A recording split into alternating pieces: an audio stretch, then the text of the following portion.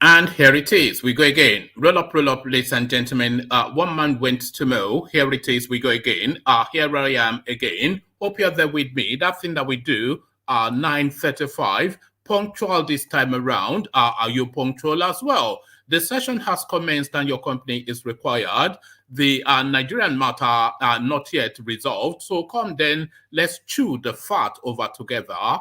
One man went to mow. The eagle has landed.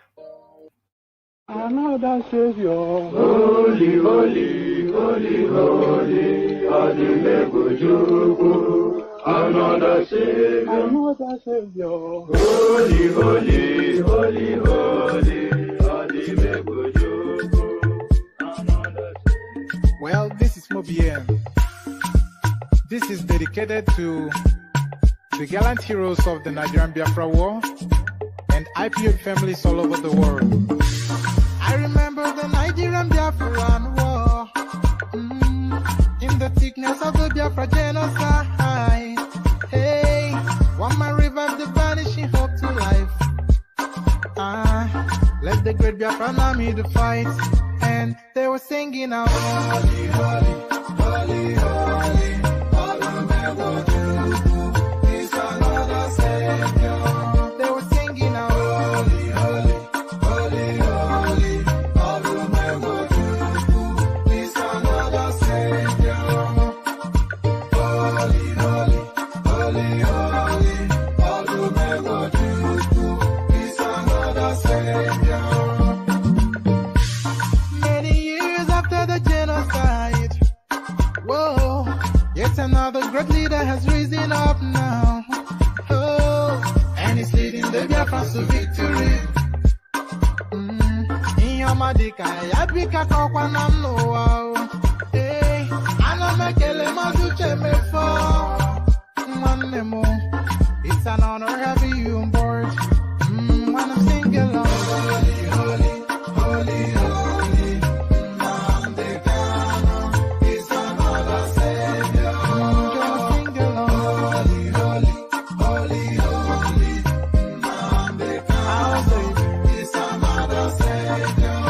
When I sing along, holy, holy, holy, holy, holy, holy, holy, is another Savior. Getting moving right and getting moving fast now.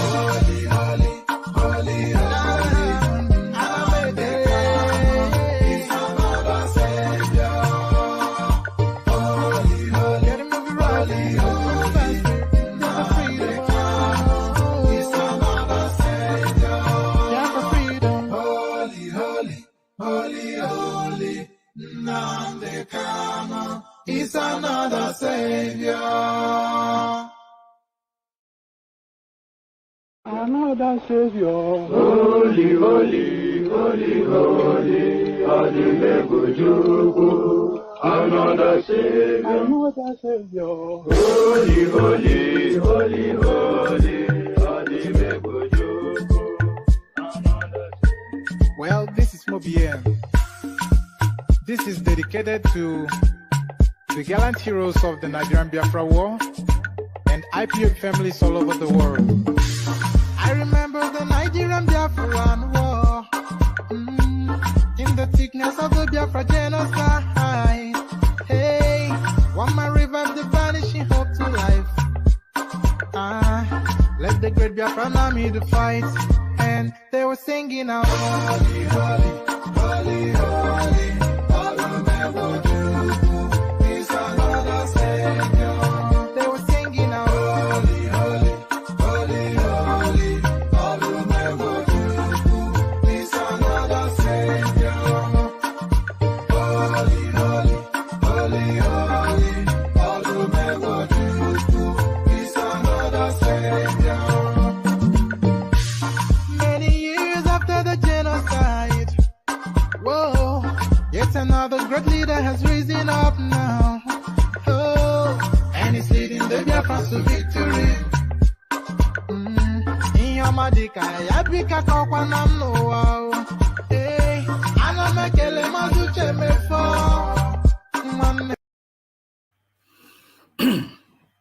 And there it is right there, the holy, holy songs, the farmyard singers from the eastern part of the country. So farmyard singers from the eastern part of Nigeria are holy, as guys, I bring you this.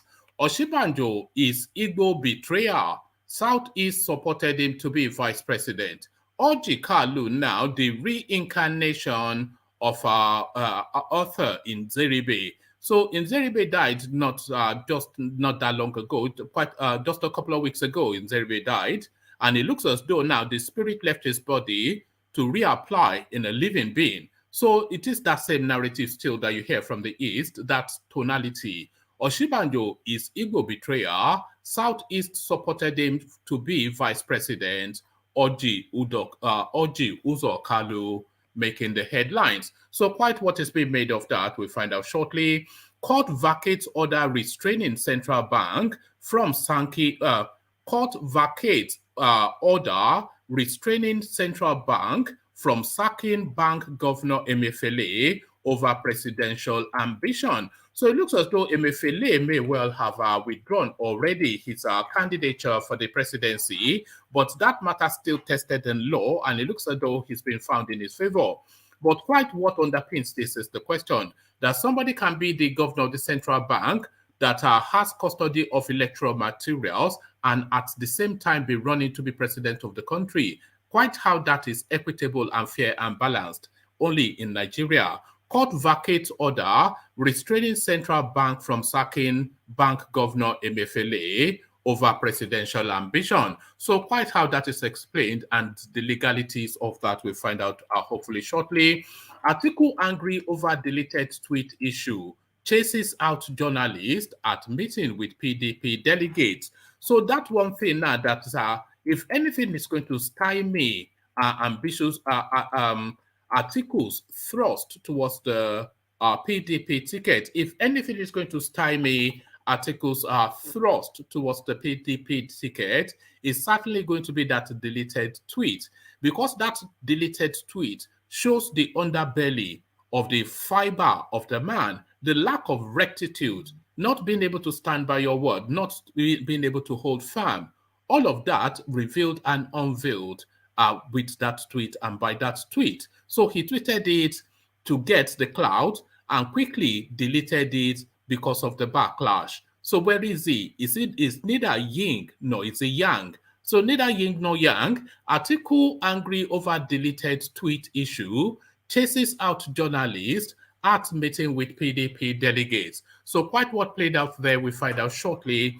We find this out shortly as well. Shekarau dumps APC, defects to NNPP. So NNPP, of course, the party created by Kwakwanso and Pat Utomi. So it looks as though that third voice that we've been clamoring for within the Nigerian political space is fast evolving. Will it be too late for 2023? And indeed, is it even the voice that we're looking for? Because a lot of the people now forming that third voice, they are traditional, stayed and marinated, steeped in the wool and dipped in the dye of our Nigerian politics. So these are not new names bringing new ideas. Shekarau, Pakutomi, Kwakwanso, etc.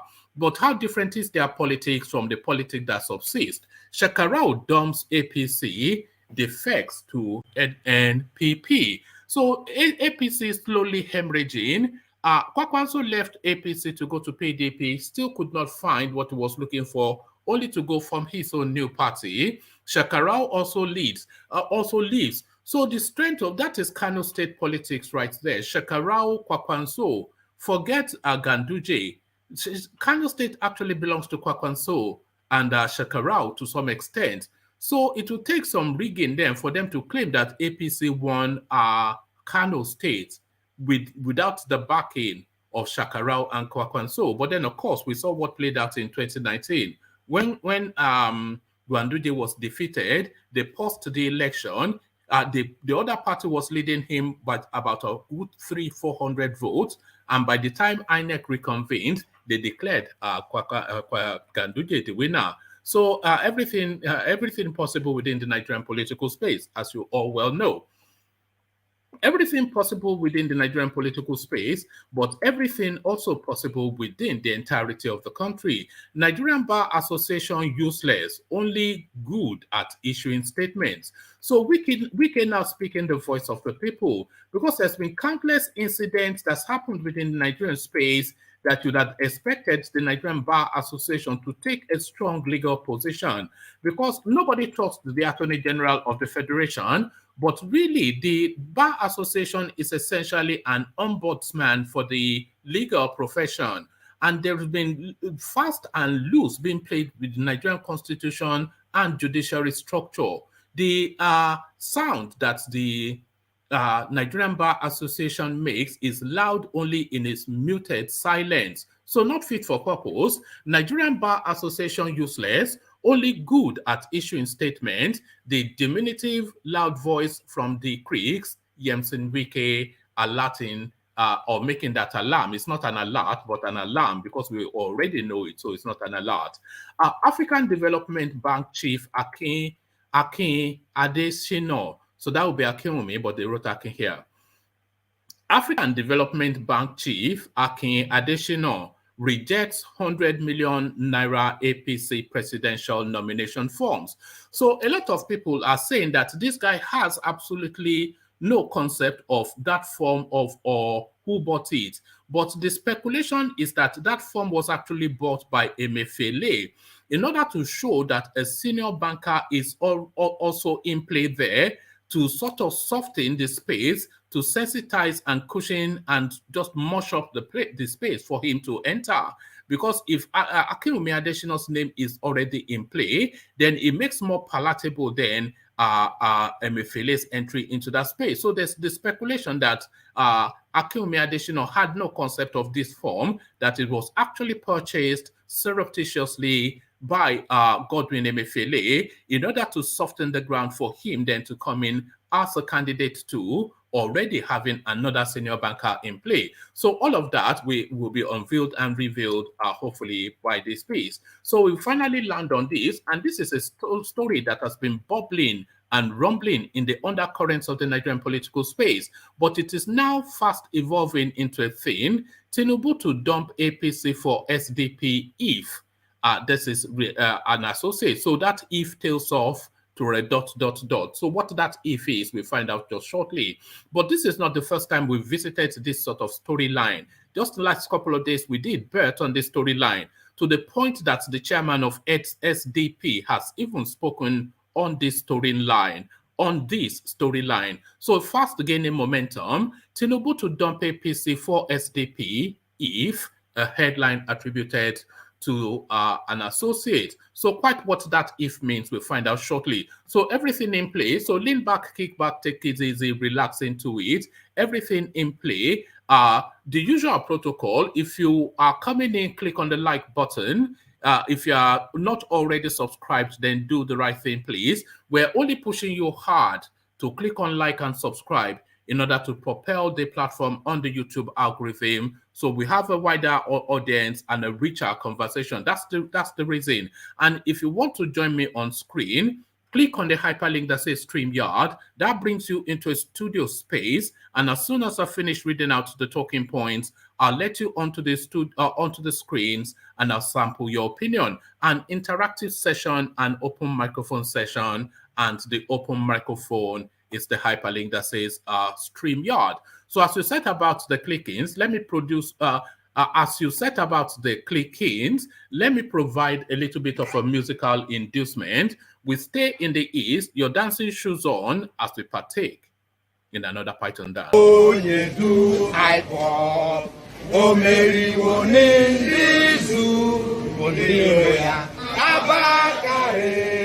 Mama Kaora. Win the war. Python dance 1, Python dance 2, now Python dance 3. Unapoli Mary Nandi win the war. Python dance 1, Python dance 2, now Python dance 3. Unapoli Mary Nandi go onye do I more. O Mary wone nizu Mbiroya. Nabakare, Mamanda Mura, Unapuri Mary Nandi, Nandi win the war. Python dance 1, Python dance 2, now Python dance 3. Unapuri Mary Nandi, Nandi win the war. Python dance 1, Python dance 2, now Python dance 3. Unapuri Mary Nandi, Nandi win the war. Python dance 1, Python dance 2, now Python dance 3. Unapuri Mary Nandi, Nandi win the war. Python dance 1, Python dance 2, now Python dance 3. Unapuri Mary Nandi, Nandi win the war. Python dance 1, Python dance 2, now Python dance 3. Unapuri Mary Nandi. And there it is right there. They will never give it up. The Atilogu singers from the eastern parts of Nigeria. Nnamdi wins the war, they insist. Nnamdi wins the war. As guys, I bring you this. Osinbajo is Igbo betrayer. Southeast supported him for vice president. Oji Uzokalu, the reincarnate of Arthur in Zeribe.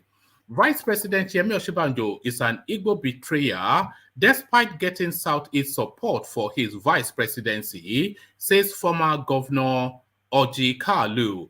Any southerner that is not from the Southeast and is coming to run for president is a betrayer, Mr. Kalu said. They are the ones betraying us. The ex-Abia governor stated this in an interview with Channels Television on Monday night, declaring that the South-South and the Southwest have abandoned the Southeast in its quest to produce the next president. Mr. Kalu is riled that Mr. Osinbajo, a redeemed pastor, would betray the trust of the Southeast, claiming that the Igbos helped him on his way to becoming the vice president of Nigeria. We have supported the Southwest. We supported President Olusegun Obasanjo. We supported Vice President Yemi Osinbajo, Mr. Kalu pointed out. We supported Vice President Goodluck Jonathan for 5 years, and we supported President Goodluck Jonathan for 6 years. Why can't they support us? The serving senator also regarded other Southwest presidential aspirants, including APC National Leader Bola Tinubu, Governor Kayode Fayemi Tunde Bakare, etc., as betrayers. So that is the language. So that's a common language within the East, by the way, and that's an appellation that they quite readily throw at the Southwest, that they are betrayers, they are cowards, they're this, that, and the other. So an easy go-to, and he has now gone there again. So quite how the Southeast supported Osinbajo to become the vice president is beyond me. So he did not expand on that space, and perhaps they did not even push him on that space. So that language, of course, we've heard it before, and well, we've heard it before. Let me just leave it there. So there it is right there. Some things never change. Certainly things like that, they never change. Court vacates order restraining central bank from sacking bank governor EMIEFELE over presidential ambition. A Delta State High Court sitting in Kwale has discharged an order restraining the board of the Central Bank of Nigeria from removing Governor Godwin EMIEFELE over his 2023 political ambition with the ruling party, the All Progressive Congress. The court ruled on Tuesday that the order of May the 5th is hereby deemed vacated and set aside. Correspondents last week reported that Justice D.C. Meador of the court granted an order restraining the board of the Central Bank of Nigeria and Independent National Electoral... sorry, I have to just pause there for a moment. So my monologue, when I was reading the headline, it doesn't quite tally with the body of the story. So I have to take that back. So it doesn't look as though they found in favor of our EMIEFELE to hold on to straddle both beasts as central bank governor and as a candidate for an elective post. So that seems to be the body of the story contrary to my interpretation of the headline. So this is why I say that I only come with the headlines and we respond to the story together. So let me have now reversed, taking that back and reversed my views. Let me now start it all over again. A Delta State High Court sitting in Kwale has discharged an order restraining the board of the Central Bank of Nigeria from removing Governor Godwin Emefiele over his 2023 political ambition with the ruling party, the All Progressive Congress. The court ruled on Tuesday that the order of May the 5th is hereby deemed vacated and set aside. Correspondents last week reported that Justice D.C. Miado of the court granted an order restraining the board of the Central Bank of Nigeria and Independent National Electoral Commission from stopping the CBN Governor Emefiele from seeking an elective post. Armed with court papers, Emefiele had gleefully approached President Muhammad Buhari on Thursday, after which he stated that Nigerians could die of a heart attack if he failed to leave the office. But on Tuesday, in a fresh court judgment, the court set aside the judgment Emefiele relied on to perpetuate his stay in office. The court documents were shared with popular human rights lawyer Chidi Odinkalu. Odinkalu wrote, breaking, the High Court of Delta State sitting in Kwale has discharged the order restraining the board of the Central Bank of Nigeria from firing the criminal and bandit at Emefiele and at Godwin Emefiele, who has taken the CBN hostage. So now we insist that hashtag Mefi must go to jail. So he now publishes the court order. Last Thursday, whilst reacting to his controversial presidential ambition, which had seen many groups and notable Nigerians call for his resignation to preserve the sanctity of the treasury and the national economy, Emefiele boasted that he was having fun and cared less what people had to say. He had met with State House correspondents after a closed-door meeting with President Muhammad Buhari at the presidential villa in Abuja, reacting to a report that the president had asked him to resign after the purchase of the presidential nomination and expression of interest forms of the ruling All Progressive Congress APC, Emefiele said, "There is no news now, but there will be news. You have heard me. I said there is no news, but there will be news." But when told that Nigerians were eager to know his position, he said, "Let them have a heart attack. It is good to have a heart attack. I am having a lot of fun." Correspondents had gathered that Emefiele had, through a proxy, Augustine Ediago, approached the court asking an order restraining the defendants from treating the provision of Section 9 of the Central Bank of Nigeria Act 2007 as amended as a bar on the governor and deputy governor of the Central Bank of Nigeria from seeking political offices pending the hearing and determination of the motion on notice herein this suit, which borders on the interpretation and supremacy of the 1999 Constitution. Section 9 of the Central Bank of Nigeria Act, Section 9 of the Central Bank Act provides that the governor and the deputy governors shall devote the whole of their time to the service of the bank, and whilst holding office shall not engage in any full or part-time employment or vocation, whether remunerated or not, except such personal or charitable causes as may be determined by the board and which do not conflict with or detract from their full-time duties. Justice Miado, in a judgment secretly had declared, Justice Miado, in a judgment secretly had declared, sorry, let me take that one more time. Justice Miado, in a judgment secretly had granted the order and adjourned the case to May the 25th. So that's how that paragraph read. That's not me misreading it, but essentially, Emefiele reset back to zero. Emefiele reset back to zero. Atiku angry over deleted tweet issue. chases journalists out at meeting with PDP delegates.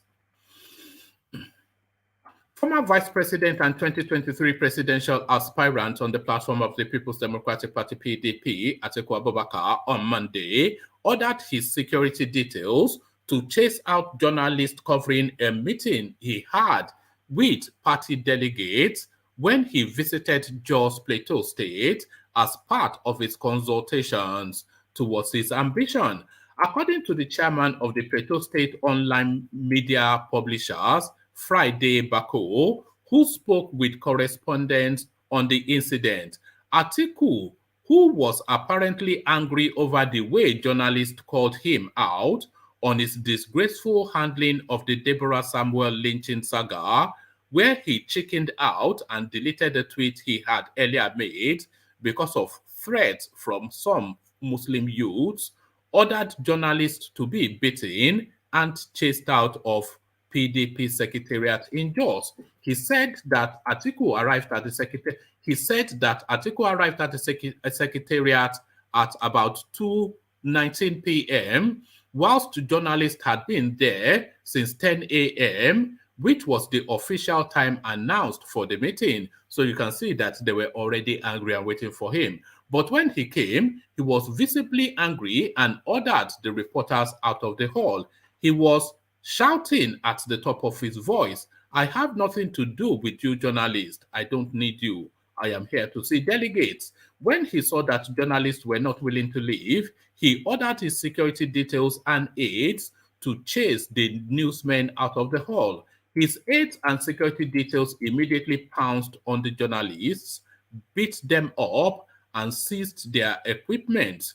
In the stampede, the camera and tripod of the channel's television crew were damaged in the process. It was such a surprise and disappointing scenario to see a presidential aspirant who wants to rule Nigeria behaving in such a manner. So that is strike 2 against Atiku now. So he's starting to feel the pressure. It's starting to crumble, would you say, under the pressure. Even the pleas of the state PDP chairman and other top party members could not persuade Atiku to call his men to order, as he was bent on carrying out his threats, Bako said.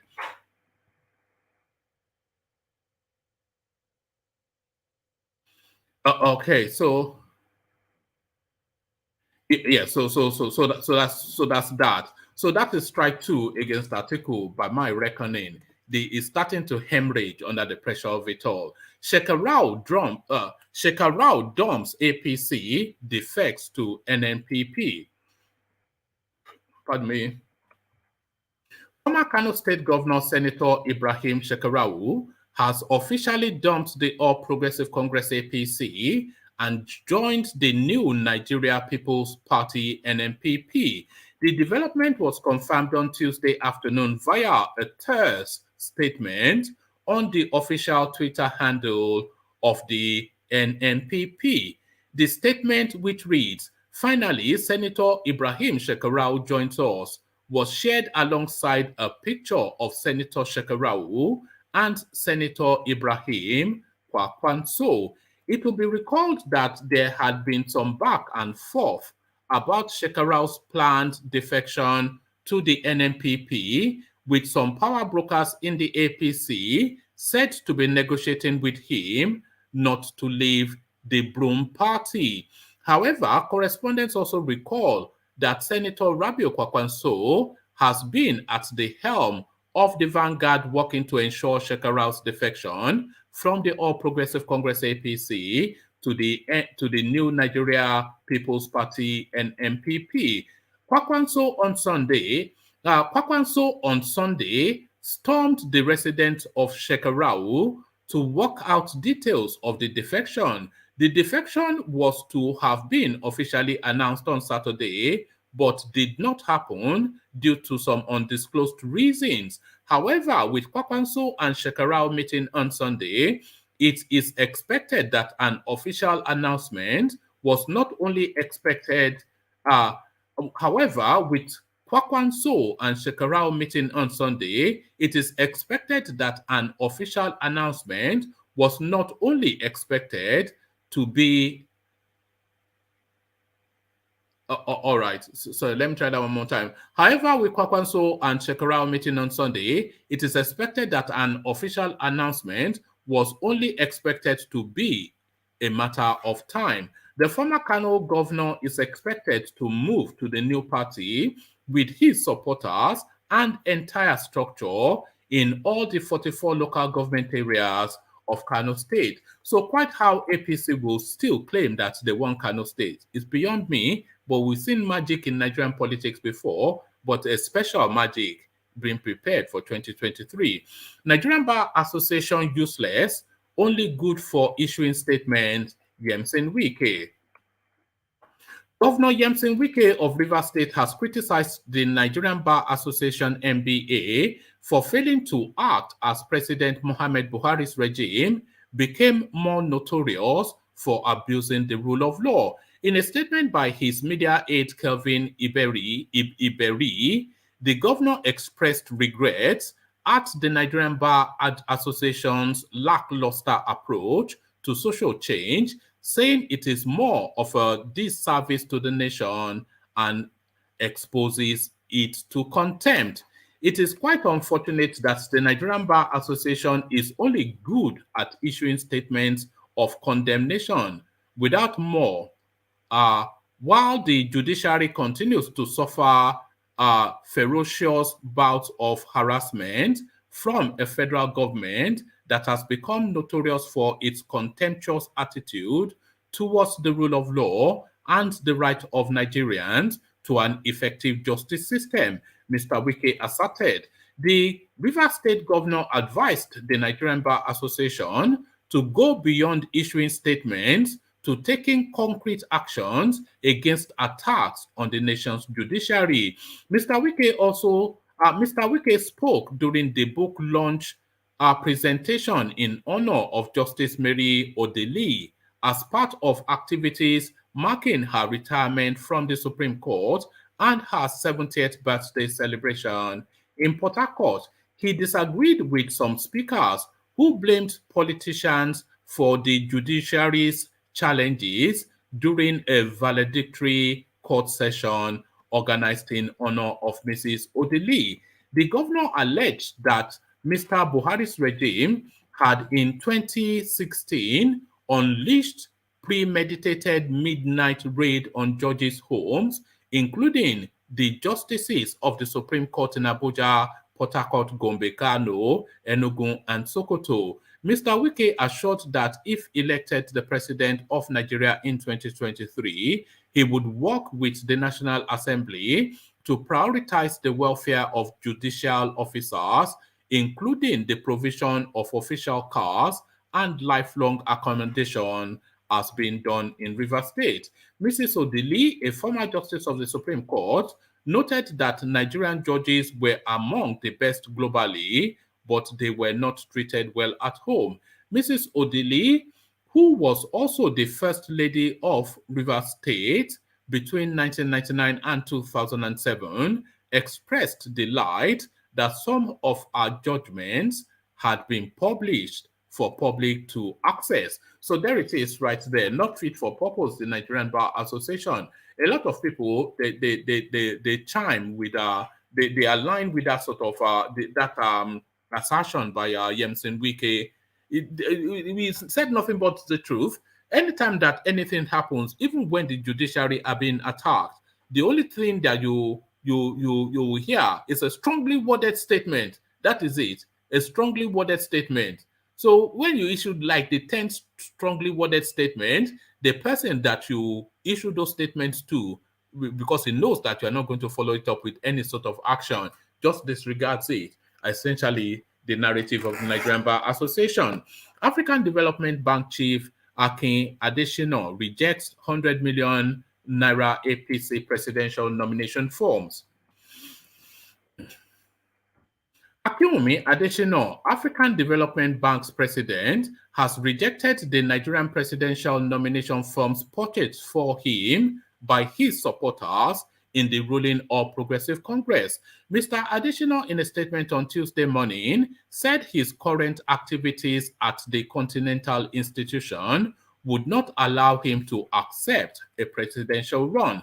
Some Nigerians bought forms for Mr. Adesina and urged him to run for president on the back of his economic and social achievements in Nigeria and across the continent. I am very touched by all who have gone to great extent with such huge sacrifices of their volition to consider me worthy to be proposed for potential consideration.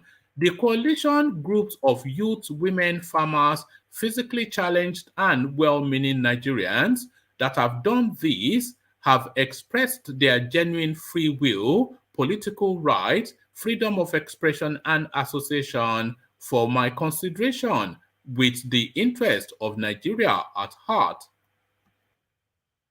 Whilst I am deeply honored, humbled, and grateful for all the incredible goodwill, kindness, and confidence, my current responsibilities at this time do not allow me to accept to be considered. I really sorry, let me take it again. Whilst I am deeply honored, humbled, and grateful for all the incredible goodwill, kindness, and confidence, my current responsibilities at this time do not allow me to accept to be considered. I remain fully engaged and committed to the mission that Nigeria, Africa, and all the non-African shareholders of the African Development Bank have given me for Africa's development, Mr. Adesina had said. His statement is expected to conclude speculations about his interest in Nigeria's presidency at the general elections scheduled for February 2023. So that's Adesina now nailing that on the head. This is what we were expecting from, of course, a statement like that from Goodluck Jonathan will allow us to move on, but it's neither here nor there. Still neither here nor there. Tinubu to dump so this now the last readout. Tinubu to dump APC for SDP if. So what's the if? We find out. Former Lagos State Governor and presidential hopeful on the sorry, I'm going to let me have a sip of water.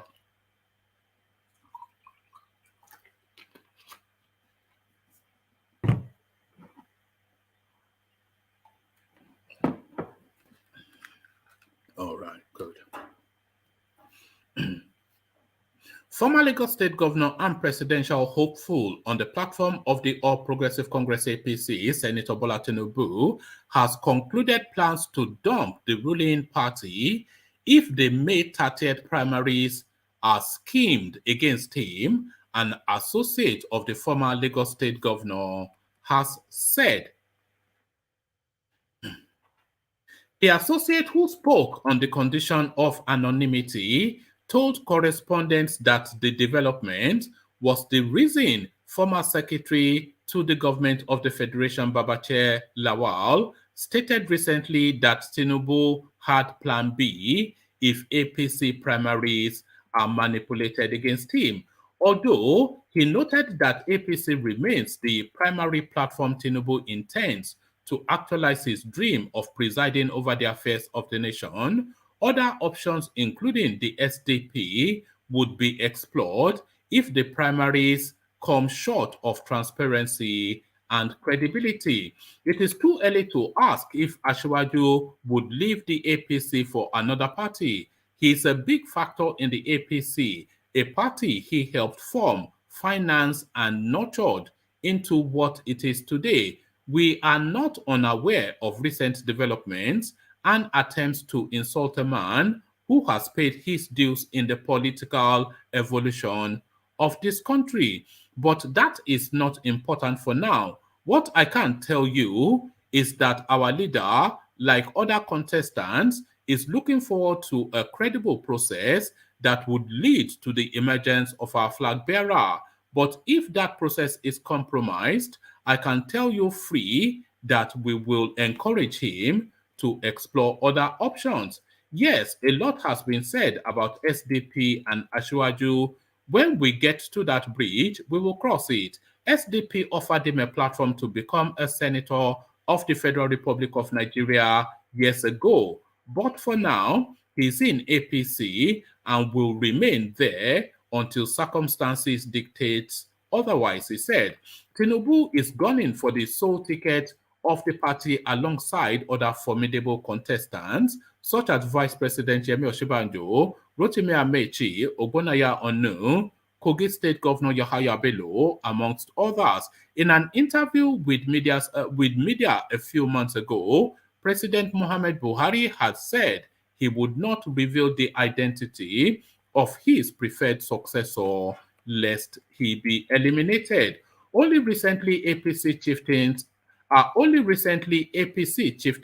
and until recently a presidential aspirant, Moses Ayom, called on Babachir Lawal to withdraw his comment on Tinubu's possible defection, labeling same as a threat to the Abdullahi Adamu-led National Working Committee, saying, right now, the NWC is the leadership of the APC, and it should be given all kinds of support to succeed. The idea of indirectly threatening the NWC that Tinubu has another option if he's not given the ticket should not arise at all. As a committed APC leader from the Middle Belt, I call on Babachir to withdraw the comment and apologize to the party immediately. So that's politics there, the deepness of it. So there it is right there. And that has been the readout. So now let's see who's available. So Ete, we see you. Ajanle Koko, we see you. So good to have you both, gentlemen. Let's go to Ajanle Koko first then. So Ajanle Koko, now this story that doesn't want to seem to go away, Tinubu defecting to SDP. We've been hearing it being murmured, but it's getting louder. Plan B. What are you making of that? It doesn't even have a ticket. And how does that work? How are you, one man? How are you, Ete? See,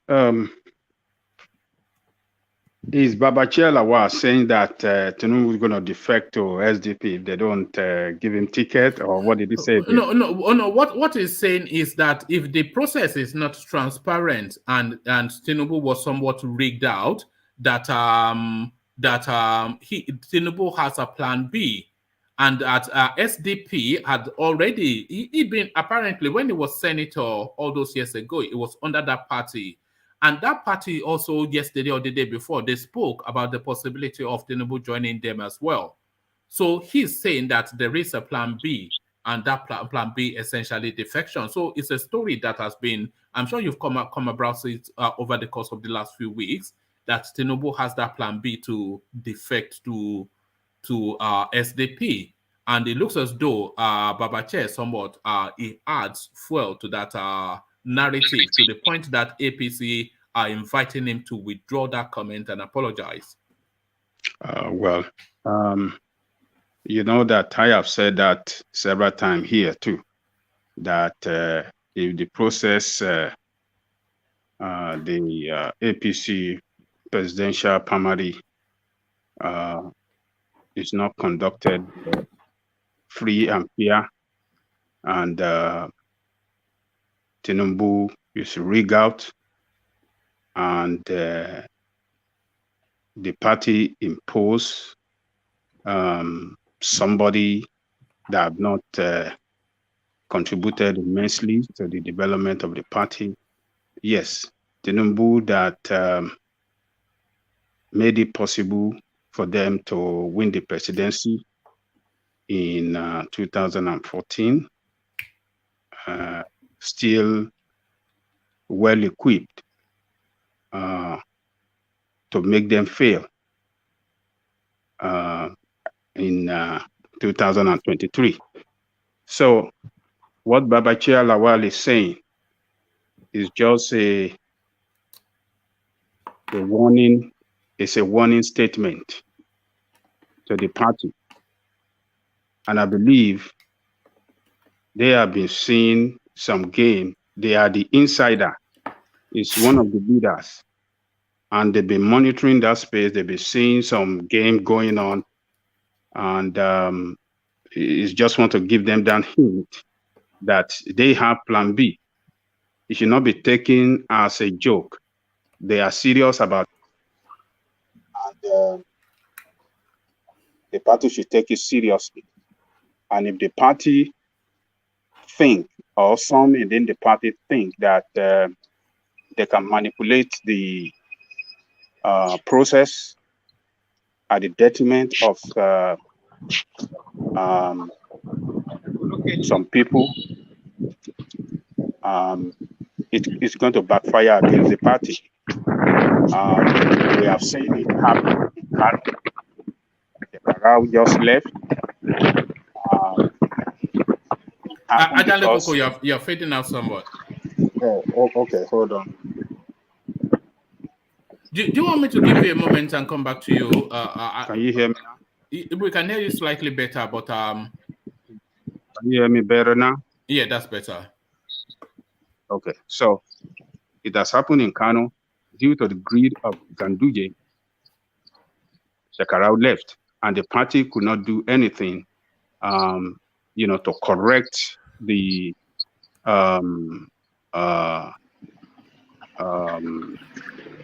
way the primary was manipulated in Kano, and now Shekarau has left and joined,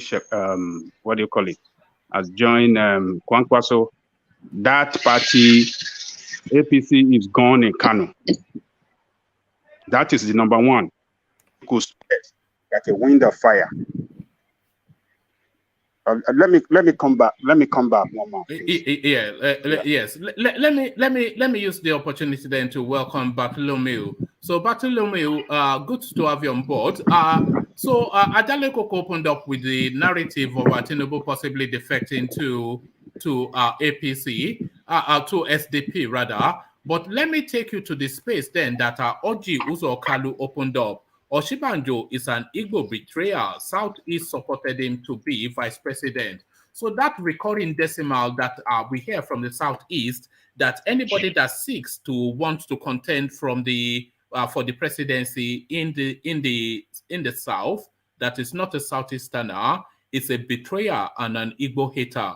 Do you agree with this tonality that Oji Uzo Kalu, he's not introducing it, but is amplifying it? So what are you making of Oji Uzo Kalu's then position? He took this position on Channels Television. Bartholomew,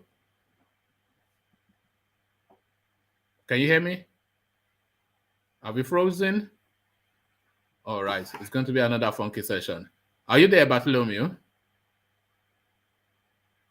Okay, I think he has frozen. Okay, what about you, Ete? Are you there? Yes, I am. All right, brilliant. So you pick it up from there. You had the build up to the question, so I address it. Yeah, the thing is, I feel that we don't know what happened for what I call it, Osinbajo to embark. Maybe it was a consensus for him to be the vice. Abgatu had a stake in APC. I don't know, but to me, to be blaming Osinbajo for anything is just plain stupid. We don't have the political structure in APC. We don't need to force it. You understand? You don't need to force it. You don't need to play the blame game. You don't need to form the victim. APC is a Northwest, Southwest party.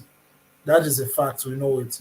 So for him coming out to say these things is because of he has seen that there's no chance. He has no chance in the party. And I wouldn't be surprised if he defects again. The way they defect in this Nigeria.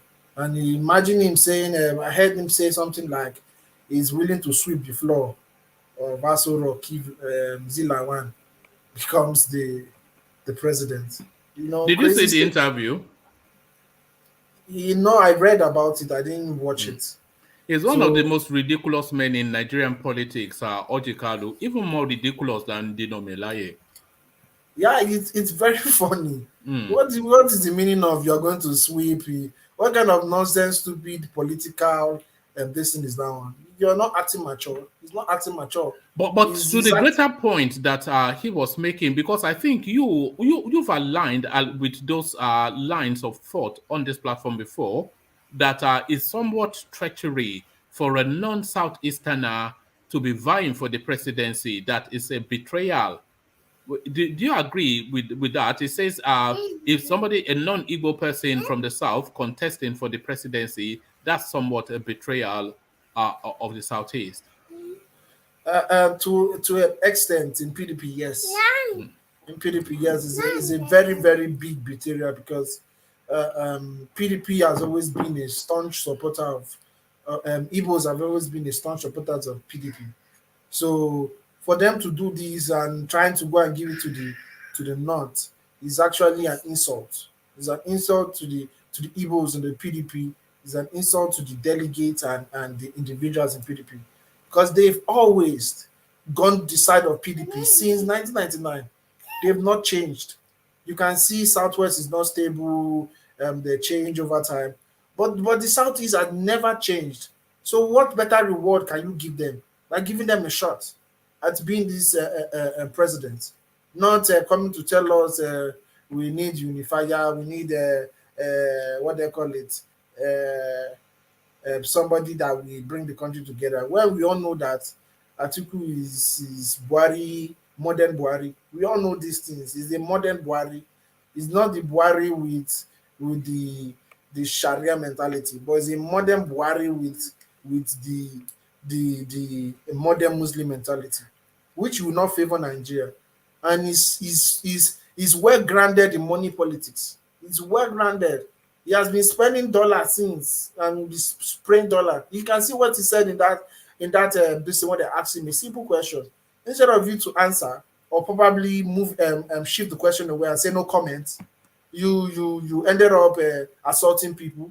You see, it's only in a country like Nigeria that kind of thing will happen, and it will not make front news. It's supposed to be everywhere. It's supposed to be trending. But I'm sure with his dollars, he has quailed down. Well, it's sufficient enough news for us to be discussing it. We are discussing it, so it made the news. Yeah, it made the news, but not as we expected to make the news. That is very, very vital. That is why somebody like Peter Obi said that the primaries should be increased so that people can have a chance to interrogate people. Because the truth is, people are going to break. A lot of people are going to break. You see already Atiku is shaking a bit. He's shaking. If another thing happens in the north, then yes, I think it's shaking, because it's starting to lose its cool somewhat. There's a chink in the armor that we're starting to detect. So first the tweet that he deleted, then ordering the beating up of journalists, So you see, as time goes on, more candidates will be cracking, especially when the media do their job. It's because of the media doesn't do their job in this country. That is why we're in this position. Because when you ask these people provocative questions that has to do with Nigeria and their attitude, the ones that are not genuine will definitely break, would definitely show signs of tyranny, will definitely show, because what he did is classic tyranny. That means when he entered the ASSERT, or this one that is begging us, the way Buhari was begging and crying, it will be the things of the past. He's just going to bone his face and be giving matching orders. Yeah. And Nigerians, is not going to change. So I'm happy that he is cracking. And I want journalists to ask him more questions so that we should know his ideology, not coming to tell us unifier this, unifier that. No ideology, no nothing. You're just telling us you're unifier, you're this and that and this and that. No, tell us what you want to do for Nigeria. Tell us how you're raising money for campaign. Tell us allegations of you spending dollars everywhere. Give us something true. You see now that he doesn't even care about we the people. All he cares about is delegates. And he said it. I don't need the media, I need the delegates. Because he knows once the delegate gives him... Maybe he wanted to do something that he didn't want the public to see. That's why he chased out the journalist. That could be the case. If he wanted to do something, he would not allow journalists come the first time. But I feel like that question provoked him because he knew if he made a statement, some youth in the north were going to go against him because that tweet was already having a backlash. And to me, I see nothing wrong with the tweet, but the tweet was already having a backlash. So I'm sure his campaign team told him to take it down. And you see people like what they call him, Peter Obi. He answered the question yesterday in Arise TV. Simple. Did the Deborah question? Yes, he answered What, it very what was simply. his position? I didn't quite catch that. What was his position? He said, according to the Constitution, what happened in Sokoto was wrong. And this is the situation of the country today: lawlessness and lack of order. Simple and short. Did not insult anybody, religion, did not provoke anybody, but answered the question intellectually, because the Constitution says it. That the Constitution is supreme. So you can't come and was that all right? Okay. So you can't come and be saying some other things. So he answered the question well, and even I saw in the comments some Northerners like the way he answered it, because it was not provocating in any way, you know. So I think Atiku is drawn because he knows he needs the Northerners, because right now no Southerner will vote for Atiku if we have a Southerner candidate. Let's just tell ourselves the truth. They won't vote for Atiku, and he needs the core north. And that tweet was losing the core north. That was the truth. That tweet was losing the core north. So the thing is, there's still going to be more drama in this election race. There's going to be more drama, even in the APC. Hearing Tinubu wants to move to SDP if the election is not credible. That is just normal statement. That statement means that if he doesn't get the ticket, it's going to move. There's nothing like if the election is not credible. Definitely, of course. If he doesn't get the ticket, then the election is not credible. Of course. You understand? That's standard Nigerian play.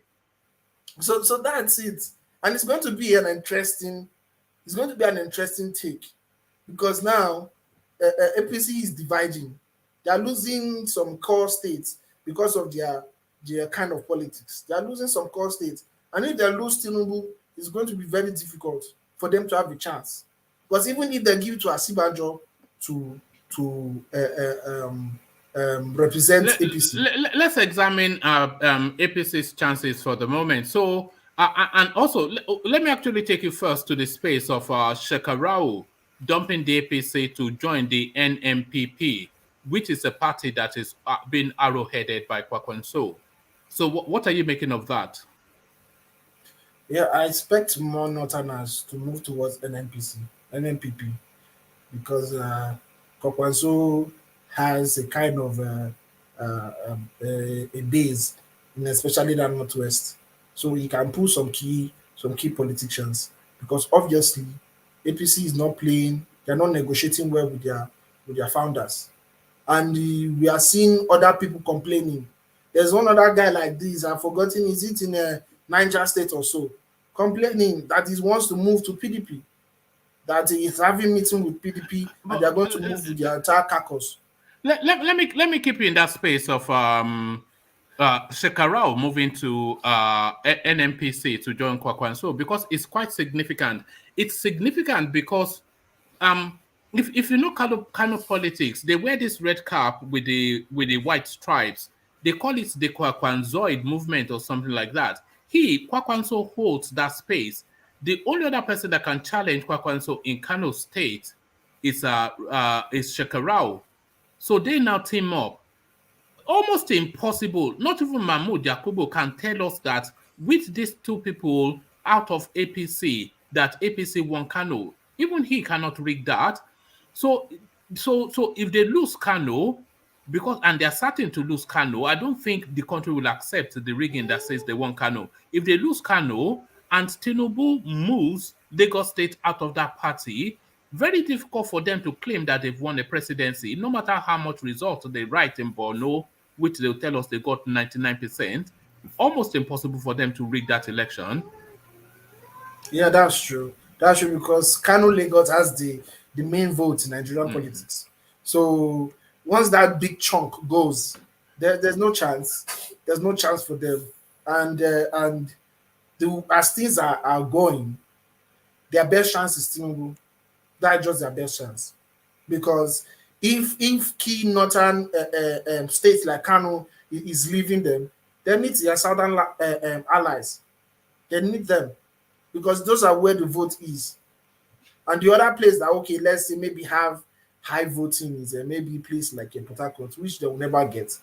So the thing is, they are just going to be having probably 40-something, 50-something, 40-something in the southwest, which is not going to, they are not going to dominate the southwest if they don't get Tinubu, even if they bring Osinbajo. They are not going to get the southeast. If Tinubu leaves that party, then on those states they cannot claim, because Akeredolu is a Tinubu man. They cannot claim Osun State or is it Ogun State? Which one is the Oyetola State? They cannot claim the Oyetola State because Oyetola is Tinubu's cousin. And they cannot claim Lagos State because Lagos State belongs to Tinubu. So categorically, we know that if Tinubu leaves, 3 key Yoruba state leaves. So Osun State, Lagos State, and Ondo State. Even Oyo will be... and Oyo State. I don't think they've ever had Oyo State. But so they lose those 3 states. And then if they lose Kano as well, which they must lose, Mahmoud Yakubu, we will not allow you with Kwakwanso and Shekarau out of APC to say that they won that. It will take some rigging for them to claim they won the presidency. Yeah, that's true. It's going to take a lot of rigging, which is going to be obvious that the election was rigged. And 2019 cannot repeat itself. Why? Because of the president is not the incumbent.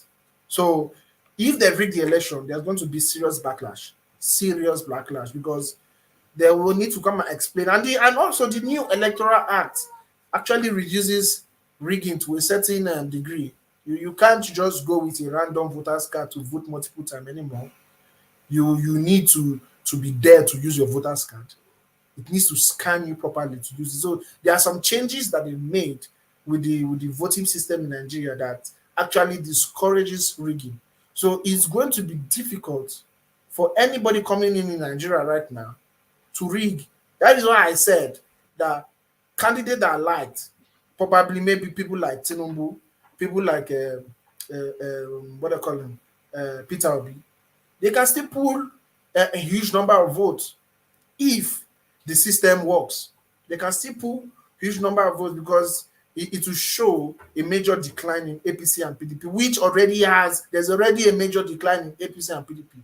The only reason people are interested in PDP these days is just because of the name Peter Obi. If that name is not there, they've lost a major chunk of voters. So the election 2023 is going to be a very interesting one.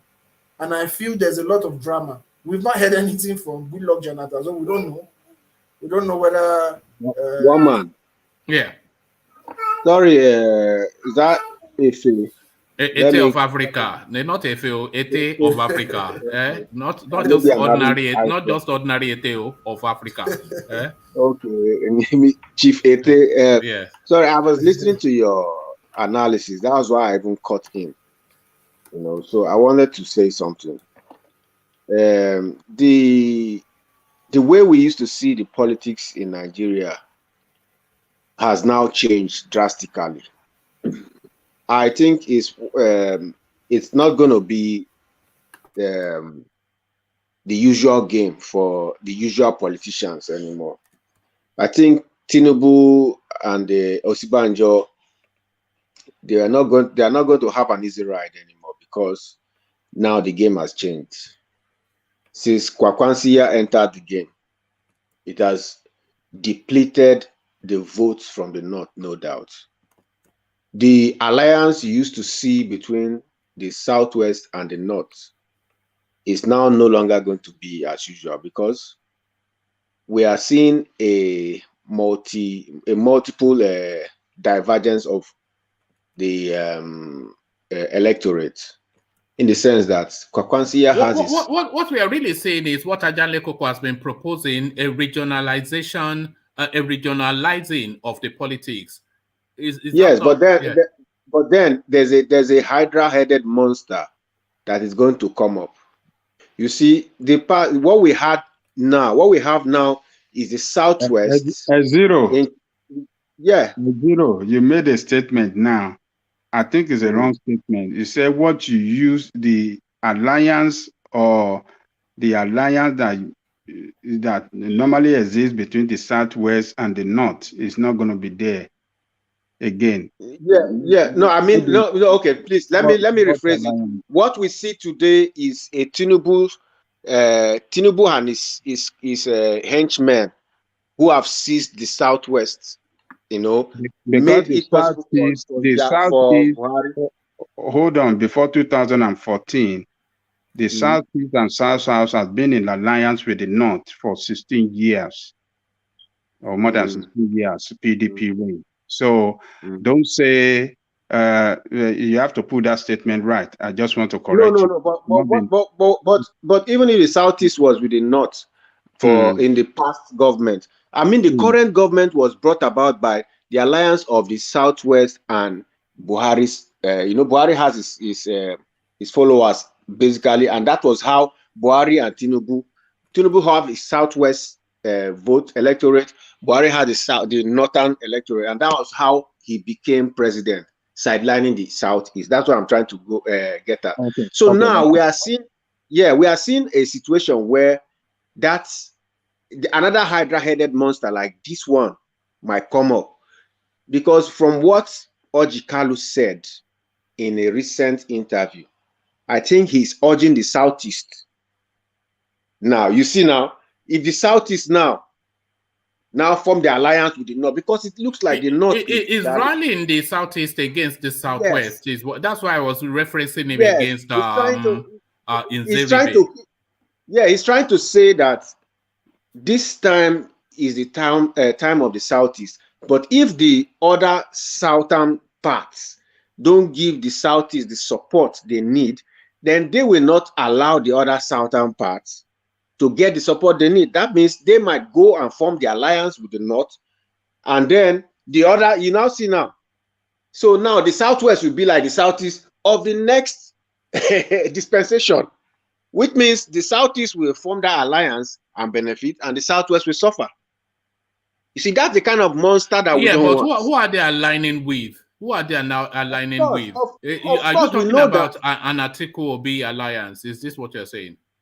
I don't even know, because since Kwakwansiya has come up now, we don't know which parties are going to reform or which candidates are going to... They already have a party. What they are presenting is a third narrative in the Nigerian dual system so far. We have a multiplicity of parties, of course, but essentially we only have two parties. So what they are bringing together now is a particular sort of social conscience, social democratic sort of a party, some social context, some leftist sort of party, because these are left of center politicians. So this is like Aminu Kano sort of inflection that we're seeing. So they want to rebirth that Aminu Kano sort of politics to present, and there might be alliances. Yeah, there might be alliances, a combination of almost certainly, because they are not big enough. They're northern parties so far, and we know that regional politics never really holds sway. Yeah, and you know what happens in the Southwest after the Yoruba votes? Which other ethnic groups? That's the Igbo vote. So you know, you now see that. You now see that it's very easy for them to clean that. Who do you think natural bedfellows are? Who do you think the natural bedfellow of a Kwakwanso would be? A Yoruba person or an Igbo person?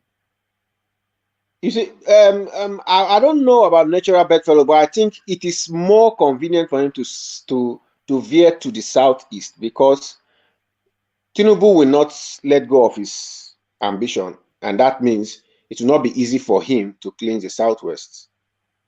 He might use the Southwest as a second choice when it comes to getting his votes. It's 25%. But it is more easier for him to align with the Southeast, because the Southeast has suffered in this administration. Let me tell you something. Kwakwanso is the only presidential candidate already in that party now.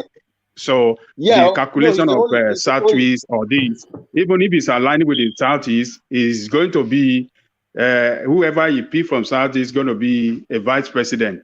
The same thing that is going to play out in PDP. So what is the big deal that you're talking about? Is the presidential candidate of we are talking about his new party already now. And it doesn't really see himself as, obviously he knows it's not going to be the next president. What Kwankwaso is essentially trying to do is to create a voting bloc that will give him to give him leverage, which is what Ajanle Koko speaks about all the time. So if he creates that voting bloc, then that gives him leverage. But it's not going to be and once he creates that voting bloc, once he creates that voting bloc, Tinubu will not let go of his ambition. We know that. But Tinubu has a voting bloc as well now. Exactly. And Tinubu feels it is his time to become president. Otherwise, he will never be again. Because he cannot wait another 8 years and come back. He's old. So he will not let go. No, he said he's not going to retire until, he says he's not going to let go until he becomes president. But what is in play? If Tinubu leaves the APC, then he's not likely to be president. If Kwankwaso with his NMPP, which is just formed with Patu Tomi, and I think Patu Tomi is actually his deputy already, he is not going to be president, but he's going to control the Kano space and all of those spaces that influences. So he will have a strong voting bloc. And Tinubu will control Lagos plus one or two other southwestern states. So he has a voting bloc.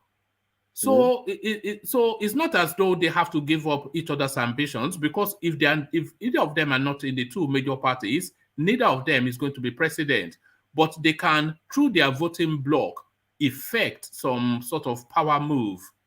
So well, that's why I say we things are no longer as we used to see them. There will be new alliances formed, definitely, and then we might see whether a new evil or a new good.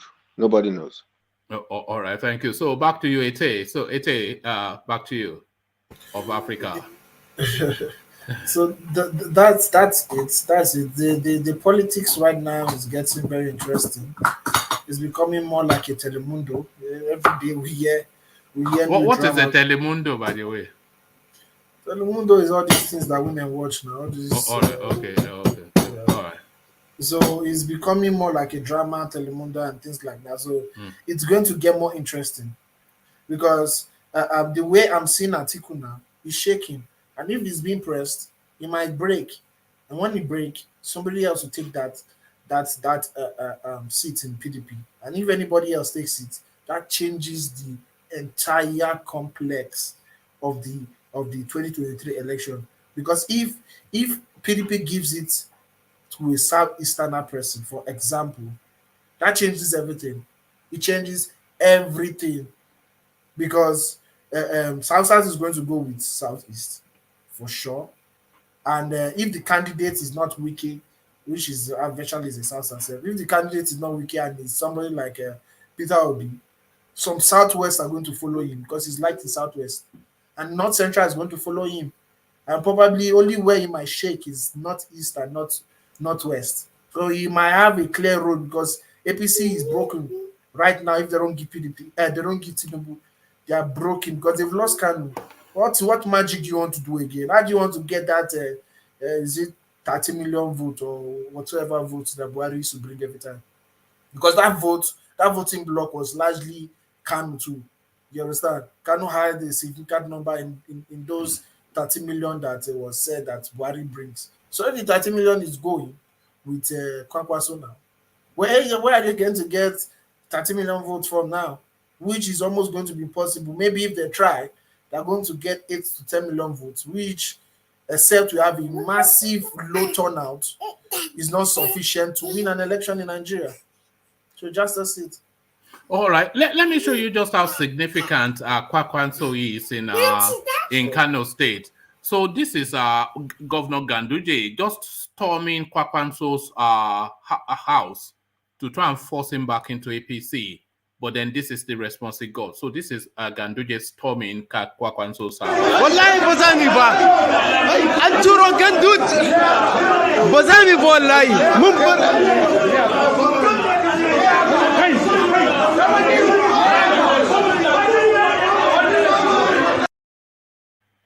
So that's the going on. You see, it's getting physical. The politics is getting physical.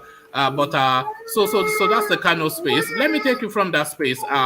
Nigerian Bar Association useless, only good for issuing statements. So this is Yemsen Wike now. So Yemsen Wike is sort of a scattergun sort of politician. It's like a machine gun. He just sprays, the bullets, and in some instances, he hits a really potent target. So you cannot really be too far from what he's saying here. The Nigerian Bar Association useless, only good for issuing statements. We've seen instances where senior judges' houses have been stormed. We saw what happened to Mary Odili. We've seen the abuse of the judiciary endlessly. This just casual bought and paid for court judgments. And every single time that the judiciary is vested upon by the federal space, the only thing you ever hear from the Nigerian Bar Association is a strongly worded statement. So why would Buhari take them with any seriousness if they don't flex muscles and only issue statements? Useless. Wike's verdict. Do you concur? Ete? Yes, it's correct. We've never seen them do anything apart from release statement on Twitter. They've not really done anything to challenge any position. They just come online to issue statements and said we are calling on Buhari, or we are calling on this and that, we are giving so hours. And when the hours reach, nothing happens. We don't even hear of a case of them going to the court. I've never heard of anyone that they took anybody to the court. So they're just making noise virtually. They're just making noise. So that is the problem with the NBA. I don't know. It's like they don't know their jobs, probably. All right. And to AKINWUNMI Adesina rejecting the APC nomination form that was procured on his behalf, they were saying that it was an association of disabled women and youth that paid 100 million naira. But then, of course, a total nonsense. So what are you then making do of this rejection? He says he has no interest, but that what he's doing is far more important than to be making noise with Buhari. Yeah, I was even completely shocked when I heard that they got ticket for him, because he never showed himself as somebody that wanted to run. He never for one day even say anything about things like that. And it shows that there's something going on the ground. That is why his name is coming up. And for his name to even come up in APC, it's somehow surprising, because how does he want to get the APC seat on a normal day? So to me, it's funny when you see people these days buying tickets for people that don't even know that. Should that be allowed? Should that be allowed? Should law be instituted? If you want to be something, then you have to go and purchase the ticket yourself, not by proxy. Yeah, I feel it should not be allowed. Yeah. And even if it's allowed, it has to come with an approval from the person himself. That means the person himself have to approve of them buying ticket for him. Not he's just sleeping and he wakes up and he finds out that somebody has bought ticket for him in a party that doesn't have a party card. Doesn't even have any. Yeah, it's not even a registered member as far as I'm aware. Yeah, but how is this thing being done? Yeah, understand. So me, I'm of the opinion that APC is just the money laundering. Yeah, these things that they are doing. They are doing serious politics. Can I interject, please? Or I would think these people have soiled their hands in corruption, such that they are now targeting every other person, so that at the time a corruption case is opened into how people source their funds for the application or the nomination form for every position, everybody would have been swept in the mud of corruption. So at the end of the day, they wouldn't have any option than just to either leave the case or the whole case will be compromised. So that's what I'm thinking. Okay. Did you hear what EMIEFELE said about his tickets? That if he's going to buy the nomination form, that he will use his own money that he has saved from the 35 years of working in the banking sector, his savings. for something. My God, man. Although people like EMIEFELE, in fact, the traditional Nigerian popular politicians have money because it's not now they started looting. They've looted for years. So already 100 million is too small for them. Already. That one I know that the traditional Nigerian politician, 100 million is small for them. But he's coming out to try to form credible, which for you being a CBN governor and you're vying for that position, your credibility is gone because there's all tendencies that you are sharing our dollar reserve for delegates. There's a tendency that they are sharing dollars up and down because that is how politics is right now in Nigeria. That is what somebody like Peter Obi said. That when he was going around the 36 states, he was surprised with the way the money politics is so enshrined in our people. And that's why he said, take the money, it's yours. But look, when you're going to vote, look at your child picture. Bring your child picture and look at him and say, the candidate you're voting for, is he going to bring a better Nigeria for your children? And he made a good point there. I'm sure probably the conscience of some, not all, obviously, will be touched by those statements because after election, most of the delegates rarely benefits anything from the political class. Their only function is during elections. That is mostly their only function. So EMIEFELE is doing something very dangerous. He should resign. Then use his banking money. Yes, he said he worked years in the banking sector. He should use his banking money to vie for the position. But he should not be vying for the position as the CBN ABC, which is supposed to be non-partisan. And how did he get APC card? When did he get APC card? Because we are led to believe that position is given to people that are not partisan. To show you how deep this Buhari administration is. All his ministers, all his everything are APC staunch members. Because if he was not APC staunch members, a staunch member, he would have not come out to talk. Because we were made to believe constitutionally that those kind of role has to be non-partisan because of the sensibility of the job. You need to focus on your job, not focus on campaign. You're just going to put Nigeria in another. Imagine the 25th largest economy in the world, and you are doing it as a part-time job. You understand? Unbelievable. So Nigeria is going to end up going to another recession if he continues with this nonsense he's doing. Under him, a recession has becoming like sunlight. Every day recession. He has actually done nothing to stabilize the economy of Nigeria. So these are I won't be even surprised if INEC chairman go and buy from him in APC because that's how ridiculous he's getting. Then he will tell us that he wants to continue being the umpire. That there's nothing. He will be taking the case to court. You hear some kind of things, and you'll be laughing with the way Nigeria doesn't have the system. It's like everybody just does what he feels. Nobody follows the constitution. If EMIEFELE is able to hold that position, then there's nothing that stops the INEC chairman from doing that. You know, if they say, and I think the courts have found against EMIEFELE. But if they say that EMIEFELE can run CBN and be a candidate in politics, then there's nothing that stops the INEC chairman from doing the same thing. In fact, let the Supreme Court justice even run at this point. Let the Supreme Court justice put their form in for APC at this point. It's almost like the Wild West. It's just lawless. It's ridiculous at this point. Beyond. And this is 2022, by the way. That it's not 1822, 2022. Not 1822. It's crazy. It's crazy because imagine the INEC chairman facilitation election that is contesting. How will he lose? How will he lose?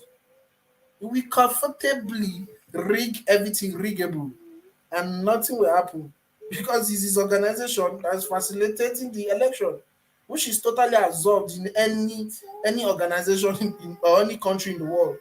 So it's all these kind of things we hear in Nigeria, and all these kind of things are coming because of APC. APC is a party that is structureless, no structure, no nothing, just a bunch of hungry thieves and saboteurs fighting for their heads. That is what is going on in APC.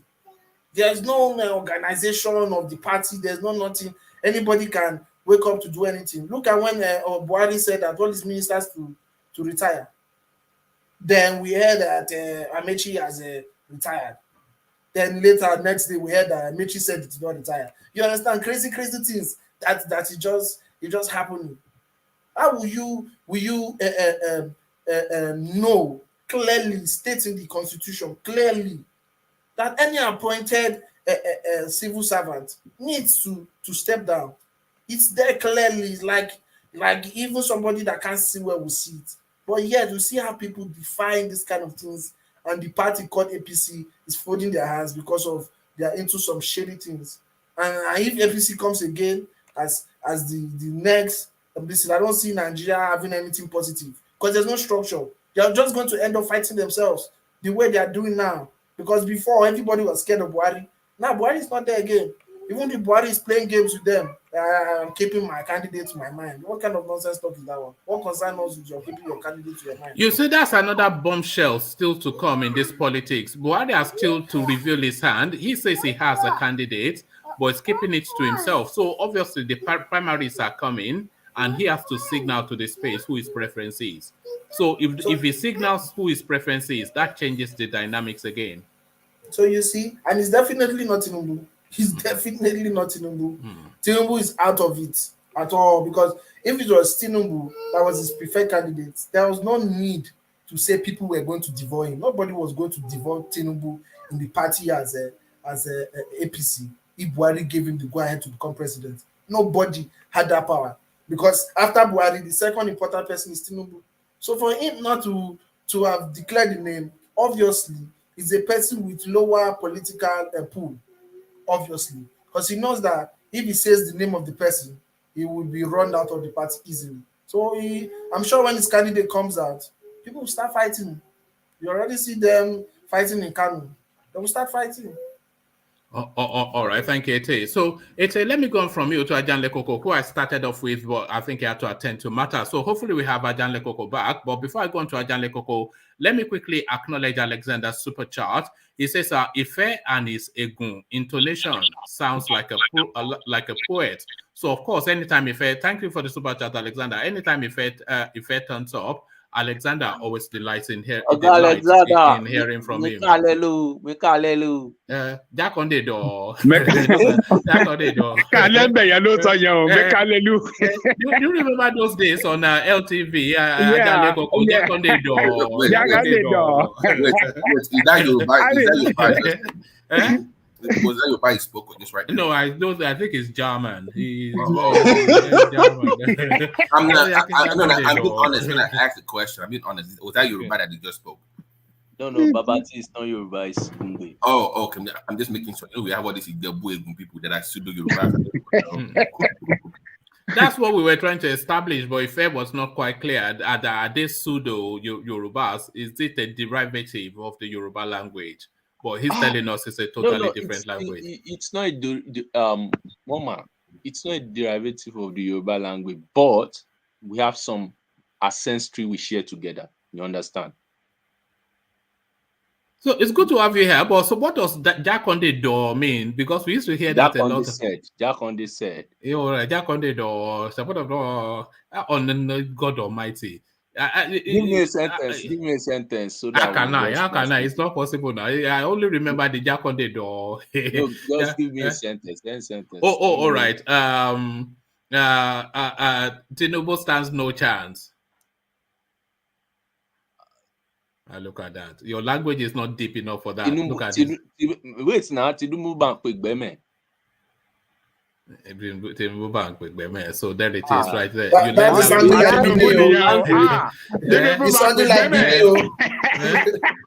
What language is that?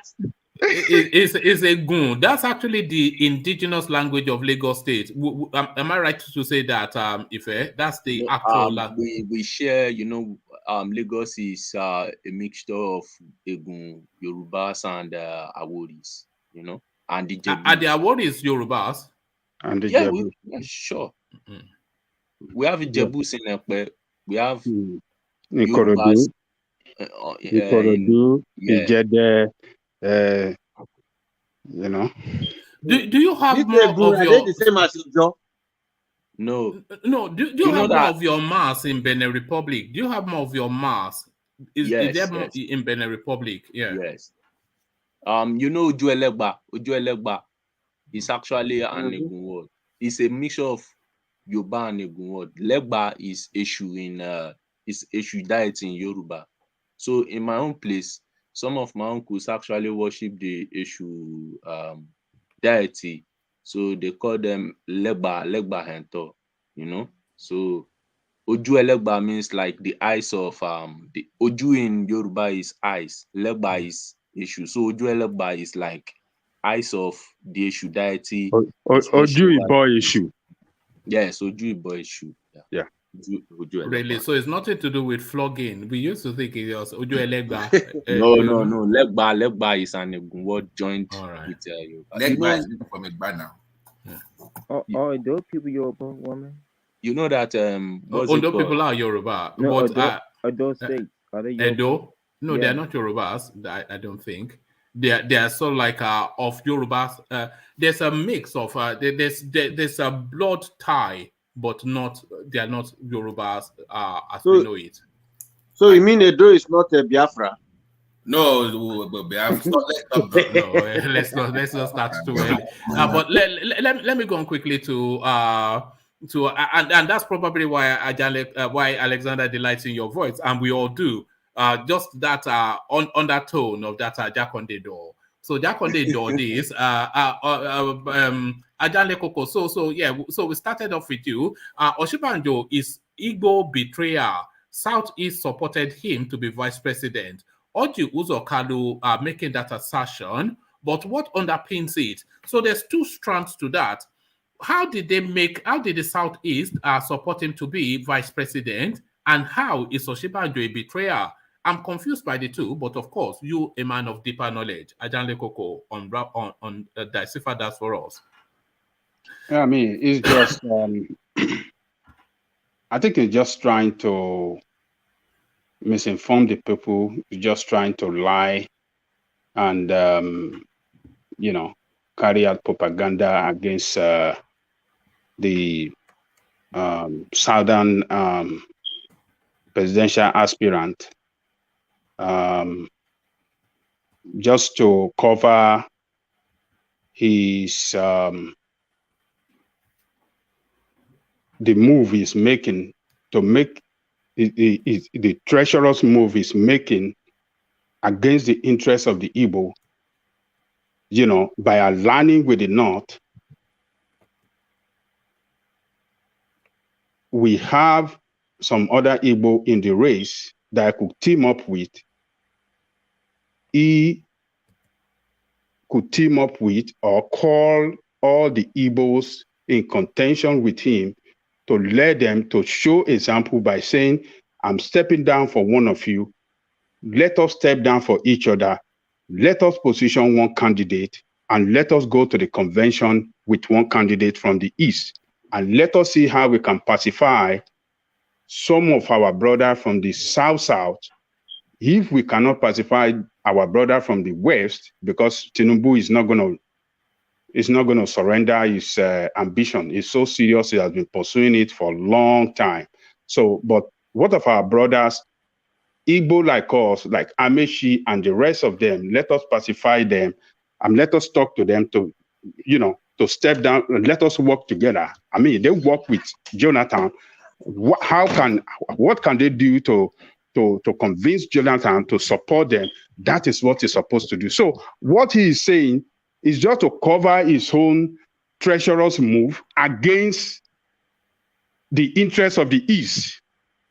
So he was lying against the Yoruba and against the South as if they are the one that killed the interests of the Igbo.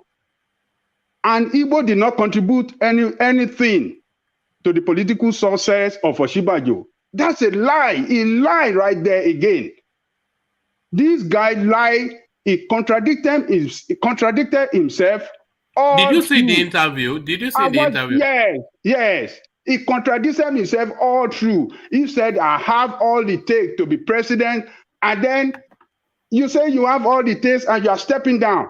And at another time, he said, look, the best thing to do is to align to to step down for another candidate because we don't have the number. The North have more number than us. You know, it was just Robbie rousing and just mixing lies together. You know, the Igbo people should see him as a treacherous person. He is killing the interests of the Igbo. It is not Yoruba that is rather than Osinbajo being the betrayer. Would you say Oji Uzokadu himself is the betrayer? He is the big betrayer. Osinbajo have not betrayed anybody. If we want to call Osinbajo a betrayer, we could call him a betrayer against Tinubu. That Tinubu was the one behind him to be whatever he is politically today, to be a commissioner in Lagos State and to be the vice president. So it's treacherous, anything treacherous that Osinbajo committed is against Tinubu on a moral ground. We are looking at it on a moral ground, yes, and not against Igbo.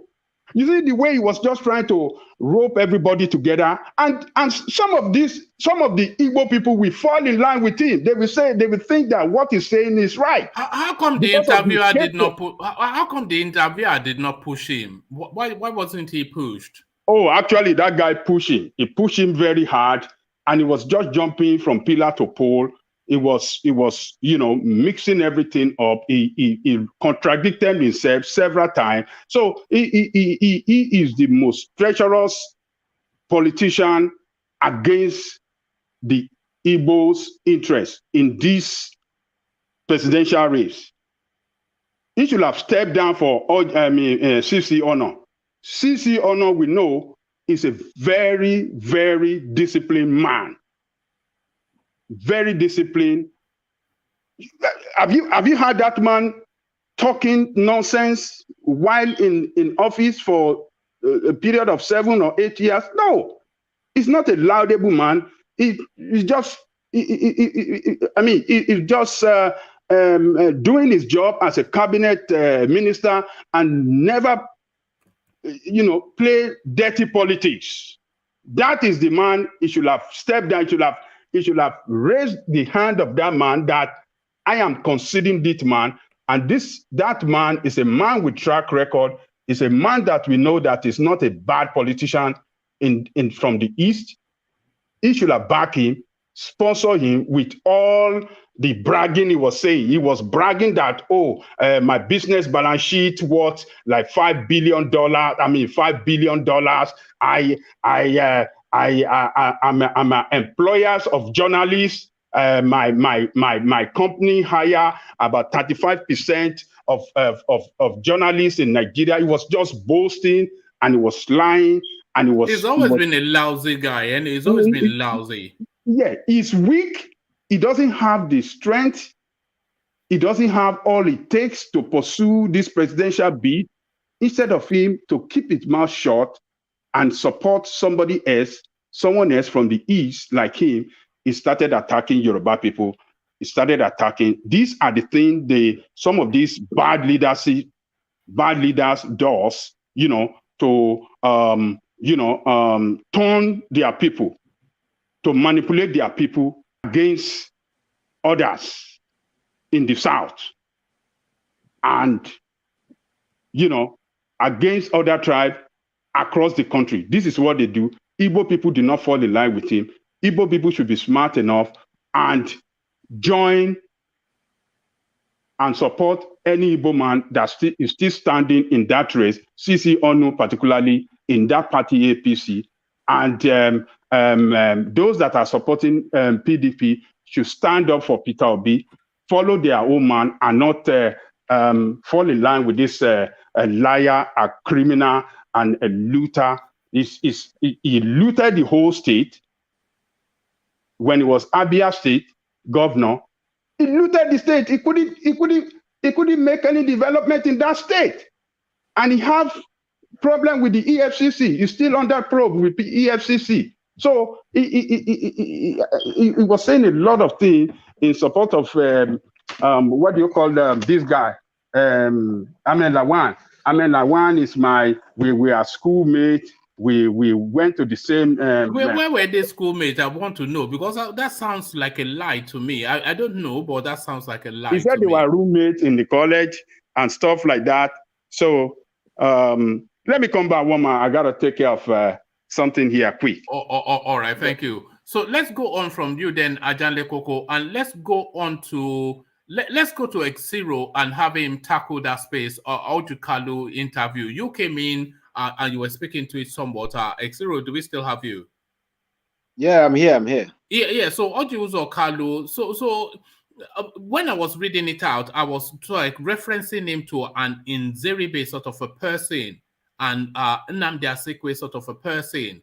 And that language is somewhat, it's an easy go-to Eastern language to very quickly in politics point to the Southwest as betrayers, untrustworthy, etc. So he now goes to that language again, the Nzeribe space, the Nnamdi Azikiwe space, that Osinbajo is a betrayer, and the Igbos made him vice president, but he's not supporting their candidature. Do you approve of that tonality? Is there any veracity to it? What are you making of the? Because you remove what's it called, Ojikalu from that statement. It's a statement that still subsists. That narrative of betrayal. That so what are you making of that, X0? I'm actually I'm biased towards I want the Igbos to have their fair share.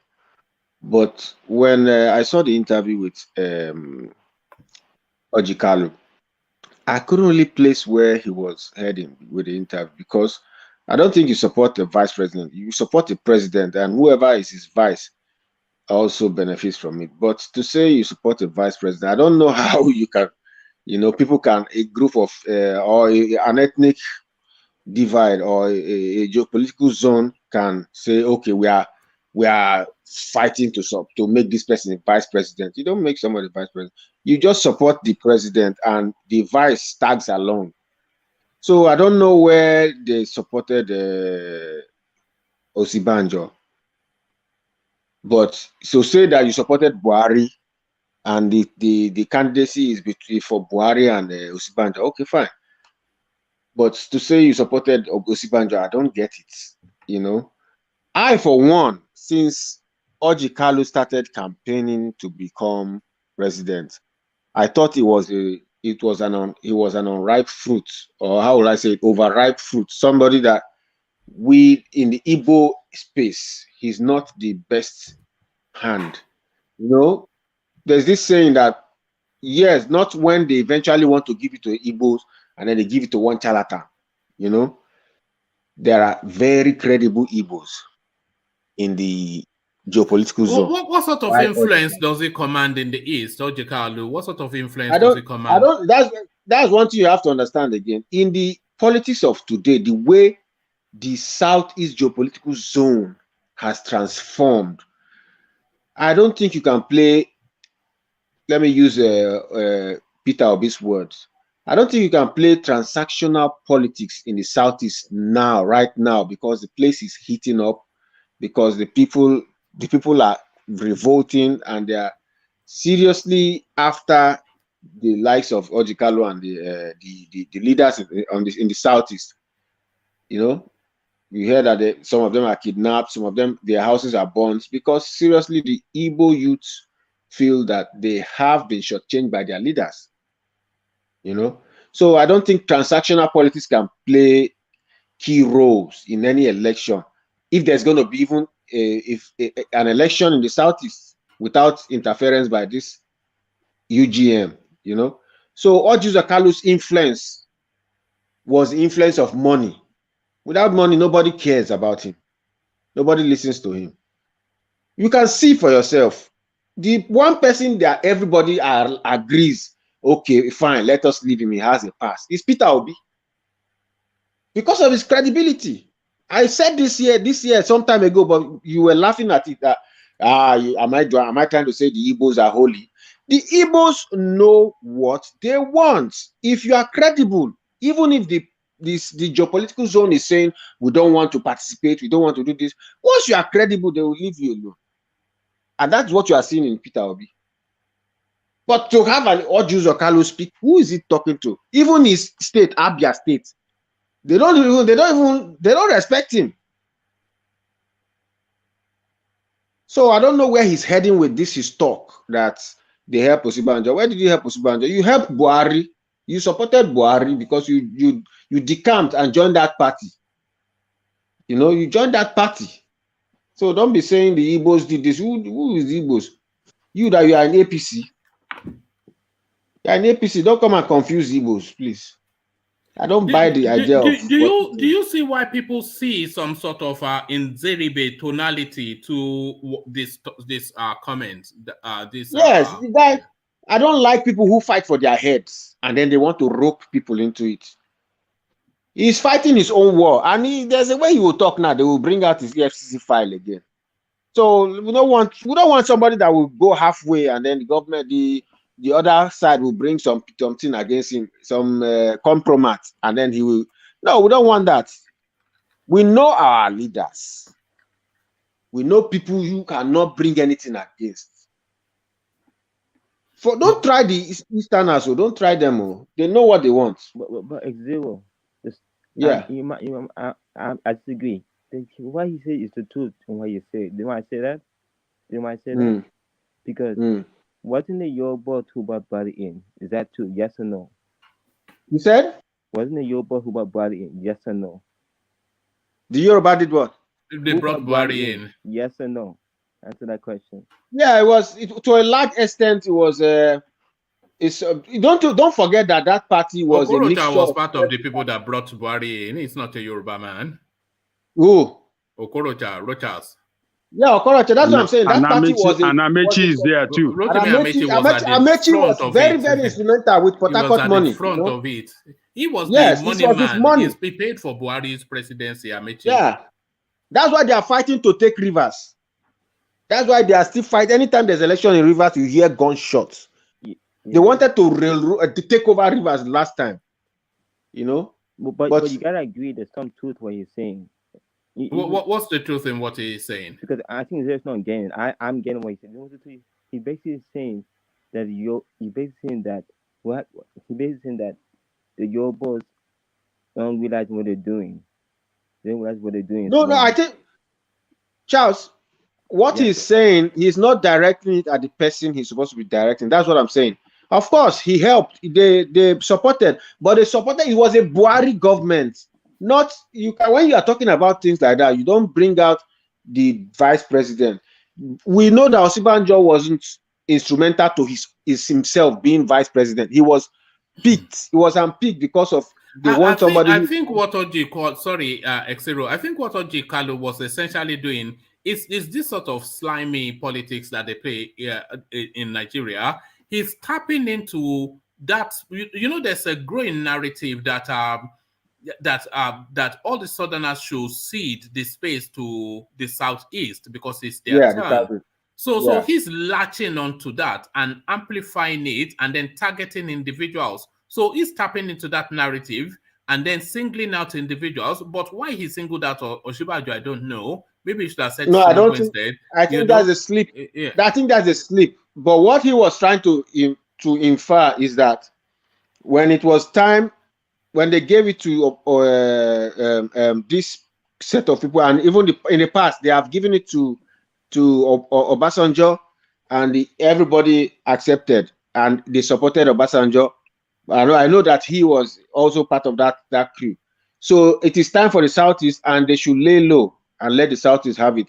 But if they want to still insist, then he will just support the North again. Let the North have it, you know. So, but for me, I feel but what's the sense in? I don't get that space that if they don't give it to the Southeast, then they will go. They will vote for the North. So can you talk me through that? What's the reasoning? What on the, if a Yoruba man gets the ticket, the Southeast will vote for a Northerner, for the Northerners to continue. So what's the reasoning behind? Can you unravel that for me? Yeah, it is very simple. That was what I burst in with when I came in, when if Ete was talking. That was what I was trying to pinpoint. Now the politics is going to change. Since Tinubu changed the politics of Nigeria by stretching his hand to Buhari and the North. And then with the Southwest, they clinched power, Now, Ojikalu is trying to refer to such a thing that if that's the case, he will bring his Igbo brothers and stretch a hand to the North. And whether the Southwest like it or not, the North will retain power.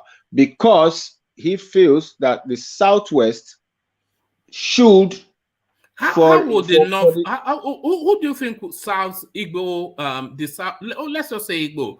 Who do you think serves Igbo politics the best? A Southwestern presidency or a Fulani presidency? Which serves the interest? Which one would the Southeast thrive under more? Under a Yoruba presidency or under a Fulani presidency?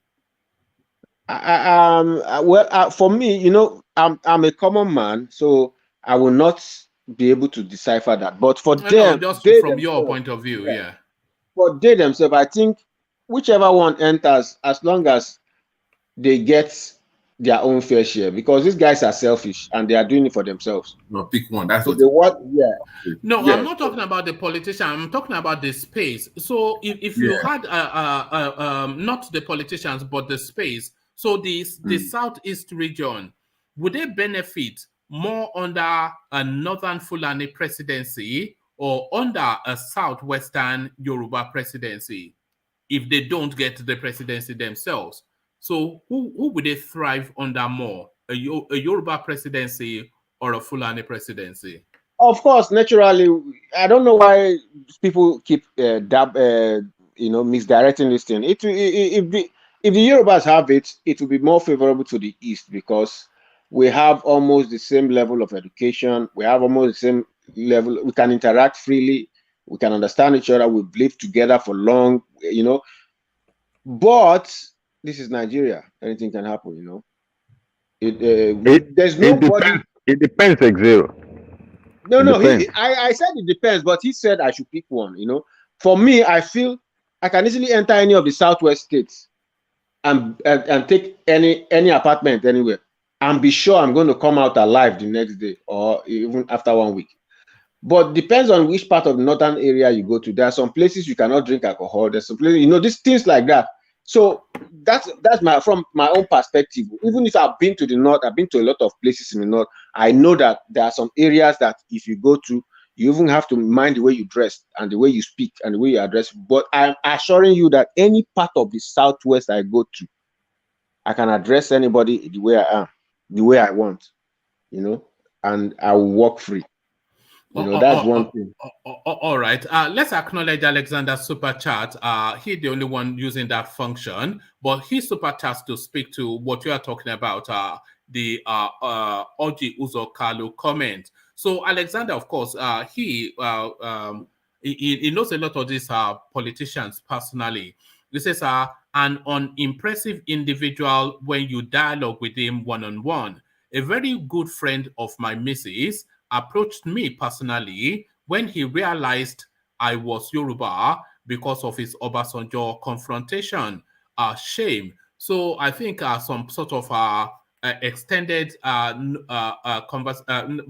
extended I mean not directly with Ojikalu, but by proxy knowledge of Ojikalu. So Alexander speaks to his knowledge of Ojikalu. So thank you for the super chat, Alexander.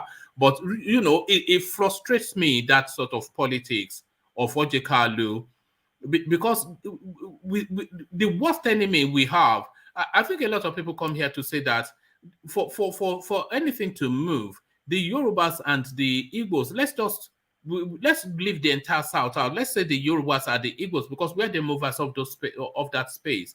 They have to come to some sort of agreement on how to politic together, and when you hear sort of Ojikalu, those sort of, because the Northerners, they know how to use those Ojikalu type of personalities, and they use them effectively. We've seen it countlessly, and he's in play again today in this round of politicking. It's just so frustrating.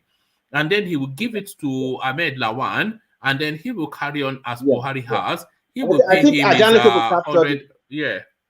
Ajale Koko captured it well. Now that I've thought about it, he captured it well. This man wants to use, words to disguise his diabolic intentions. He wants to bow to his northern overlord. That is, yes.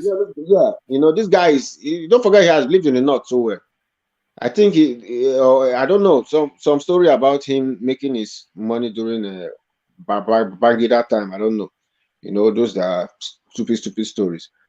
But this guy has lived in the north so well. So he's trying to play this game again. He's ready to open his pants again for those kind of things. He wants to bend over again. Yeah, he wants to bend over again. Exactly. And that's not what we want. All right, let me take you from there to a different spot. Nigerian Bar Association useless, only good at issuing statements. Yemsen WIKE making that statement, but a lot of people would agree with that statement. Especially under this Buhari dispensation, you would have expected more potency from Nigerian Bar Association with the way that they just weighed upon the judiciary space relentlessly from day one till today, locking up judges, attacking Supreme Court judges with physical force, just arbitrariness in terms of abiding by the rule of law, just a bastardization of the judiciary space. Yeah. And you hear nothing more potent from the Nigerian Bar Association other than to issue a strongly worded statement. Nigerian Bar Association useless, only good at issuing statements, Yemsen WIKE. Do you agree with WIKE on this one, X0? Sometimes I just love the way that guy speaks. Though he's a terrible politician, but I just love the truth that comes out from his mouth sometimes. Sometimes he just doesn't know how to control it. Like Donald Trump, the thing just leaves his mouth like that. This Bar Association, I don't know which is more corrupt, if it's police or Bar Association, because these guys are as corrupt as these are the same people that they used to pronounce difficult bail conditions for people who are fighting for the people. These are the same people who are so divided. There's a Northern Bar Association and the rest of the country has a Bar Association. These people don't know what to do for the people. With the Bar Association alone, we can easily remove these governments if they know what they are doing. How can you be used? You be used to lock up people who are opposition to the federal government. You be used to make life difficult for people. The same people made life difficult for the likes of Shekarau and Co. And now they want to make comment. What are they? There's nothing they can. If they rally together, they can pull us out of this mess. If they rally together, they can make a statement let me tell you some of the potencies that Nigerian Bar Association has, but they don't affect. Just the way that Abubakar Malami abuses the law so often and all of his corruption practices, they could remove his son and as a first strike and then disbar him. They could disrobe him and make him no longer a member of that association, which then seizes him being able to practice as a lawyer, which then just removes him from that office automatically. They have that power. Yes. But have they even used anything close to the sort of power that they have? All they do issue strongly worded statements. Nonsense. There's this one this particular guy in this Bar Association that made me realize that these guys are all crooks. There's one called Ricky Tafa. I think he has an EFC case. Is he the one that just got married? No, that one is the current bar Adesina. This one is a practitioner. There's a lot of evil going on in that, among these people. They are the most corrupt people. So corrupt. No. That's why and I think Buhari sees through these guys because he made sure that they are toothless. Buhari says through a lot of them, you know, he's not fooled by Yes, anybody. He's not yes. fooled by any of these people. And if you see anybody that Buhari pulls down, go and mark my word, they have a compromise. They have a compromise. That's why this guy Buhari just look at the way Buhari is doing anyhow he likes. Because of most of these politicians, most of the leaders in Nigeria, they are corrupt. They have soiled their hand. These people are, this bar association is toothless, purely toothless, because they have their. If the AFC, they send the AFCs for most of them, they will pipe low, and that is how this government was able to cage all of them. And WIKE now being himself, WIKE being himself, he's a bad politician, no doubt. Because WIKE does not think before he says things, but whatever he says, sometimes they are hard truths. They are hard truths. A bad politician. I don't know how WIKE wants to become president in Nigeria. I don't know which states he's going to get his delegates from. Money cannot solve everything. He cannot even enter the Southeast because he's a bad politician. But sometimes when he speaks, man, most times he's saying the truth. Agbero politics, Abi. Agbero politics, you know. But most times he's saying the truth. You know that he has said that Nigeria is a mad country, that any of president. Course, but Nigeria is a mad country now. It says it needs a madman to. Do you agree with that, by the way, that it needs a madman to govern Nigeria? I doubt that, because that was how we thought we needed somebody with Koboko to govern Nigeria, and Buhari came and he became Buhari. I beg, we don't need a madman. We need a sane person who respects the rule of law. We don't need somebody who. No, we are not kids. We know we are mature enough. We just have bad leaders. We don't need a madman. We need a normal person with a normal brain that can see the problem and solve it. Period. We don't need a Koboko. All right, thank you. So Alexander Akache joins Alexander Gomez in the super chatting. He says, Mr. Alexander Gomez, you are appreciated and your constant support and cameo appearances is greatly enjoyed by most. More blessings, sir. So that is Alexander Akache joining Alexander Gomez in the super chat.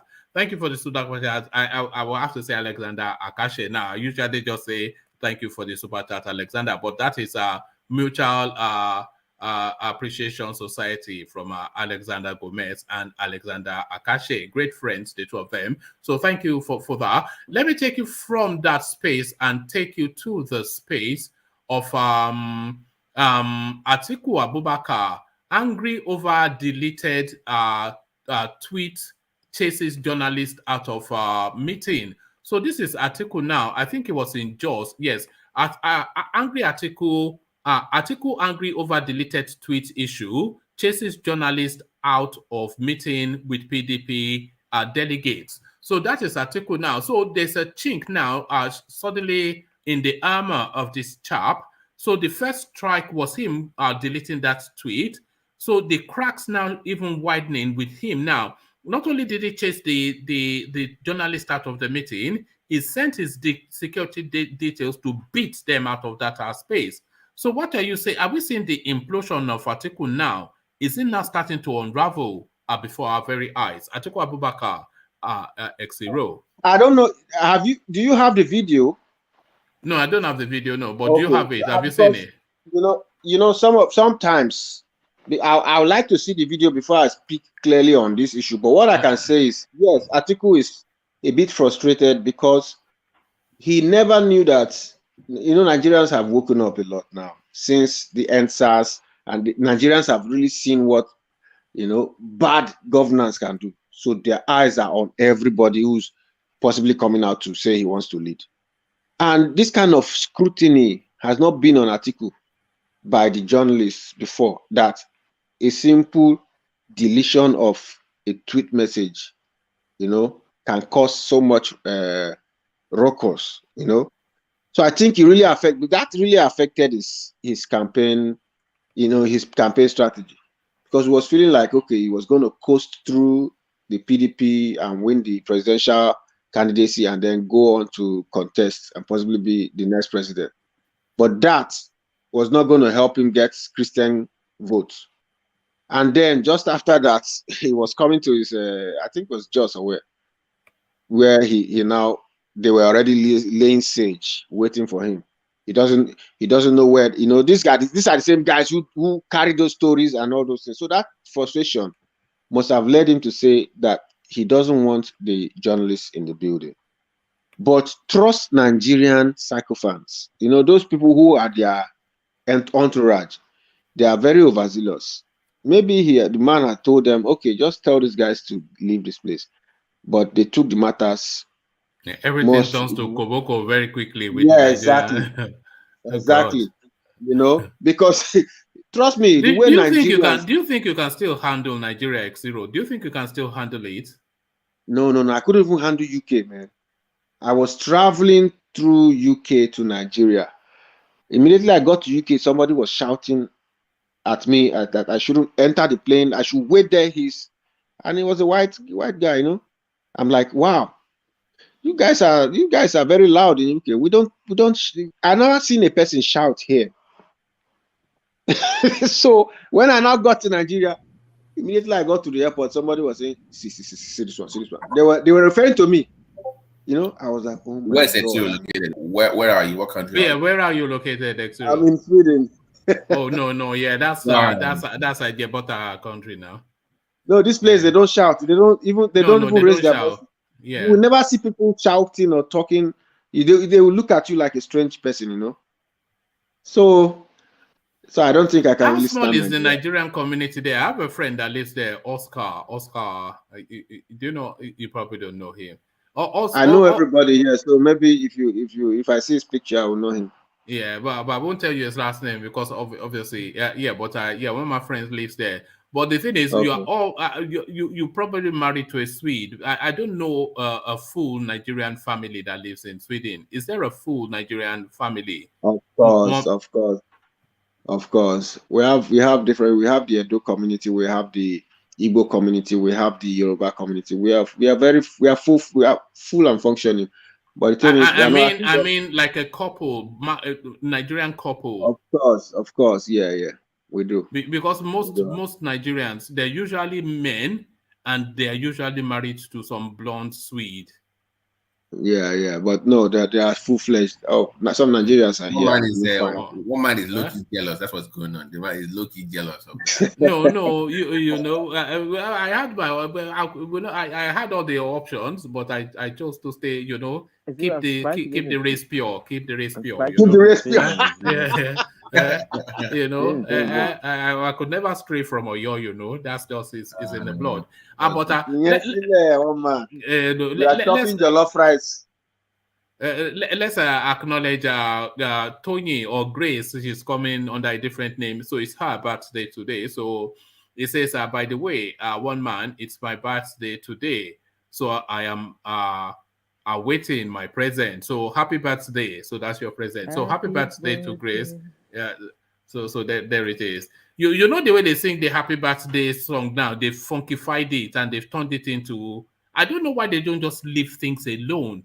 Everything has to be spiced up and jigged up, and man, you need to keep up with the times. No, but sometimes, you know, no, it's not. Once upon a time, you could go into a shop and order for a coffee, and they ask you black or white. Do you want it with or without milk?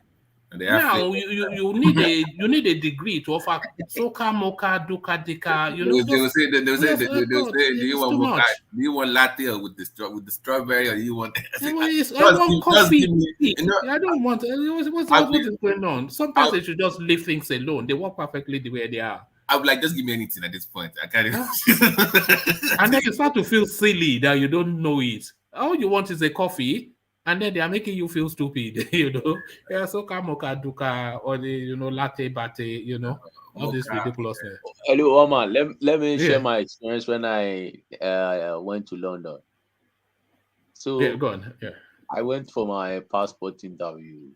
Then, you know, I was exhausted. When you leave the passport office, you understand what happens. No, it's a hellish. Okay, fine. So I said, okay, let me get something. On the what's it called, when you've left that London Park now, going towards Victoria train station. I entered this coffee shop. Like, please give me coffee. That was the question I regretted in my life. At the end of the day, you know what I did? I just said, don't worry, just give me water, give me they had this do you want full fat milk, semi-skimmed? Yeah, do you want this, like, that, and the other? Do you want it foamy? Do you want it loamy? Yeah, coffee I now. just said, give me pancake and water. Let me leave this. Let me leave this place. Like, did you feel silly when they were? Yeah, sure. They make you feel silly, don't they? Point, the lady was like, the waiter was like looking at me like, where's this one from? This one is from the villages. You know, all you wanted was a coffee. Oh, just give me a coffee. Kilo day. Oh my God. What people like Babati are turning this world into? Only God will save us. You know what? You need to keep up with the times, you know.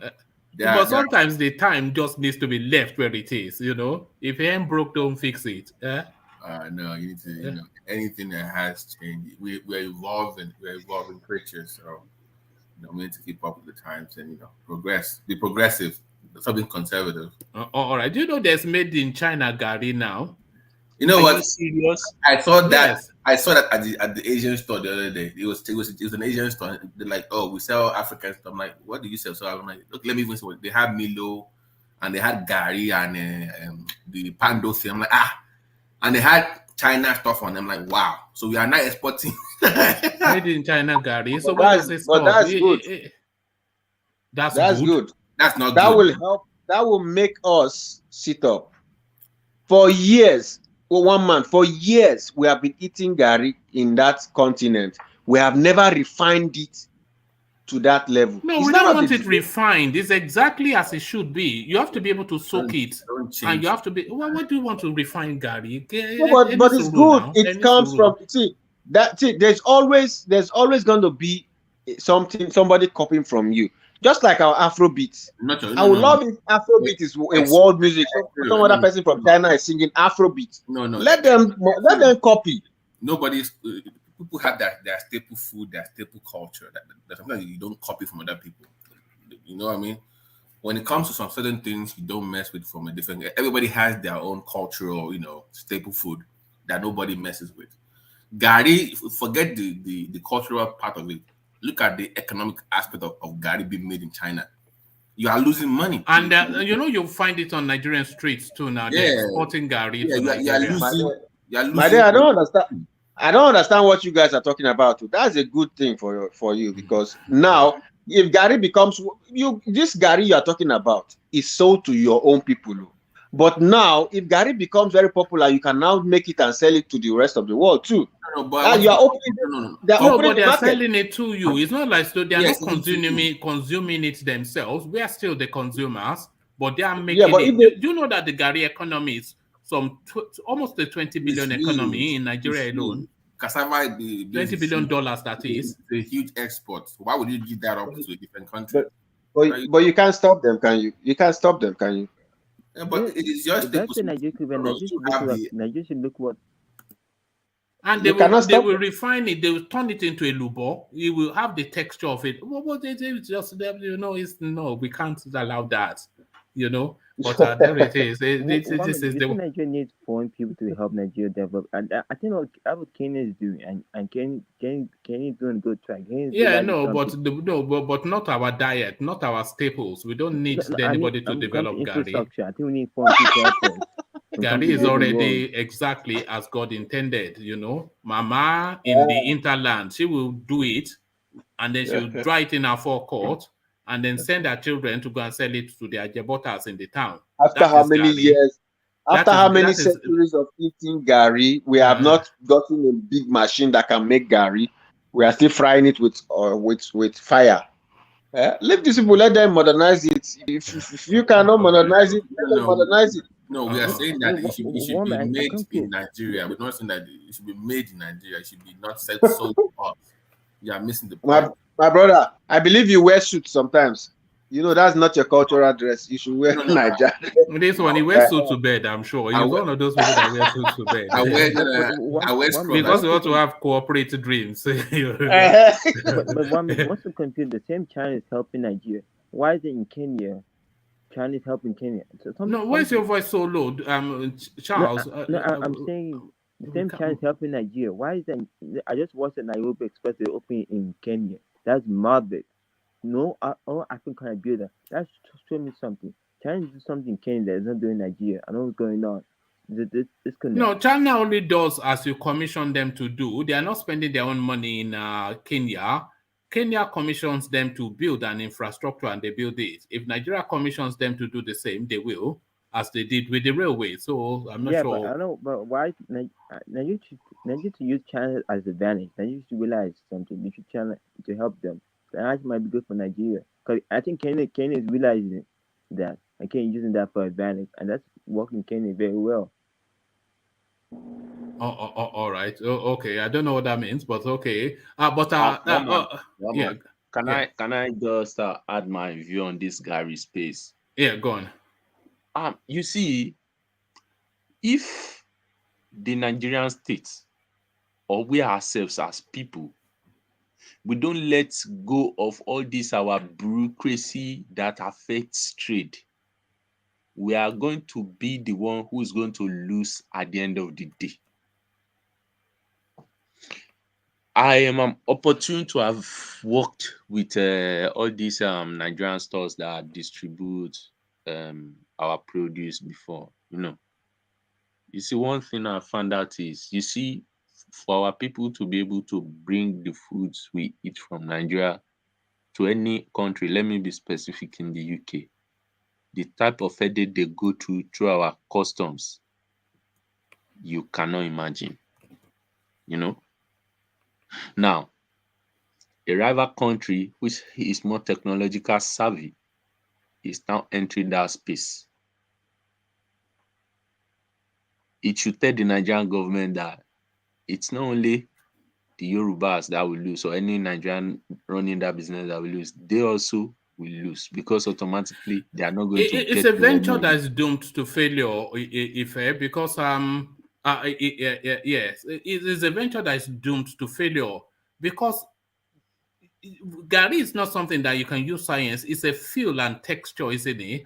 It's a feel and a texture. So they they can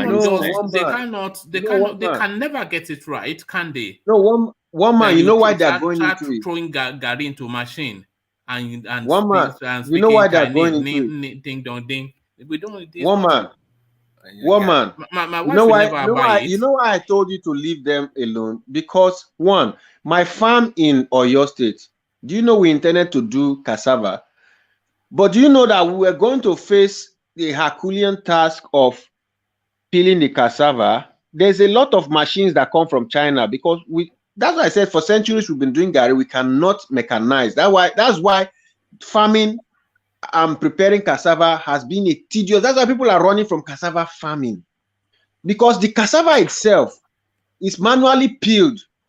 Because we have not devised a machine yet that can peel the cassava properly without chopping off some of the cassava itself. But why don't you go and commission them in UI, or it's not beyond the science that Nigeria No, but we Nigerians should make this machine themselves so that it will be cheap.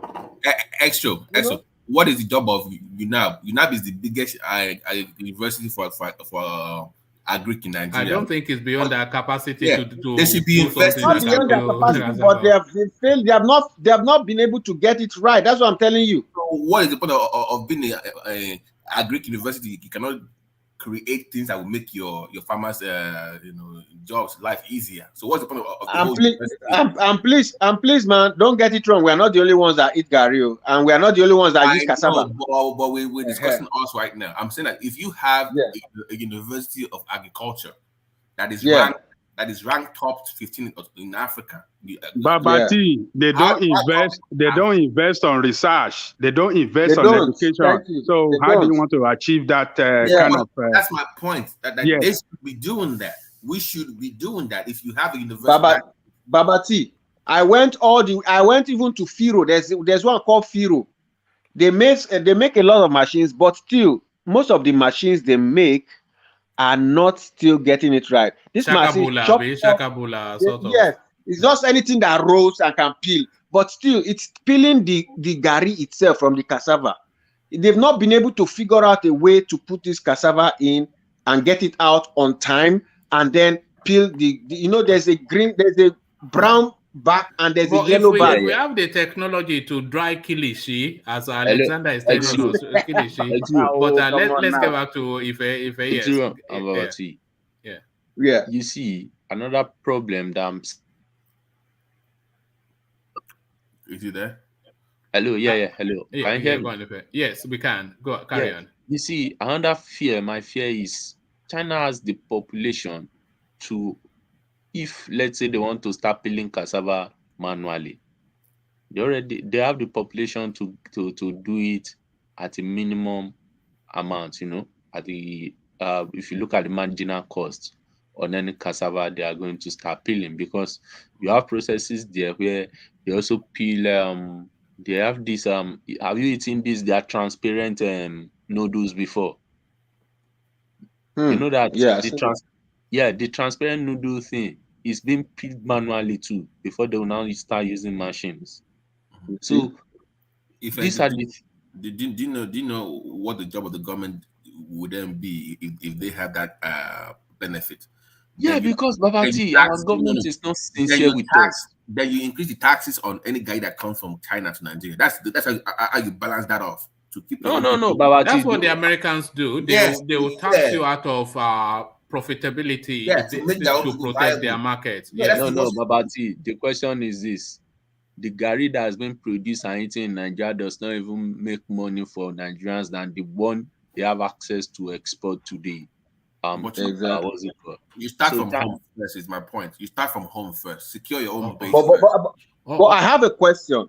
I wanted to leave the Gary space, but I'll go on, ask that question. That's one last. Because it was only meant to be a little. But is the China labor cheaper than Nigerian labor? I think so. Yes. I think the Chinese labor is the cheapest in the world. Yes, it's very cheap. But it is not. It is not. Not cheaper than Nigerian. No, not cheaper than Nigeria.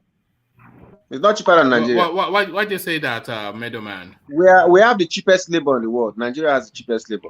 Okay, so why is you mean Africa? You mean Africa? Yes, Nigeria in particular. Yeah, in Africa. Nigeria is what happens in China is that they produce in large quantities, so they make up for the cheap cost. For the cost of production. They produce in huge quantity and they export it and make it cheap, so they make up for the cost of production. But they are But globally, they have a reputation for almost slave labor type production. That is a reputation that was stereotyped in the 90s and in the 2000s. That country has pulled over 400 million people, not out of poverty, but into middle class in the last 20 years. 400 million. So it cannot be a cheaper level compared to Nigeria. But that is doable in Nigeria, is my point. We can actually move more people. Like it's doable, but you know that's why China is invading Africa, taking over the space, because they know that the world is going to look towards Africa for that cheap labor. That was my next point. They're already here. Let me give you. So wherever the world turns, they will meet China. Let me give you an example. I was in Sacramento like 3 years ago for a conference. So they had people from Silicon Valley for small scale business, and they came. And all they were talking about was Africa, and Africa. I'm like, so I asked them, he said, our focus is Kenya and Nigeria. And I asked him why. He said, they are tired of going to China and India. They're looking for a cheaper market to produce their goods. So they're looking at Nigeria for manufacturing. So all those call centers, all those stuff they are getting in India for those high costs, they can actually get it for reduced cost in Nigeria. Way more reduced cost. But your government is not even tapping into that. Those countries, those companies, they want to leave all these Asian countries and look towards Africa. But your government of Africa has to provide that avenue for them to come in.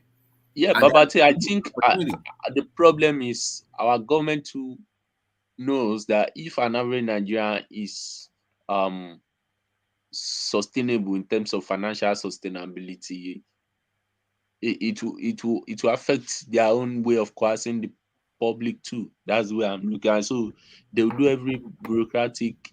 Are you saying they are deliberately keeping them in perpetual poverty? But I think it's not just the leaders. I think I've had that argument with Baba Akure before, and I wasn't quite sure that I agree. Yeah. Is Nigeria not? Do you think if we want to start having 24 hours light in Nigeria, we cannot do it? Within 2 years, we can. No, I don't want to say 2 years. Maybe in the next 10 years. No, where they have built up to, because they have a lot of infrastructure for it already. So in 2 years they can. Yeah. In 2 years it's possible. They have a lot of all the turbines and everything. They bought the turbines since Obasanjo era. So I don't know what's holding them back. You just copy these smaller countries that have done it, the former Asian tigers. You know what? You can light up Lagos easily because there's gas already in quantity. You can light up the whole of the southwestern space just easily now with gas. Can you imagine? Another thing is this. Let me quickly add this. Nigeria, to show you that Nigeria has the capacity. Nigeria is building a gas pipeline to Morocco. Yeah, that's to pipe into the European space. Yeah. So are you now telling me that gas that can be used to find foreign currency to power their lights, but you can't use it to power yours? No, let's be sincere with ourselves. And they are giving Nigeria. And we are not saying you should have the technology, but the technology is easily purchased, and you have money. Exactly. And you have money. They even have the Google cable coming into Nigeria from Europe. That sea cable coming in. Exactly. That would change everything. That would change everything in that country. And you should if you have have electricity and you have manufacturing, that country will just go up. I'm telling you, your GDP will grow more than China if you play your cards right as a country. So it's deliberate in my own opinion. Well, we have to escape Buhari first. If we come out of Buhari alive, then we stand a chance. If we come out of Buhari alive, and that's a big if. But I think, sorry, I want to go to Bartholomew because since the session started, he has been trying to come in, and he dips out and then he dips back in. It is daylight where he is, so I'm assuming he's in America. So Bartholomew, can you hear me? Is he undercover or something? What is it with the cam? No, he's moving around and then he's holding his camera. So I think, so that's... Can you hear me, Bartholomew? Yes, Mr. One Man. Good morning, good afternoon, and good evening, everybody. Wherever you are. Yeah, whatever. Yes. Yes, they do. So to the conversation, I think you came in when we were talking about the Ojikalu accusing Osinbajo of treachery. Is that a space you were looking to speak on? I'm always, I was. I came in that time, but I think network was a little bit disturbed. So, and I think instead of me staying, and it's gonna be. Where are you? Are you in America somewhere? I'm going to be now. I'm in New York. So. New York. Oh, look at that. An Englishman in New York, an Igbo man in New York. I'm not an Englishman. I'm an Igbo man. Oh. Yes. Biafran man. Are you sure? But your accent sounds so Dutch. We thought you were a Dutch man. You're not from No. You know, say my brother. You know, say before you go sell your goat now, you go carry waka all around the market. So now the same thing you do, small. All right. So which of the topics particularly interest you? What were you looking to speak to? My brother, I'm a man of all. So general, you know, sir, when we come to this very their politics and all this kind of thing, and you know, it's not if I begin to hear all Jews or Kalu name, the thing that on my belly. So, but what thing that they say, first of all, let me greet everybody. I'm so sorry, I didn't do that for the first time. Good morning, good afternoon, and good evening. And a hello, and a salute to my people. So make one. Man, no best for me. What thing that they say? This one, all Jews or Carlo matter. This all Jews or Carlo matter. I know feel life now. All our politicians, so Peter Bio, Basanjo, Tinubu, Balak, all of them. Now for their own pocket, then the final, they are looking inside their own pocket. These people don't even care about me and you. The only person here I can easily Let me help you. Is Peter Obi? Yes. Yeah, go ahead. Go on. Go ahead. I'm waiting. No. I was okay. Go on. You land it, but it's Peter Obi. But carry on. Yeah, we're listening. Carry on. The only person you were saying.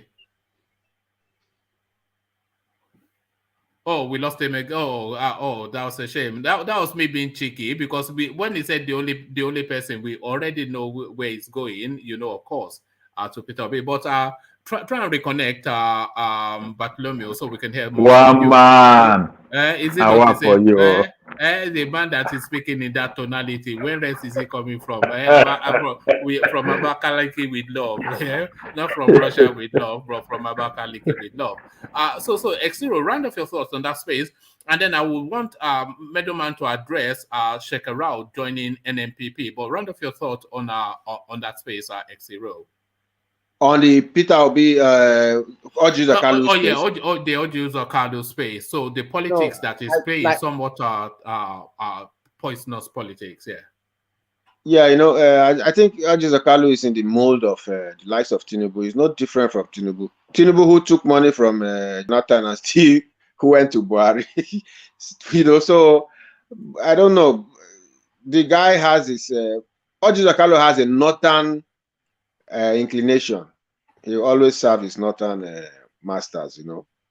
He made all his money. He started his career from the north, where he was doing his businesses before he now graduated into politics. A lot of senior Eastern politicians, they actually they are like of course Okorocha is also you know, and they call him Okoro Hausa, you know, because he's an Okoro that is Hausa.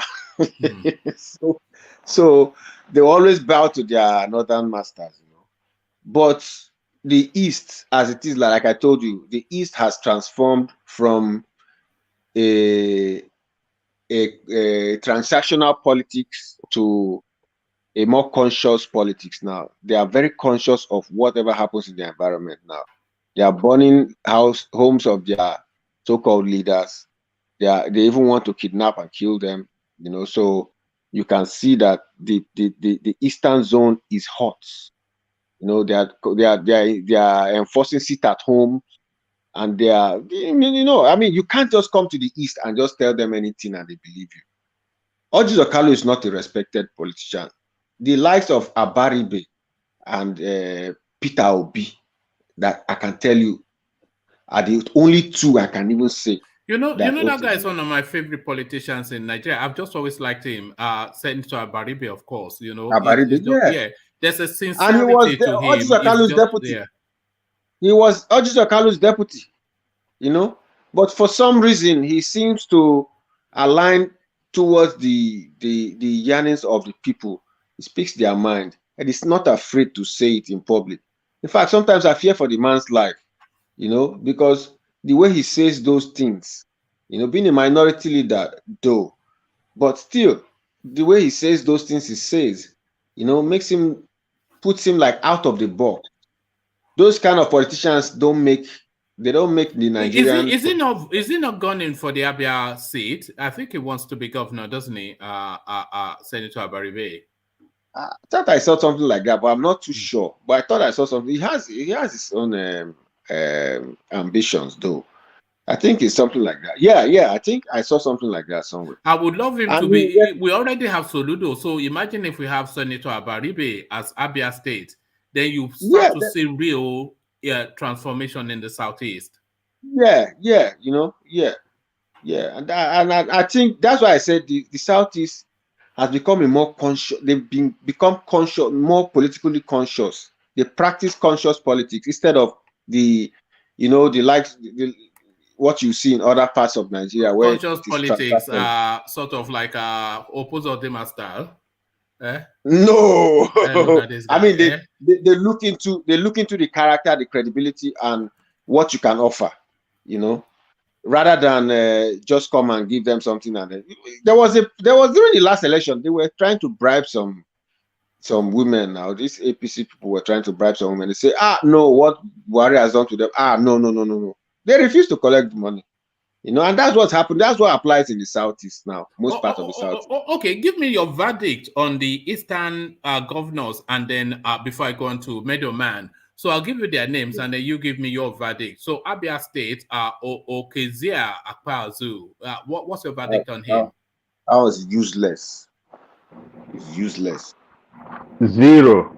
Would you consider Akwa Ibom part of the Southeast, Udom Emmanuel, or is it not? Is not one of yours? Udom Emmanuel is that not the one that built Ibom Airport? Yes, I suppose. Is Akwa Ibom one of the Southeast states? Would you say? Well, I don't know if you say the Eastern region, but I don't. They're not in Southeast. They're in the South. Yeah. All right. It's a bit too early, but Charles Soludo. Yes, Charles Soludo, 100% a real man who wants to work. But it should, you know, most of this kind of people, they're not good with politics. They are good with doing the physical work. You know, he's gonna work, but his political comment, he should just leave political commentary for other people to be talking. Just be working. You know, I know he's gonna do something. His entourage, his team is world class. Even as the mayor of London or some, a mayor in UK as part of his team. All right, but your verdict on Abia State was 0. I'm going to leave Akwa Ibom because I'm not sure if it's one of the Southeast states, but Anambra you approve of. What about Ebonyi State, Dave Umahi? What's your verdict on him? That man, as I have come to understand, that man really did some things. You know, he built some things. I thought they were flogging him in the Southeast at the moment. Is it not hated? Yeah, but he did some things. That man did some things. He built a lot of things, but still, you know, I'll give him maybe 30% because of what they could not achieve, with what they had the opportunity to do but could not do because of politics. You know. Because of the APC politics. I'll give him 30%. All right. And Enugu State, Ifeanyi Agwanyi. So what about Ifeanyi Agwanyi? Enugu State. What's it? 20%. 20%. One man, you mean you cannot pronounce Ifeanyi, or you're just trying to... Yes, what did I say? I said Ifeanyi. What did I know? Why are you always speaking on me, man? I said Ifeanyi. I'm an Oyo man now. Everybody knows how to pronounce Ifeanyi in Nigeria. Rabbi. That is guy. You come again. What about Hopu Uzodinma, Imo State? Yes, Hopu Uzodinma. A lot of people might want to disagree, but you know, they say even a bad clock is right twice a day. Do you know that man has won because of his because of his closeness to Buhari? He has been able to win an oil block, or is it the oil block for Imo State from Rivers. No, I think they lost that case. So did they not lose that? I think WIKE won that case. I think they are winning it. The Supreme Court WIKE won that case. I'm pretty sure WIKE won it. Really? Yes. Yeah. WIKE, they have ruled it in favor of Rivers State, but WIKE is saying that he is still open to the gentleman agreement with Imo State. But officially, I think the Supreme Court have given it to Rivers State. I think it was about some oil wells that was in the border between Imo State and Rivers. All right. So then the totality of it then is somewhat like a 35-40% that you've given the four governors, because Imo State is zero. Imo State is zero. So apart from Charles Soludo, who we cannot really assess because it's only 3-4 months in. So it's 0 to the rest of them. Dave Umahi, almost 0 to the rest of them. Yeah. Because they are still part of the old cargo that the young people want to flush out. You know, they are at this point. They were at the point where the Southeast discovered that look, their problem is their leader. Part of their problem is their leader, and they must flush them out. So Soludo is the first new entrant, and it's a clever choice. The rest of them are still part of the dumb class. They need to be removed. You know, one person that I thought would have been Soludo class, but of course we would never know, was Emeka Ehidioha. I was quite excited for Imo State when he won that, but of course, yeah. Yes, you know, but then you saw how it went, and they brought in their stooge, you know. All right. He was a very strong politician. He's the one that took. He actually those 17 oil wells that Rivers State have claimed now. He won He was winning it. In fact, it was really, you know, in favor of Imo State. So immediately he left. Then this Opus Odima, I don't know which direction is. That guy's going. hated Ghana Just took it in from his hands. So sorry, I could barely hear what either of you were saying. But is the most hated Ghanaian. That's a fact. No, that's not a fact. Now you don't know enough to say that. That guy's a nonsense guy. Because we hear him being abused on Radio Biafra. Don't worry. Just still in that space. These two, Exiro and Meadowman too, and Inzibi, they can chime in. But Exiro or Meadowman. So we know how Opus of Dima came into Imo State. But has he gained enough popularity for him? Because I'm expecting that Emeka Ehidioha, he will come up against him again in the next round. So do you think he has done enough to retain that seat? Or do you think that the Imolites are just waiting to punish him at the next election? I think he has not done enough. He's still in the limbo. And it's not about doing enough. He can never do enough because he's seen as undeserving of the seat, and then he is from APC. So it is a double strike on him. So it doesn't matter what he does. There's no way he's going to turn that around. Of course, he could win. You know how elections go in Nigeria if he's rigged in again. But in a free and fair election, it's almost impossible. For Hope Uzodinma to retain. Yeah, I think Hope Uzodinma is one of those governors. If he loses the second term bid, I think he's going to be the first governor in Nigeria who will be wondering, when did this tenure start? When did it end? Because he never really hit the ground, you know. He's just one governor who started with problem and he's going to be pushed out with problems. He doesn't even know whether he's governor yet. At some point, he was struggling to be recognized as the governor of the state. So instead of doing work, do you think the Imolites are surrendered to the fact now, or are they still turning their back on him, or are they surrendered to the fact now that he's they've turned their back seriously on that guy? That's why even Buhari, when he was leaving the one time, he said, okay, he saw for himself firsthand that this guy was lying to him. This guy was just assuring that, come, my people want you. Buhari came and there was a ghost town. That's how bad we covered that. We covered that here, Yeah, that's how bad it is in Imo State. You know, the Imo State has never been this bad. That you hear killings here, killings there, killings here, killings there, sit at home here, sit at home there. It's just Imo State has never been this bad. That Olu bombardment was the game changer for the whole Imo State and But is that not what people, you know, people are accusing Soludo of? Because the usual thing was to go after them, bombard them, call the army in and do this and that. And then he has shown a different approach to that effect. He first, you know, extended the olive branch to them. And then, you know, they were kind of still observing him when he started going against the seat at home, the Monday seat at home. And now he visited Nnamdi Kanu, and some are saying, you know, they don't trust his visit, that, you know, it's just a way to launder his image. Or then those that are against Nnamdi Kanu and saying, why would he visit, that is giving Nnamdi Kanu some kind of relevance that he doesn't deserve. So there's no way you can please you know, everybody.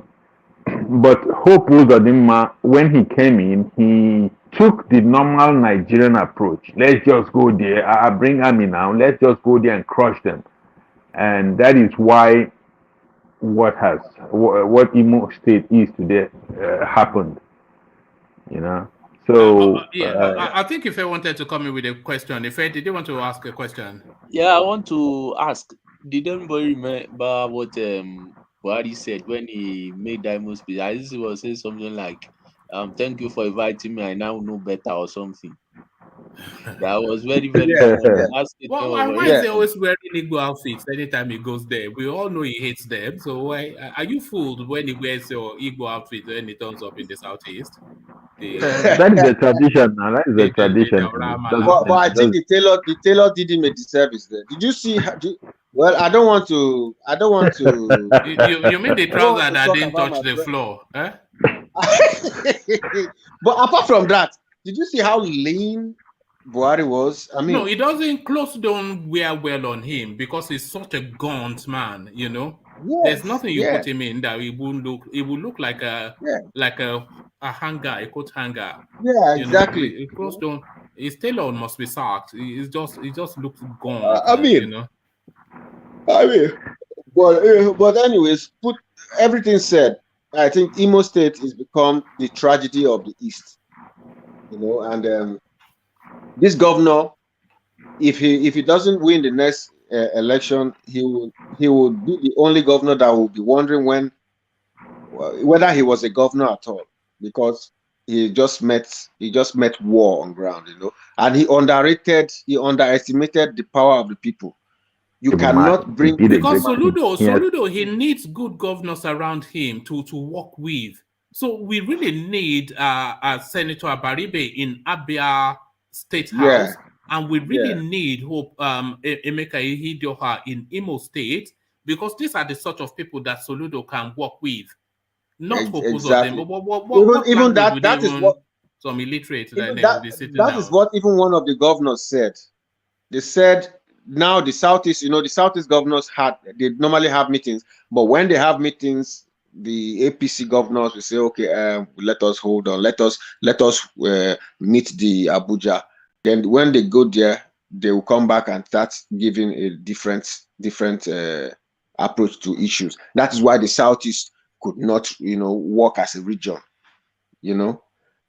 Yeah, and there is just if they had Abaribe in Abia State and they had Emeka Ihedioha in Imo State, and they retain Soludo in Anambra State, I won't give up my Oyo citizen, no, but I will move to Igbo land. Yes, to go. But the best that would be the place to be. Yeah, of course. Performed is if we are being honest, is Devumai now. Did you not just slam him now that he's useless? Did Cyril not just slam him? No, I didn't slam him. I said the man did something. No, I said Umahi did something. What I've discovered was that he built a lot of things. Umahi built a lot of things. I even saw some of the shopping complexes he built. They're only accusing him that he was giving his, you know, people he knows the contracts and all that. But it doesn't matter. Give anybody as long as you deliver to the, you know, as long as. No, where he failed was allowing the herders to you know, destroy the state.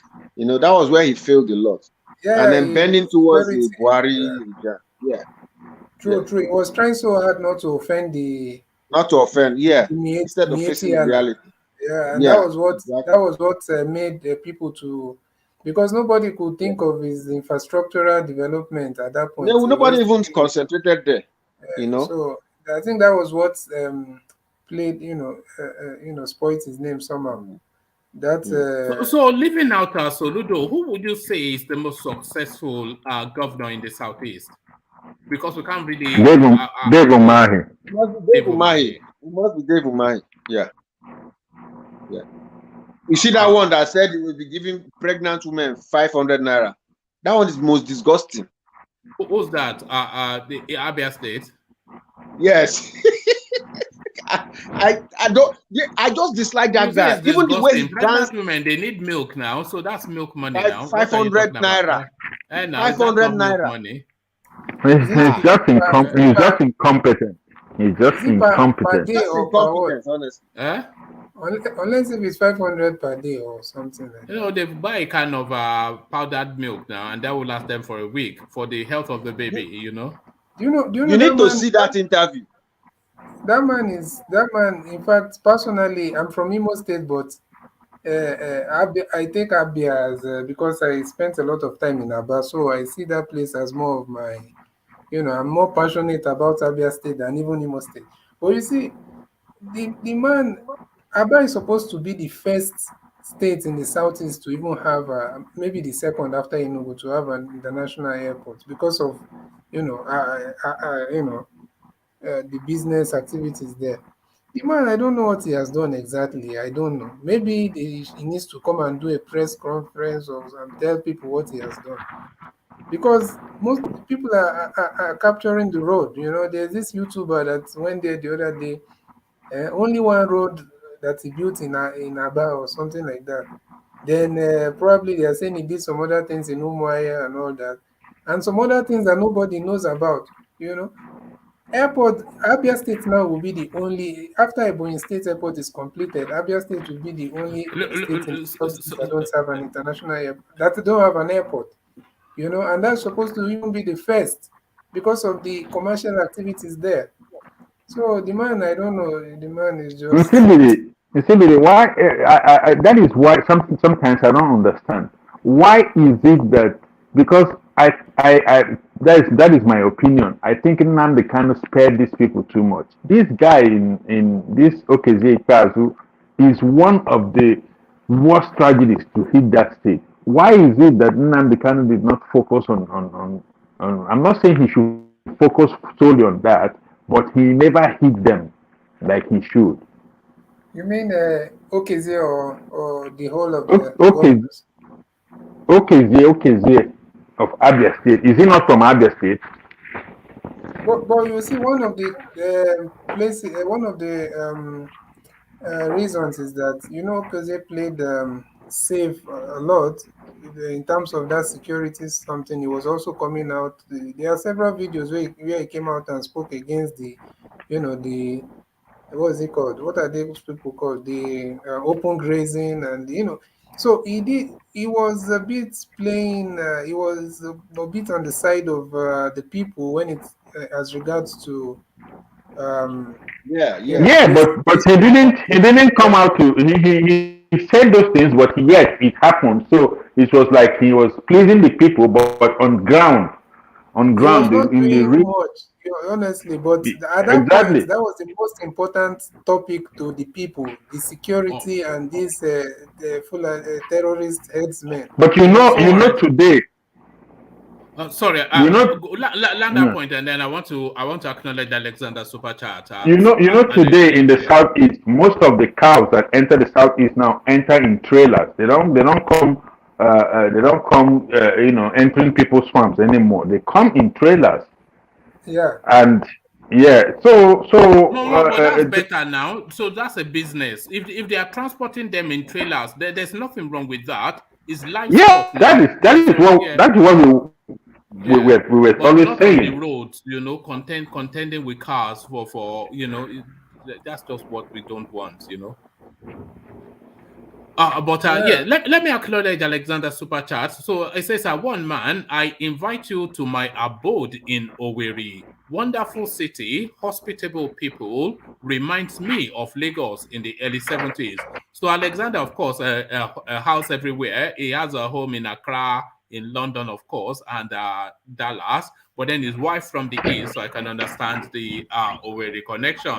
So he says, one man, I invite you to my abode in Owerri. Wonderful city, hospitable people, reminds me of Lagos in the early 70s. So that's Alexander. But so thank you for the super chat. But this caught my eye just in whilst this person now, Chiamaka, she insists that she was born and raised in Ebony.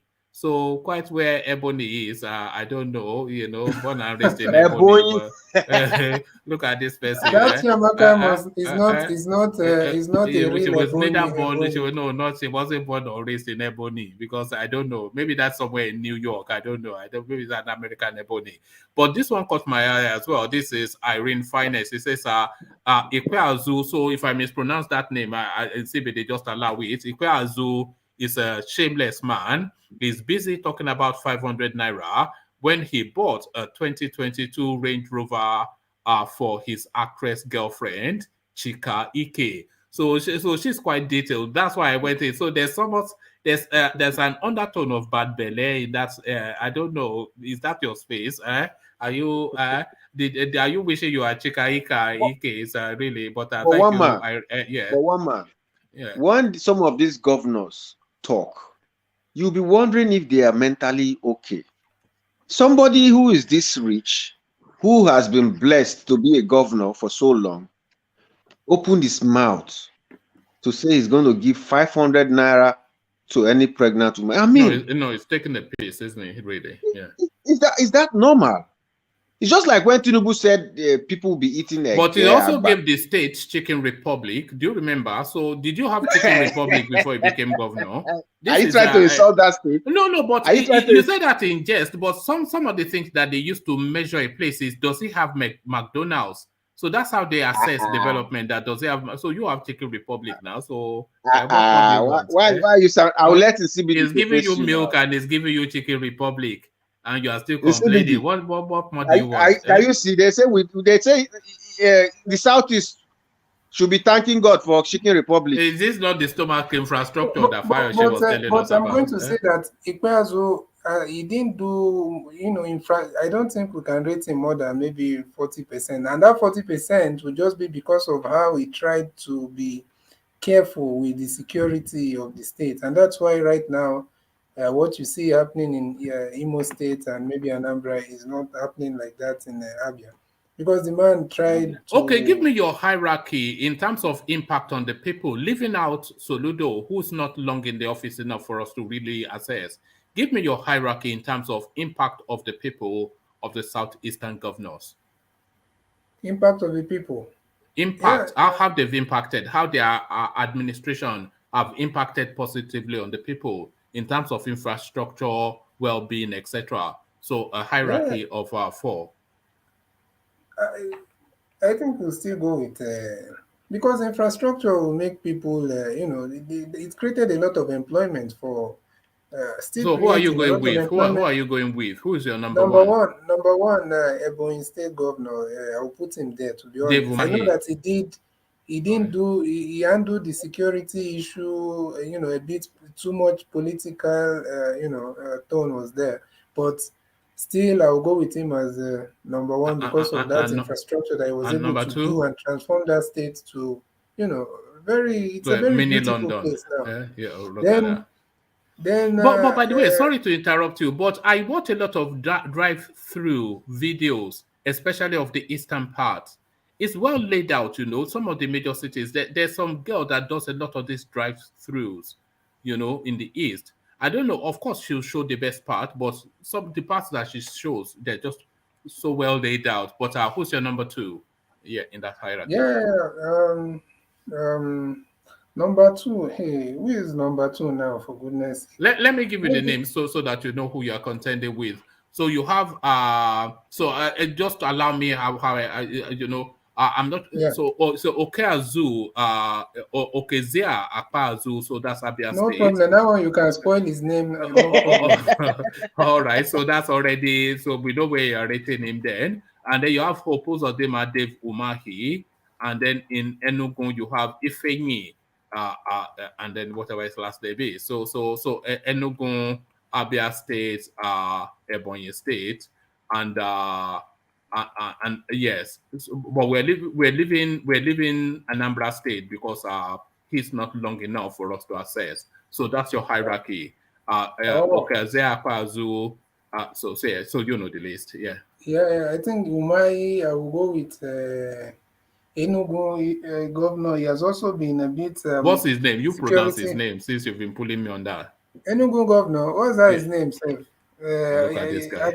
Iguanyi or what is it? Yeah, Iguanyi. Yeah. So he's I'll go with him second because he's also tried to not play too much politics with the security of his state, and you know, he's just kind of taking the side of the people. That's where Umahi failed, but Umahi's infrastructural development is what is just covering him, you know. Then, Okay, so who for that? Who Uzodinma or your man from Abia no. State? You said okay, Anambra should not. Anambra, maybe No, I we're would have leaving gone with. Anambra because Soludo is. We have Soludo there. It's only 4 months in, so that's not sufficient enough of a time, you know. Yeah, So it's still yeah. in this like a honeymoon period, isn't it? So Yeah, I will go with obviously Uzodinma is last now. The man, look at what he has done to my beautiful. Do you know Owerri is one of the most you know, developed place in the southeast. It has the largest number of modern houses, mansions, and you know, hotels. Owerri is a very beautiful place. So, but now with the insecurity and everything going on there, you know, so he's just there doing fire for fire, taking the side of the federal. You know, he didn't handle the security well. You know, that's just the problem. He didn't handle the security well. So now it's telling on the entire state. You know. all right, Man, thank you. There So are villages in Yoruba land. is there what? Villages. No, there are no villages in Yoruba land. Though. We only have towns. We are civilized people. We only have villages in the southeast. It's only Igbo people. They are still living in the village. No, yes, Everybody have village, man. Let's not go Yes, there. have village. I see on a map like the small village, like in the countryside. No, we don't. We have townships. They have all. It's only the southeast that has villages and the Malams. One man. Why are you trying to deceive this guy now? What sort of a question is that? Is that what sort of? Sorry, Axiro, let me mention this. One man, go and Google this, or maybe on YouTube or wherever. There's this village called Abriba in Abia State. Those people, I don't know how they were able to come together and organize their community, their village. That place looks like some kind of tourist destination, and that's a village. If you see the quality of houses and, you know, arrangement of everything that those it's people big boys have now. It's those Malaysian boys now. It's but that's a village. Malay money you know, now. okay, we know that these guys, most Igbos, they build, they spend a lot of money building edifices in their village, but in their villages. But these Abriba guys, I don't know how they did it. I think they should be, you know, imitated across the entire southeast. Or you know what amuses me? When they build all these mass things in their villages. I'm talking about the southeasterners, and then they'll put one little water something just outside their gate, and that's their community service. After building like a $1 million house, then they'll put some water something outside that. Oh yes, I'm giving the community water. It's just they have also villages like that in Anambra, especially. They have a lot of villages where big men have just come together. Like this guy's village, Obi Kubana. The guy has done a lot in that village. He has even put street lights for, I don't know, almost around his entire community. And they only ever they spend, and I kid you not, $2 million is even a cheap spend on some of the houses they build in these villages, only to come there for 1 week in Christmas and then disappear again. Yeah, imagine that. But I think there's that belief that one day there will be need to go back home. So they have to but that day never comes, does it? Really, you know. A lot of them go back, sadly to say, in body bags, you know. But there it is, you know. So there it is. So we've lost Middleman temporarily. Do we have Ego though, who's coming from Nigeria? So if we have Ego, we go to him. If we don't, then we go to Ego is here. Ego is here. Of course, I'm always there. What's the problem? How can you be here and be silent now? How are you able to be silent? What do I do now? What do I do, my man? Should I be jumping into matters? Just listen. Yeah, Ego, you sound tired. What is it? Is it Chioma or Gulda? Which or the two of them? Which one of them has knocked you out? I stopped drinking. I was having a BP this thing. I stopped drinking. All right. Do you drink plenty of? If you do drink, always make sure you drink equal measure of water with the alcohol. Otherwise, just to protect your liver. Okay. Yeah. I haven't stopped drinking on one man. Let's move on. What do you have in pepper soup joints then? I hope it's not malt though, because malt is even worse than beer. So, but malt is worse than beer. The sugar content now. The sugar content, yeah. But I don't drink any of them. Hit the gym, take the gym. I just run away from alcohol for some time, man. No, it's good to cleanse the body.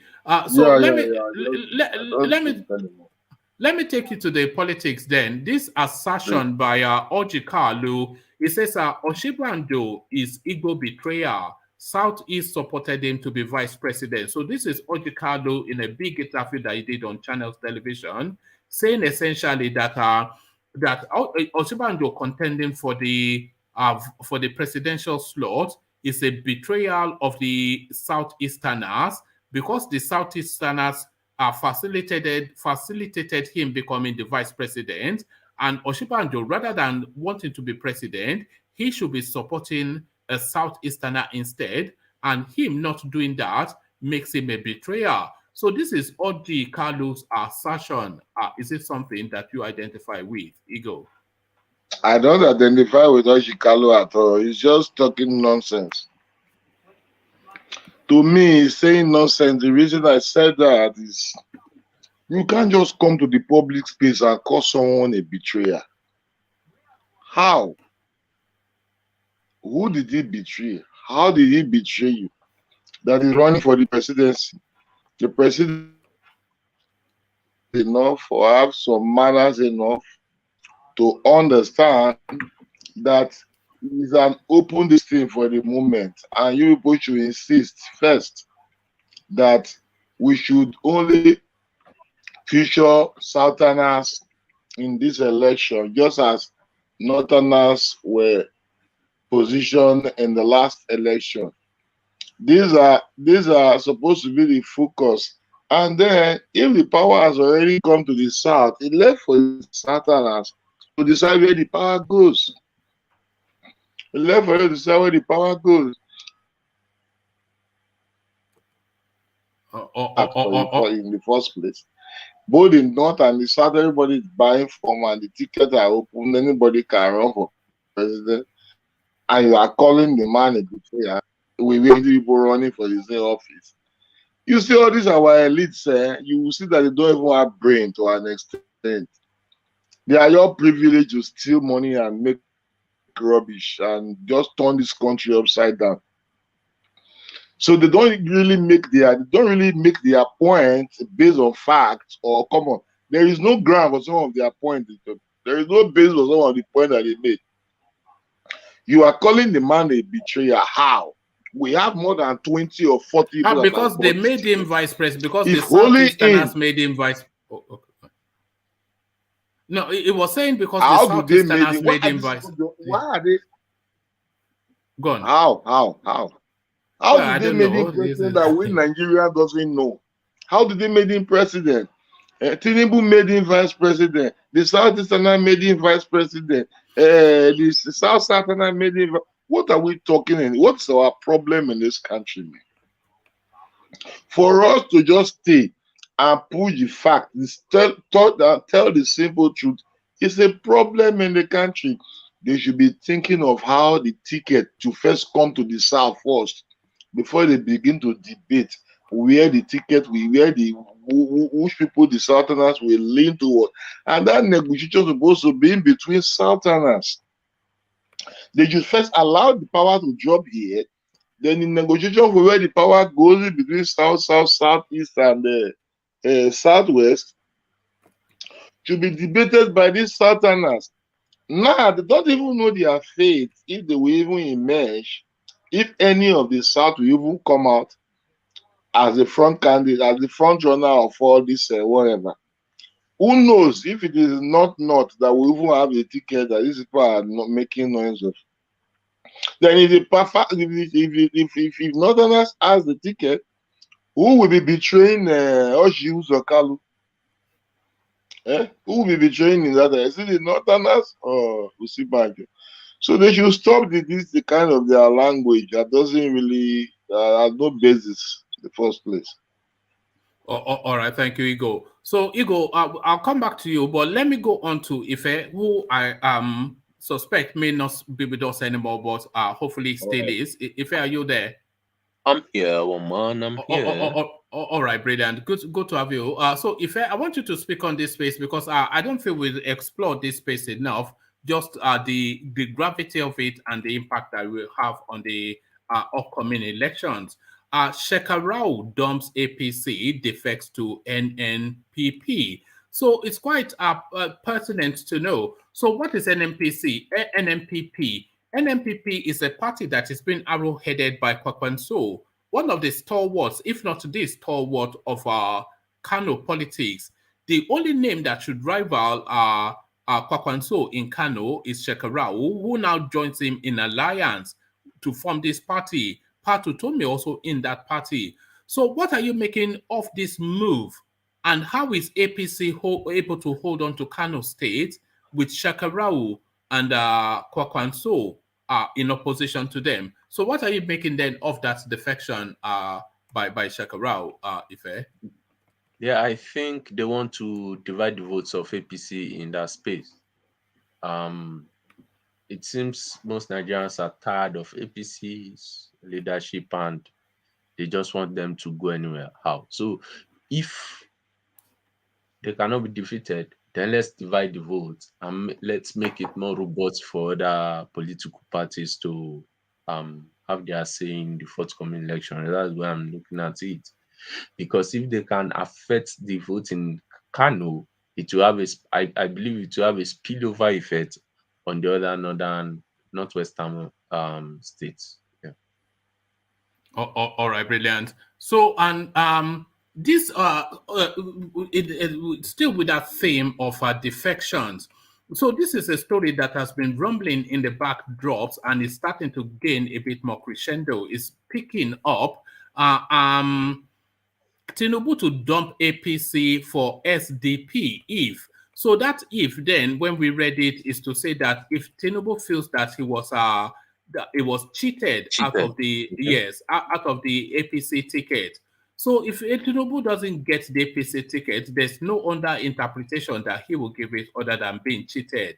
But one of his foremost, it was Babatia Lawal that's actually speaking to the space. So he's quite senior in the Tinubu structure. He says if they don't get the ticket, then they will encourage him to move on to SDP. And I think SDP's chairman also spoke a couple of days ago discussing the possibility of Tinubu crossing over to that party. So what are you then making of that politics? They are asking Babatia to withdraw that statement that is somewhat of a threat.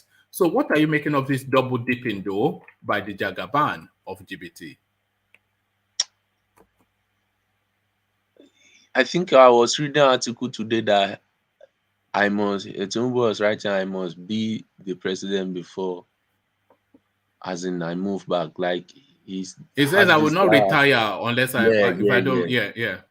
So automatically he has this diehard ambition of being the president. So anything now we appeal to him because he believes his war chest of money will take him to that space. But unfortunately for him, people are just there to spend this money.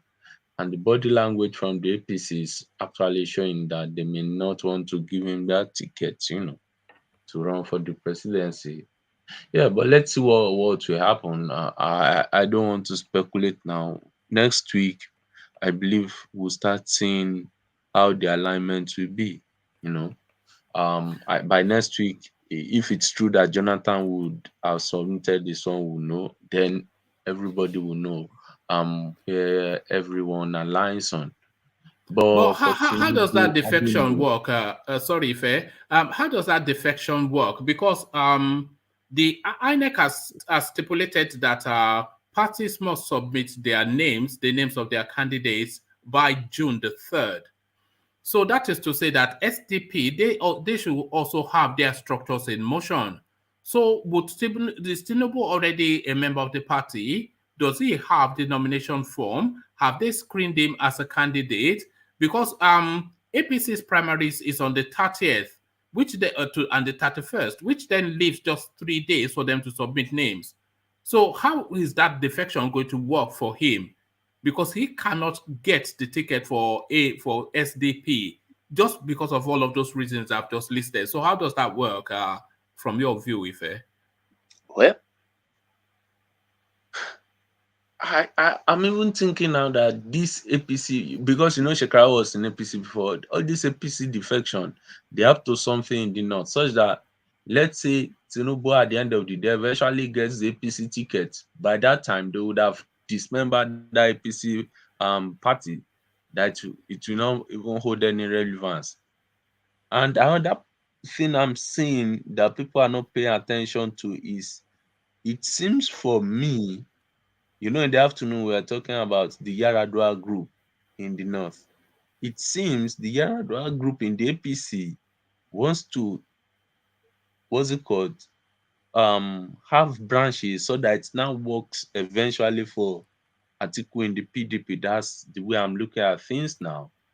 Because but looking at the timetable you've already said, it is not logical from the planning point of view for any political party to start springing up now, unless they are doing that for another motive. So that's why I'm saying I'll not be surprised that at the end of the day, the Kwakwanso, Kwakwanso is more aligned to Atiku type of politics.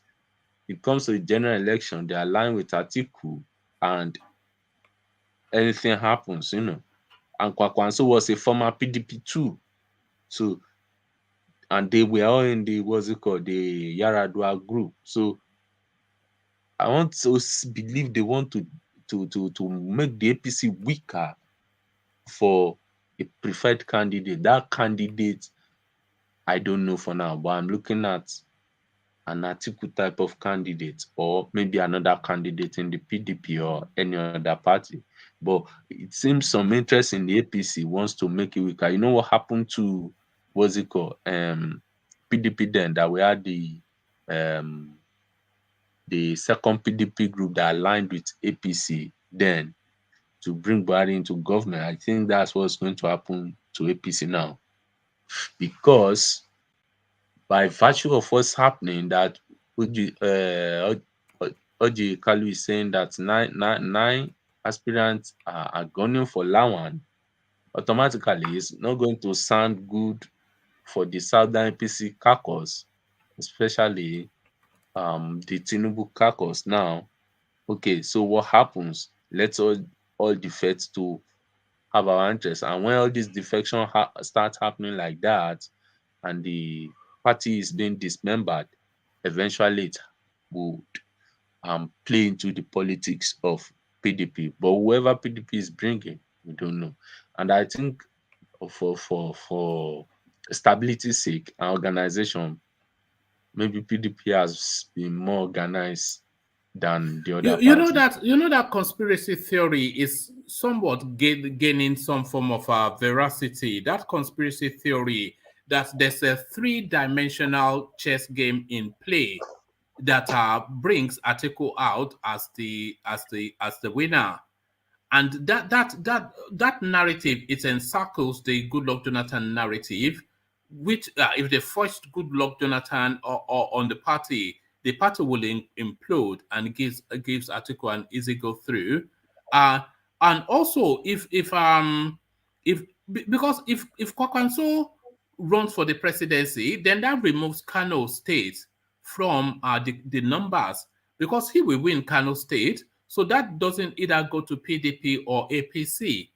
So exactly. if they don't get Kano State, how many more numbers can they write in Borno? Because they will usually go to Borno to write figures. So and that Kano State, people always downplay Kwakwanso's movement, Kwakwasia movement in Kano. No, it's the biggest political movement in Nigeria in terms of one single followership. It's massive. the Kwakwasia movement is very, very massive, you know, and this coming elections, I know it will be very interesting. Before we take the end of this month, you see where the alignment will be.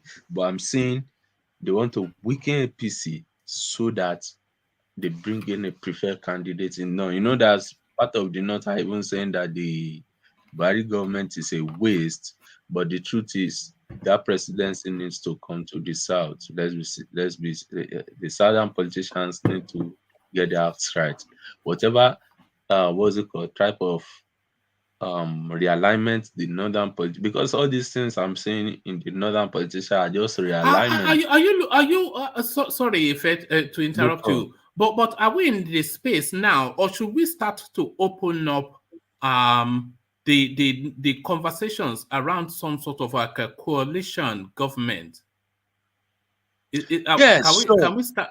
Because yes, because do you see why I'm saying that though? Yeah. If we don't have a coalition government in the South, it's going to affect us. Let's be sincere with ourselves. It's going to affect us because what you have already happening in the northern politics is now realignment. You know, coalition. Okay, I'm Shekarau with Kwakwanso. Before you know it, now another politician will join them.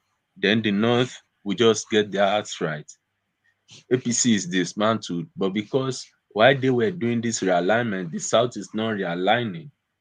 Either say, okay, all the Southeastern politicians and the Southern politicians say, okay, we are all going for Peter Obi, you know, that's a realignment. Then, okay, some Southwestern politicians say, okay, we are going for Peter Obi or another politician from the Southeastern or Southern extraction, or let's even say the Southwestern extraction. Let this realignment start because the northern politicians have already started that realignment. And at the end of the day, if you want to look at it from history, during Obasanjo's time, there was realignment. During Jonathan Yar'Adua's time, there was realignment. Jonathan, there was realignment. APC that came through Buhari, there was realignment. So if there is a realignment now, because at every primary there will be politicians that will feel cheated out, and I believe most politicians that will be cheated out from this race are in the APC, either from their gubernatorial, Senate, or the presidency. So let's see what happens. But let me present. Sorry, go on. But if the South does not start their own realignment chess game now, at the end of the day, they will have to play into the hands of the northern politicians again. And unfortunately, that's how it has always been. The South always play into the hands of the northern politician, starting with Odius Okalu now. He said that he can even sweep the Aso. Can you imagine that? I can sweep the Aso Rock. No, that one is just that one is Baba Salao. You know, when I see Odius Okalu or you know, I always, you know, there are certain sort of spaces mentally where you just switch off your brain and just relax into like a fun time. So whenever I see Dino Milaye, either in the news or even on a video form, so I switch off real politics and I just say, okay, a bit of entertainment. So Odiakalu now is just like some comical sort of politician. But let me present you a proposition, and I want you to see if it coheres with reason or even logic. So let me present you this proposition. When I was saying a coalition, so what I'm envisioning is a situation where there'll be a dead heat in the presidency. I'm envisioning that Kwakwanso, he's running for presidency, but he's running to take, his real politics is to take Kano State out of the numbers from the big parties. Because if he's running for presidency, then the electorate in Kano State, they will vote for him. So he will take that state. If they did Tinubu out of that ticket, he will take Lagos State and Osun State and probably Ondo State too. So those two states, so about 4 big states now are out of commission. So there's a real possibility that APC and PDP, no one can get the real outright victory that will deliver the presidency for them. So then they have to then form a coalition sort of a presidency with these two spaces, the Kano space that Kwakwanso holds with his numbers, or the southwest space that Tinubu holds both with Lagos State and 2 other satellite states that he has control of. So a dead heat sort of presidential race, with people then having to form a coalition government with all these satellite parties. How does that sound? Yeah, you know what I'm thinking now, based on what you said now. At the end of the day, what this next election will be like is every politician who has his own political base will deliver his own political base. Then they will now do this gentleman agreement for the what's it called, presidency. You know, during Jonathan's first tenure, that was what happened between Tinubu, Buhari, and Jonathan. And that's another thing. That's another thing Tinubu is forgetting. You know, Tinubu aligned with Buhari at a time, but during that Jonathan's first tenure, he delivered PDP in Lagos for Jonathan. It was during Jonathan's second tenure that the whole agreement got thwarted. So I will not be surprised that what now happens is the Tinubu type of politician holds his space, the Kwakwanso type of politicians hold their own northern space. Whatever is happening in the north, east, to everybody holds their space. But they now say, okay, president, you know, it now becomes the presidency now becomes the highest bidder, or what are you willing to give me in your cabinet when you win? You know, that's what I'm looking at now. But for an outright PDP or APC candidate winning, it's hard. There will be more of alignments in this political dispensation. That's what I'm thinking. Yeah. And because most people are now disenfranchised already, the southern politicians who wants to be in the presidency seat, they are much. It's now a battle between Osinbajo, Tinubu, Fayemi, Peter Obi, Nyesom Wike. Obviously, Nyesom Wike is going to deliver Rivers. When you go to the north, Kwakwanso, you have the Senate president, you know. So eventually everybody has that capacity to deliver their space. Okay, but at the end of the day, whatever every political party is going to bring up as their own candidate to now be this candidate who is able to broker deals among these politicians. Yeah, I think that's what will happen at the end of the day. Yeah. All so, right. So, If I can say something. Before you, so at the end of the day, what I'm trying to see now is, unlike before when voting will be based on political parties, I will not be surprised voting in this coming election will be based on the candidates. Yeah. Yeah, but it's always been the case, though. It's always been okay. Well, political party, yes, but we've always played personality politics in Nigeria. But Thomas had a question for you. So, yeah, Thomas, your question. Yeah. Oh yes, if don't you think we should just even cancel the parties, individual to go to the poll, because this is now is like it's individual now. Under what platform would that? On what platform would it? No, I'm just being curious, because the party is divided now with all this analysis that you've done, that even maybe all of them should just even go into the polls individually, and people, because do you see any situation whereby the vote will be divided, then nobody will have the 25% or 2/3, or maybe I don't know what they normally say, then nobody will be declared the president. Do you see anything? That's what I was just analyzing with if just now, that one man. Yeah, go on. Hello, one man. Have you even seen that the way we are even analyzing on the platform and the way Nigerians are even analyzing is a candidate-based analysis? Okay, carry on. If you go into all these political platforms, they're analyzing based on the political pedigree of every politician. everybody's jettisoning the what's it called, the party itself now. You hear Peter Obi, you hear Atiku, you hear Tinubu, you will hear Osinbajo. I think those are the names now that are in that space. Nobody is actually looking at APC, and that's why even the Buhari government is a mess. You still have people who are following Osinbajo to a core, following Tinubu to the core. APC, PDP, the same thing. They were more or less a disaster before APC came into, but now people are talking about Peter Obi, and that was why Atiku's issue of this Twitter issue came up. If it had been a party thing, I know eventually it's now turned out to be a party thing, but at the end of the day, these people still need to go and broker their deal with every politician in their own space. That's what will happen eventually. And you know, we've always played personality rather than politics in Nigeria. It's big man politics we play now, big man politics. Yeah, so that's what will happen. It will be, how are you going to negotiate your way among these people who have the political structures? I think that will be what will happen at the end of the day for me.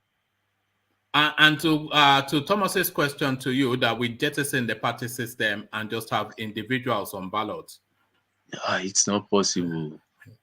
Politics does not run like that, because what I'm saying it is, you cannot do it alone unless you want to spend the hell out of your money. Imagine, let's say I'm working. I want to be the Senate president, Senate representative of my state now. Eventually, I need to go through the various aspirants for my the House of Representative in my area. So you now see, and the way Nigerian politics is now is vote one man for president, OCBD for governor, Ife for Senate. So you now see that the political banner will carry this either 4 or 3 posts simultaneously. So it's hard for you to. But during Buhari's time, you have politicians that will vote Buhari in the north, vote Buhari for president, but this for.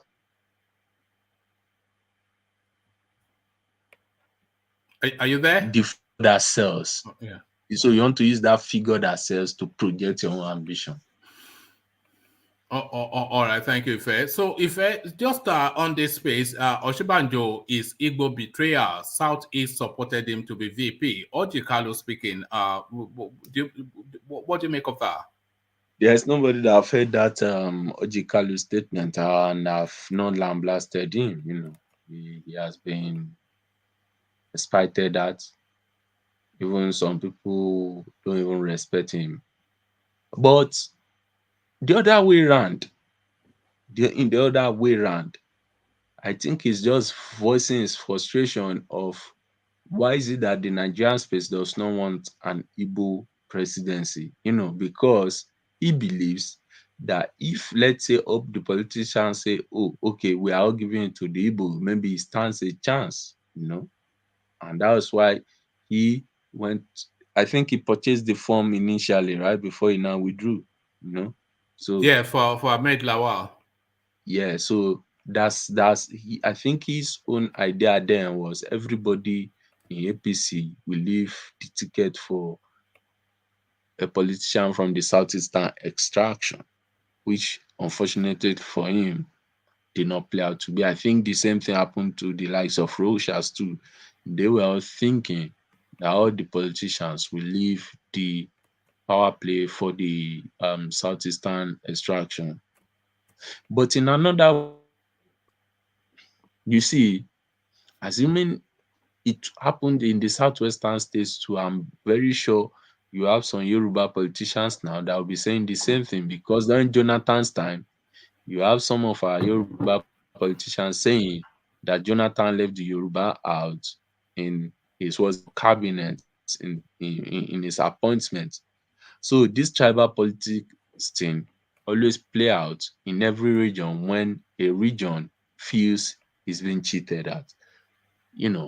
So for me, the way I would look at it is, let us have a system that represents everybody, either through a constitutional change or revamping the whole system again, so that if any southern politician feels that is being cheated, it will be only in his own space, not projecting that blame on another space. Okay, imagine the what's it called? The accountant general now has been arrested by the EFCC for My for God. for 50 billion. Is it 20 80, billion or 80, 50? 80 billion, yeah. Naira fraud. If the Imagine. accountant general is being where do we go? Emefiele is a thief. The accountant general is a thief. The attorney general is a thief. Where do we go? Where do we go now? Where do we go? Where do we go? It's impossible. We are doomed. We are doomed. Peter Obi is a thief. Pandora Papers. Everybody is a thief. Peter Obi is the only savior. He's Look the at only that. savior now in Nigerian politics. It's not in Nnamdi Kanu anymore. It's not in Nnamdi Kanu anymore. That's a different issue now. We're talking of president.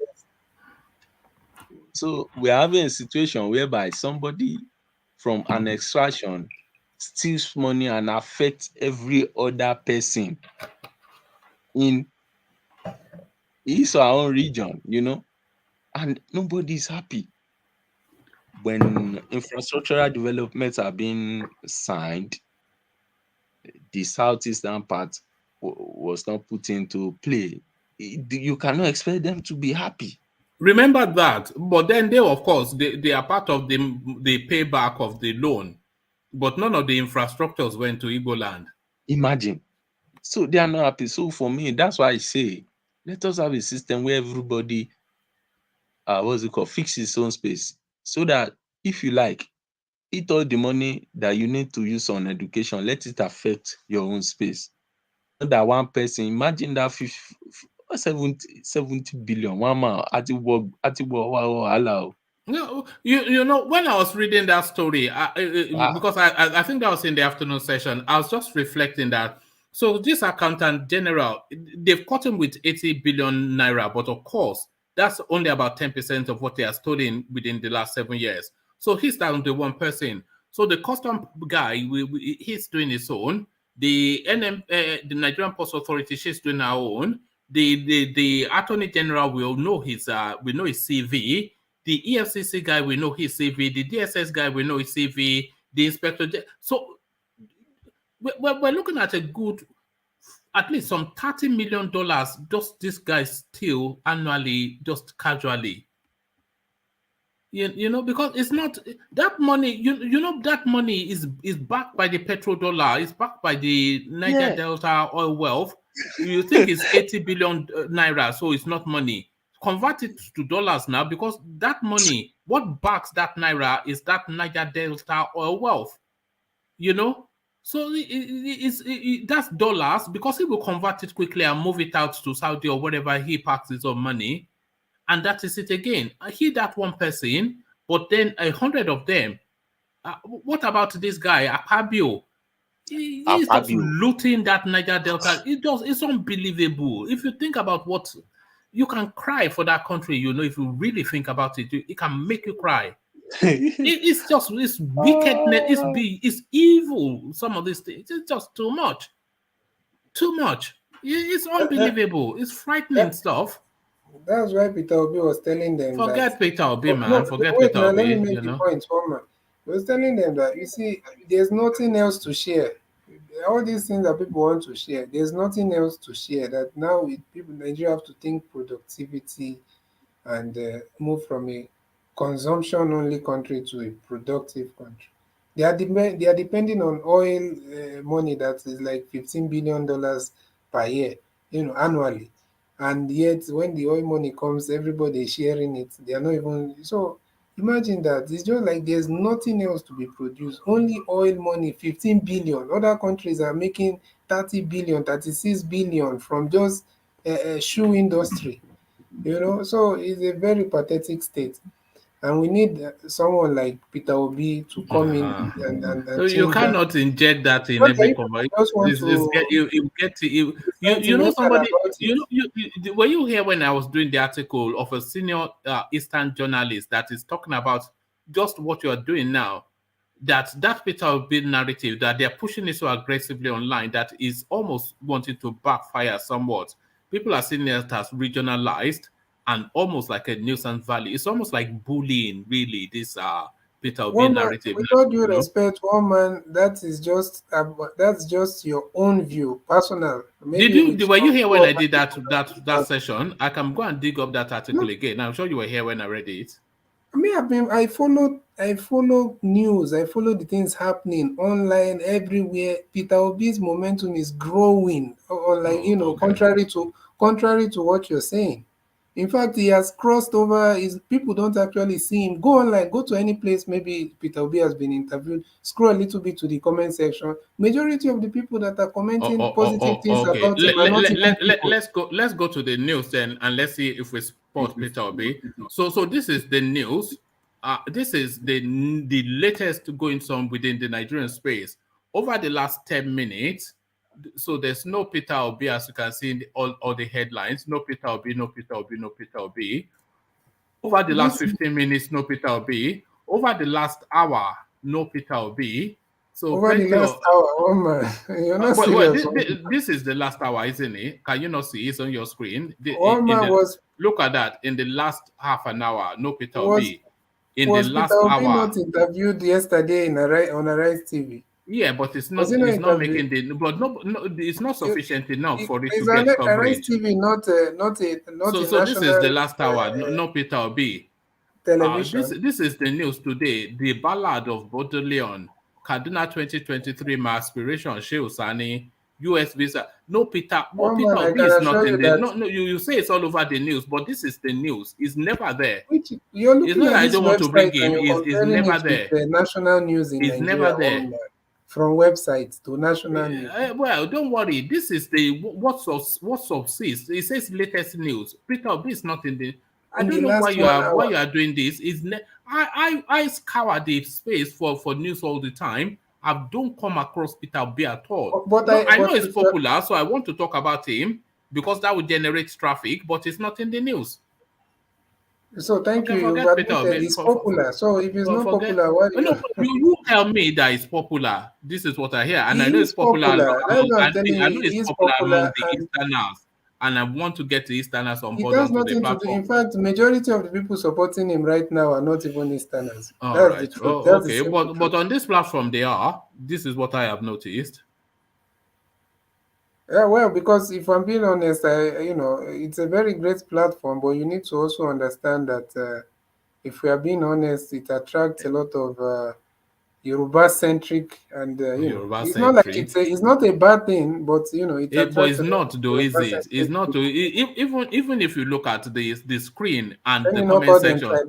But all right. Well, okay. So Charles and Igbo man, X0 and Igbo man, Ife, a man of unknown description, is sort of Yoruba, but not quite in between something or the other. You, of course, are an Igbo man. Igbo from the Delta regions. Thomas, he claims to be an Oyo man, but that's under debate. A Medo man and Igbo man.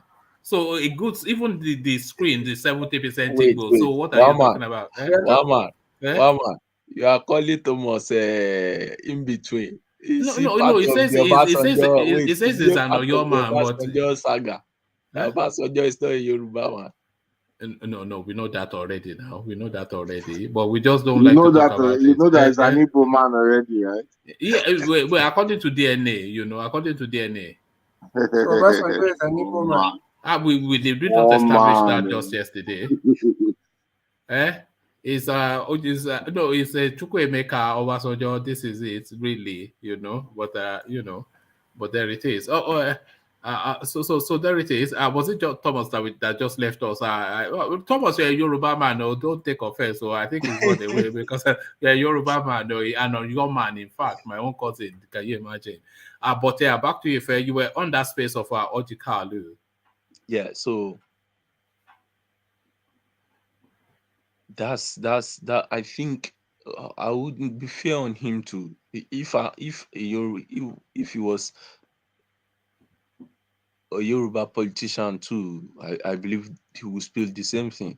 It's not easy that, and they'll know themselves. All this corruption thing, they know themselves. They know that between their circle, all of them are corrupt. So if you are using this discrimination on that space as a people, these are the type of things you'll be seeing from them. These are the type of characters you'll be seeing from them, because in a system that they have to prove to an average Nigerian that they possess an exceptional capacity to govern the space. And when people are frustrated, you don't expect them to be acting right. So that's why he's saying, part of his frustrations, that's why he's saying you can be sweeping the Aso Rock Villa. And you were comparing him to the Tonzeribe type of politics before. Yes. Am I being unfair to make that comparison? It's the frustration over the years in that space. So you don't if they are comfortable in the Nigerian space, I don't expect to see those type of characters in them. If it were to be in the Southwest, this is the same thing that will be happening, you know. And it's not as if it does not happen in the Southwest. We have some of our politicians that will just betray the Yoruba space. And we know they actually do this thing purely for money. They are self-centered, you know. And a politician that feeds that space now is a Fani Kayode type of politician. You know, Fani Kayode is ready to do anything to satisfy his own space. So if we are saying he's an Otonzeribe type of politician, we have an Otonzeribe type of character in every region of the country. That's why I'm looking at it, but it is very, very bad of him to actually say that. You have a Peter Obi that's doing well in that space. Why not join a Peter Obi? Because at the end of the day, yeah, but Peter Obi is a different party. But the northern plans don't look at that when they want to wrestle for power. The northern politicians, they don't think twice when they supported Buhari. And this is what's going to play now. They started the alignment. At the end of the day now, maybe we all wake up on Friday now, you hear that there is mass defection from APC to Kwakwanso party, with the hope that when maybe Atiku or another person grabs the ticket in PDP, they will just say, oh, we are going to join the PDP for the presidency, but we are going to vote our own bloc for the gubernatorial and senatorial elections. So that when they go into the House of Senate and the House of Rep, they will be able to form a bloc. And from there, they are going to partition or share the whole juicy political spaces among the whole political parties that mesh to produce the president. That's going to, that I believe strongly that this is what's going to play out again. All right, thank you, Ife. So, Ife, let me take you to one more space. This space now, WIKE making the news again. When was it ever out of the news? But do you sort of chime with this assertion? Nigerian Bar Association useless, only good at issuing statements. So this is WIKE, of course. If you ever needed the Nigerian Bar Association, it's really during this Buhari administration, for them to flex whatever it is that purports to be muscles of that organization. But we've never heard a squeak outside of a strongly worded statement from the Nigerian Bar Association. Not fit for purpose. Nigerian Bar Association useless, only good at issuing statements. Yemsen WIKE says, do you agree? Yeah, Ife. Why did he, or where did, oh yeah, in what context, why did he issue the statement? No, it was at It was at Justice Mary Odili. She's retired for reasons of, so it was at her valedictory service, right? just passing. She clocked 70 and retired. So he was in that space, in that celebratory mode, and they were eulogizing about the legal profession, etc. And I think he could not stomach it anymore, so he decided to slam them. Yeah, we know he's speaking the truth, This issue that happened recently of the burning of that beautiful lady, the Nigerian Bar Association did not even come out to issue any statement. And we are talking about justice, where the body that has to be the shining light of justice in this system is not even uttering a statement.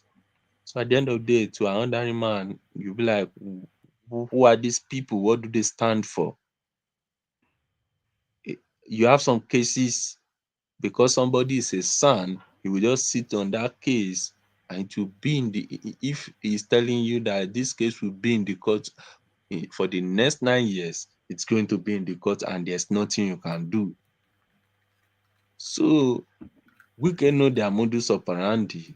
It's just that because of his character, when he speaks, you want to say, oh, WIKE again is controversial, is this, is that, but that's the truth. They are useless. That's why even the Attorney General will be able to take talks to this Odili's apartment at Abuja. We all discuss it on the platform here, So he's just speaking about the plain truth of who they are as a body. And it's unfortunate that even if the political space and the executive space is not getting it right, they should get it right. Before now, we've had most of the people that fought for the democracy we are enjoying were the people in the legal profession. We have the likes of the Ghanaian when it means. May God bless his soul, who are always fighting that space that we have to get things right. Because if the judiciary of any country is compromised, the whole system is going to fall. And the truth is, most people are looking up to them, because at the end of the day, when these elections are being conducted now, you see one lawyer bringing one judgment, election petition tribunal will start again. But if they cannot be compromised, all these things will not happen. But it's unfortunate at the space we find ourselves, this was happening. I just hope they get their house right and get their respect back. They really need to get their respect back from that Nigerian space. Do you think they have been bought off? What do you think? Almost certainly it's they not have that been bought off. It's not that Malami actually let us know what is happening there. It is this Malami guy, either good or bad, he let us understand what's happening in that space, that you cannot really reckon with that space or go and rest believing that they will do the right thing in that space for you. So you just need to sleep with one eye open and one eye closed. If possible, go sleep while your two eyes are open. That's what's happening in the Nigerian political space now. All right. Let me take you on to a different talking point. Atiku, let me take you to the Atiku narrative. Atiku angry over deleted tweet issue, chases out journalist at meeting with PDP delegates. So I don't know if you heard the readout, but he was having this meeting with the delegates in Jos, and then he saw a retinue of journalists. He said he doesn't want journalists there, that he doesn't need them, and summarily sent his security details to give them a good beating. His aides and security details immediately pounced on the journalist, beat them up, and seized their equipment. In the stampede, the camera and tripod of the channel's television crew were damaged in the process. Are you serious? So, yes, oh no, this is it now. Are we seeing now, is this guy starting to crack? Let me give it, it says, it was such a surprise and disappointing scenario to see a presidential aspirant who wants to rule Nigeria behave in such a manner. Even the pleas of the state PDP chairman and other top party members could not persuade Atiku to call his men to order, as he was bent on carrying out his threat. So the reality is right there. Is this guy starting to hemorrhage? Is he starting to crack under the pressure of it, Atiku? Not crack. For me, it's a type of political move. And why did I say that? You know, yesterday I was saying that Atiku is not seen in the corner as a true Muslim. They believe he's more of this type of Jai Muslim like Dan Kwambo. Now, this Sharia issues happen. You have to make a stand to prove to this. Already in the South, we believe that the next president has to come to the South. Okay, to buy some of the Southern space into the way the South is thinking, even the Southern Muslim thinking about this issue. He needed to tweet into the space and say, oh, this is wrong. And we all know it's wrong. But because the vote from his own base are being controlled by these, would I say, more or less fanatics. Yeah, and Almajiri is sort of... exactly. He has to also buy into that space. So what he's now doing now, in my own viewpoint, is he's trying to show to the, what's it called? He has already said, oh, I did not sanction that tweet. Okay, fine. Okay, to show that I did not really sanction that tweet, let me show that I'm also a hard man. Go after these journalists to send a message back to my base in the north that I'm still hardcore. Exactly. So that's the way I interpret that. But we all know what's happening there is just for the power play. You know, he just need to show to his base in the north that I'm still hardcore. I did not really sanction this. These people want to turn the whole thing on my head. So that's the way I interpret that. But only Abi. Yeah, only. Yeah. Okay. But the act itself is wrong. But he has already achieved what he wants to achieve with that tweet in the southern part. Now he's going to now try as much as possible convince his own northern base back that I'm still the same Atiku, I'm still the strong guy. They actually messed up and I'm dealing with them.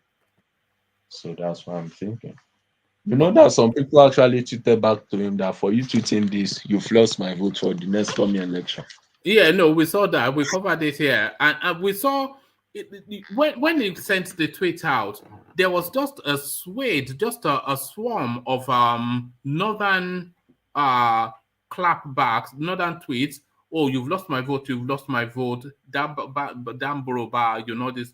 So they just name after Mukhtar Al-Mukhtar Al-Hassan. So all of those names they just swarmed his Twitter.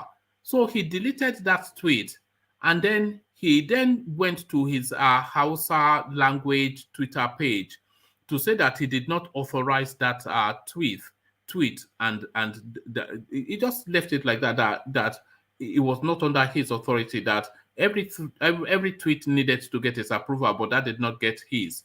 So he tried to dissuade, to persuade them somewhat. But then under that Hausa tweet that he did, Chiamaka, Okechukwu, John, Ebenezer, all of them, oh, you're a bastard, this, that, and the other, this is it, you have no backbone. So you could see the chasm in the country there. The Northerners went after him aggressively for that tweet. He deleted it. And then the Southerners went after him aggressively for deleting that tweet. But do you know what the real joker is? The most curious part of it? The girl in question is actually an Hausa girl. Do you see? It's just it's a real thing.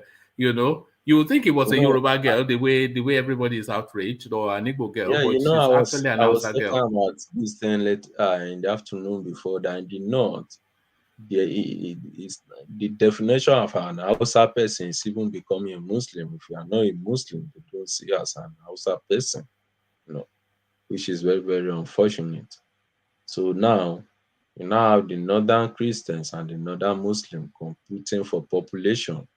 And by competing for population, they are just giving birth indiscriminately just to fill up the space. The Hausa man should not be more than me in population. And the Hausa Muslim should not be more than me, while the Hausa Christian should not be more than me in population. So it's a space that's very, very toxic to them and toxic to their existence. And that's why I'm saying that if this thing is not checked or managed properly, there is a time bomb in that place that's going to explode. And this version of Islam they are practicing there, because I have very cool-headed Muslim guys here who are. Have we lost you? Awkward conversation we can have with a Muslim is there was a day one of my friends asked me, "What do you think about Prophet Muhammad?" You know, that's one of the awkward conversations you can ever have with a Muslim if you're a Christian. Yeah, well, I would avoid that question. Like, no, I did not. I want man, trust me, I did not avoid it. I just told him that, look, let me tell you the truth, and you have to take this as my own personal opinion. Don't place this on every Christian you see. I'll tell you the truth. Your prophet to me is just like another person. And if I want to go deep into biblical analysis, I'll call him a false prophet. You know, I cannot say that in the north. No, that would be, you can say it, but you will not say another word after that. You understand? That's the end of Solomon Grundy. You know, Grundy, you understand? Bye, birdie. Exactly. But these are conversations we can easily have with our southern Islamic counterpart. But what's happening in the north? They just need to. And if you cannot debate a space, it's not good for you, because you just beholden to a certain type of dogma, and you don't even want to explore what's actually happening in the wider space of your religion. You know, there are some questions you ask me as a Christian, I'm dumbfounded. I'll just say, okay, oh, you're alone, you know. Because when they bring these arguments out, you see it for the true facts that they are. But in a case whereby you cannot answer a question in your space or in your belief, and you want to turn it to an aggressive encounter, it actually shows that you are being defeated in some ways. You know, that's the way I look at these things. So they just need to get their act right. Unfortunately, at times for their politicians to usually sway votes, because this set of people have that population they need, they will just go into them and cajole them for their votes to project the ideology, which is wrong.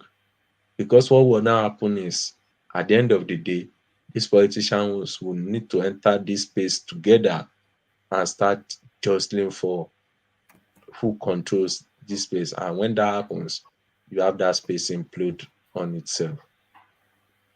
All right, thank you, Ife. So thank you, Ife. Let's go on from you, Ife, to Nsibidi, to make sure we cover all the voices. So Nsibidi, are you still there? Yes. All right. So then, of course, no surprises. I'm taking you first then to the Ojikalo space. Osinbajo is Igbo betrayer. Southeast supported him to be vice president. I'm sure you don't agree with any of those comments, but what are your thoughts on that, Nsibidi? Oh, well, I believe I don't agree with the fact that he just said Southeast supported him, and also I wouldn't use the word betrayal, but I think because it's not like there was like an agreement. I don't think there was an agreement, so I wouldn't say betrayal, and I also wouldn't say Southeast supported him, because that was obviously you read the results the other day, and you most of the southern space, southeast, they supported Goodluck Jonathan. But you see, there's also there's also hold on, CVD. Hold on, CVD. Okay. Just hold on. Don't say anything. Hold on. Just hold on right there. I think Igbo has a comment for us. Yeah. Oh no, you were snoring. That's what we're listening to. What is here? We hear you snoring. Look at this guy. No. I was not snoring. You were not. The whole platform was hearing you snoring. So what do you mean you were not snoring? God. I shouldn't have mentioned your name. I should have just put you up. Look at this guy. God, I've been listening to all what you guys are saying. Maybe come on. I think you dozed off for like 2 minutes, but it's okay. Okay, no, it's fine. No, it's fine. You've had a long day. Even me, self, I didn't even know. So what are we talking about? No. It was in CBD that I was talking. It was only because we were snoring that I brought you up. Okay, sorry. But why will I be? I should be able to keep my mic up. No, it's fine. It's fine. Carry on. We'll be rounding off not too long. So we'll come back to you in a moment. But let's get back to CBD. So in CBD, back to you. Yes. So, like I said, I wouldn't look at it that way. I would say, I wouldn't say betrayal or supported, because obviously the Southeast and South went for, unless he's talking about 20. Well, I think he was referring to 2015, right?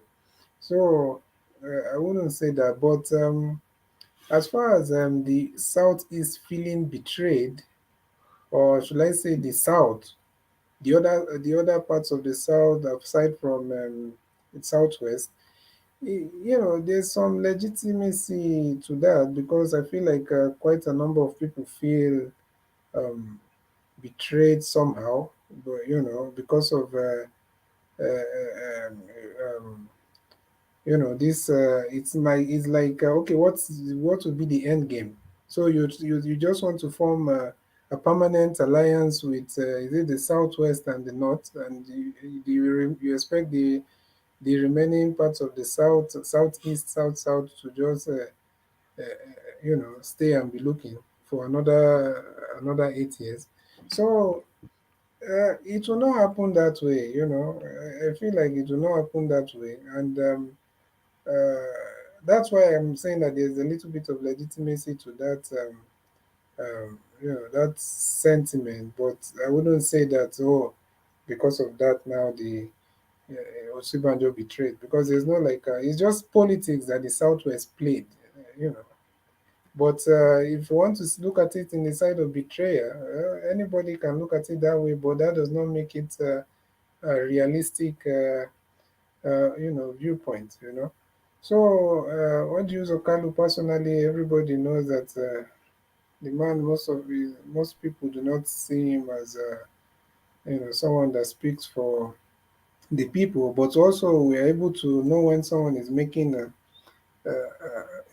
statement that is not entirely dismissible. It's not an entire statement that you can just throw away like that, because there's some truth to it. Because the South is definitely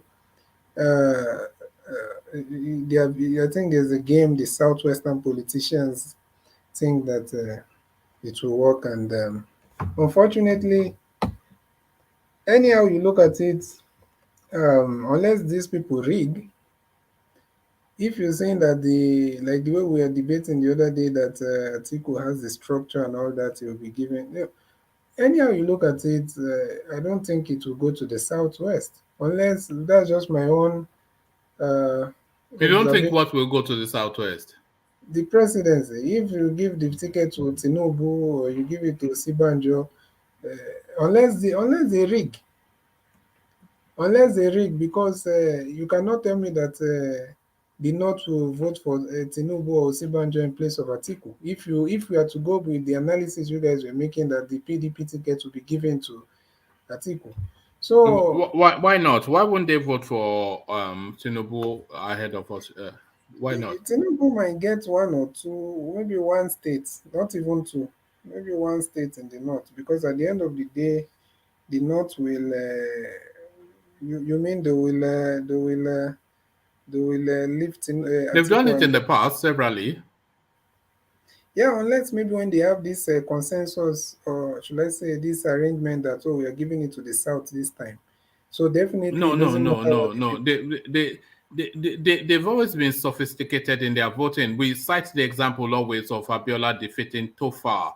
Even in his own local government area, would you believe? He defeated him handsomely.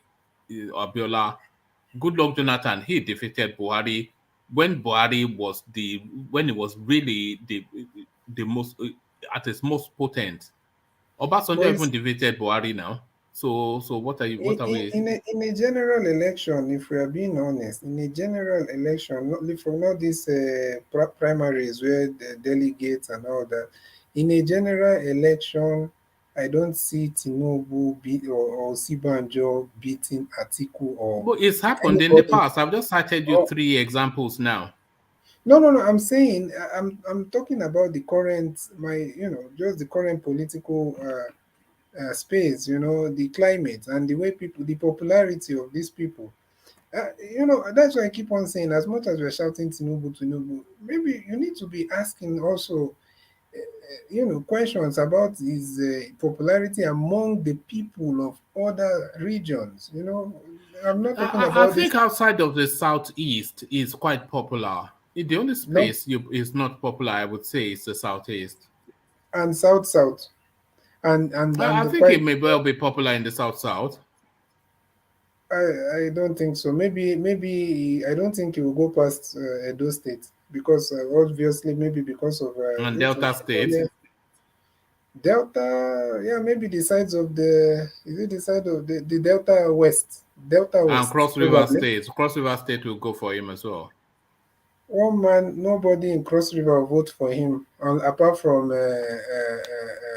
if they rig. There's no way. I'm talking about the people now. I'm not talking about these primaries No, and we're talking about the people as well, yeah. That's what I'm saying. Which people? The Cross River you're talking, if you The don't only space that I don't see Tinubu commanding any sort of popularity are the core southeastern states. Obviously, that one is for sure. Yeah. That's for sure. But I'm telling you, South is this. And there it is. Something percent. I can say, okay, because of, this, I think there's some close, there are some parts of Edo State, I think they speak Yoruba, right? And also, apart from that, the Oshomole and all that influence. And they know Tinubu, that one I can't argue. Some parts of Edo State will go for him. And Delta State, if you ask me, it will not exceed Delta West, West and the Shekiri region and all that. Then where else? To be honest with you, I don't see any other place. If I'm being honest, that's just me. Maybe I'm wrong, but I don't see any other place. So when we are shouting Tinubu, Osinbajo, all these people, it's just because of we are looking at it from a Lagos and southwestern standpoint. And Lagos also, it's a but that narrative is not applicable to Peter Obi. We're not looking at Peter Obi from a southeastern standpoint. Yeah, because if he has national appeal. Peter Obi has national appeal. At the moment, yes. There's no But Tinubu and Osinbajo, they don't. Yeah. Osinbajo, I've just. But you know the one that came yesterday telling us not to be tribal on this platform. It's not about being tribal, one man. Right. I am just giving you a realistic analysis. For Osinbajo, the thing is that Osinbajo maybe some 8 years ago, I'm telling you, everybody, including the village people in the east, will go for him. But you see, the thing is that right now, Osinbajo has spent a lot of time with with this administration and everybody. I mean, so many people, if not everybody, obviously, but many people see him as part and parcel of the predicament that we are facing. And apart from that, also he's in the same, APC. Those are some. Those are some. Those are some. This is what Kanadio is saying to you. It says Nsebede Tinubu or Osinbajo will be okay in Edo Delta and Bayelsa, especially Osinbajo. So yes, Kanadio, what Nsebede tries to do is to demarket other candidates because he feels that enhances the broad appeal of Peter Obi. So that's what he does. I don't do that. And also Kanadio cannot be correct because I think he said Edo, Delta, and Bayelsa. Yes. There's a very, the problem you people usually think of Delta. Okay, who are the majority tribes in Delta? And Delta is not an homogeneous state. I hope you know that. Delta itself has the Igbos, the Aniomas. You can call them the Aniomas or you can call them the Igbos. You have the central, which is Urobo and Isoko people. Then you have the southern part of Delta, which is the Ijaw people. Then you have the southwestern part of Delta, Ishekiris. So when you're saying Delta, which region are you looking at? Delta as all one, of them will vote for. All of them will vote it's for not possible. Tinubu. You go to. Don't worry about it. They will. You go to you go to They will Delta vote for North, Tinubu where over you have Peter Obi any day of the week. You expect Igbo people of Anioma to vote for Tinubu, or Of when course. you're talking about Bayelsa, you think where is the popularity of Tinubu in the same place where the same person that orchestrated the exit of their son, and he's not that popular in Bayelsa, so just leave it there at Edo. To be honest, own the whole of Edo, but let's say for the sake of analysis or projection, let's make it at least 45% of Edo or 40%. So let's not go beyond that if we are being realistic. And you're talking about the North. What is this one talking? Carry on. Yeah, just talking carry on. about, if you're talking about the North, it depends on who PDP will present, and also unless they will rig, that's what I'm telling you, that unless there is some kind of planned or arranged or rigged, rigged. But if you're going by a normal election process, just forget it. No matter what PDP presents, if they present Tinubu, if they present Atiku, or they present Peter Obi, or Tinubu don't stand a chance, if in my own opinion. So that's just how I feel about it. And so for the first, like what I was saying earlier on, is just, let me just conclude by saying this. I don't see it as a betrayal because there was no, it's just something that people are supposed to use their own initiative to do, because it's not a matter of betrayal, all that. This is all politics, and everybody is playing politics to, for their own benefit. So, but what Ekweme, I saw Adanle Koko argue, saying the contrary. Was it in the afternoon and all that? But I couldn't get him. What Ekweme did, Ekweme was in the most advantaged position to run under PDP in 1999 and win. Because then, forget about structure. Most people didn't have that structure. Who is at the top of the political parties and who is the big man in the political parties. But because of what happened, it was clear that for justice, he should support. They went to, there's this guy that was talking about it on which station? Was it Channels or Arise? They had a meeting with Ekweme. They all agreed and told him that, even he himself agreed that this thing, they should support candidate, which was Obasanjo. And they supported Obasanjo. And that's because Ekweme, it would have caused a rift, a very in the southwest and the southeast. And Ekweme did that for Obasanjo and for the southwest. So that is this. Maybe that's the same thing someone like Ojuzo Kalu is trying to say, but he did not put it, in the correct way. So there should be like it's not that you owe anybody anything, but it's more like using your initiative and trying to maintain that harmony, that social and political harmony of the entire South. Then coming out there, you want to do this. So, okay, what will be the result? Let's say they give it now to Tinubu or they give it to Osinbajo. So you expect Igbo people or even some part of the South, you expect all of them to just stay and be clapping all the way through 8 years and say, oh, we are satisfied. There will be a lot of discontentment now and a lot of agitations, and rightfully so. So that's what I think about that. All right, thank you, Simbidi. So, Simbidi, let me go on to Thomas, who has been in and out of the session all the way through. So, Thomas, are you there now? Yes, please. All right. So thank you, Thomas. So, Thomas, then let me take you to the space. No one has spoken on this yet. So, African Development Bank Chief AKINWUNMI Adesina rejects 100 million naira APC presidential nomination forms. So he never indicated that he was into politics. He never indicated any interest in being president. I'm not sure that he's even a member of the APC, but some shadowy figures that have 100 million burning in their pocket, they went and procured a form for this guy. So very graciously says thank you, but no thank you. So what are you then making of Adesina categorically ruling himself out?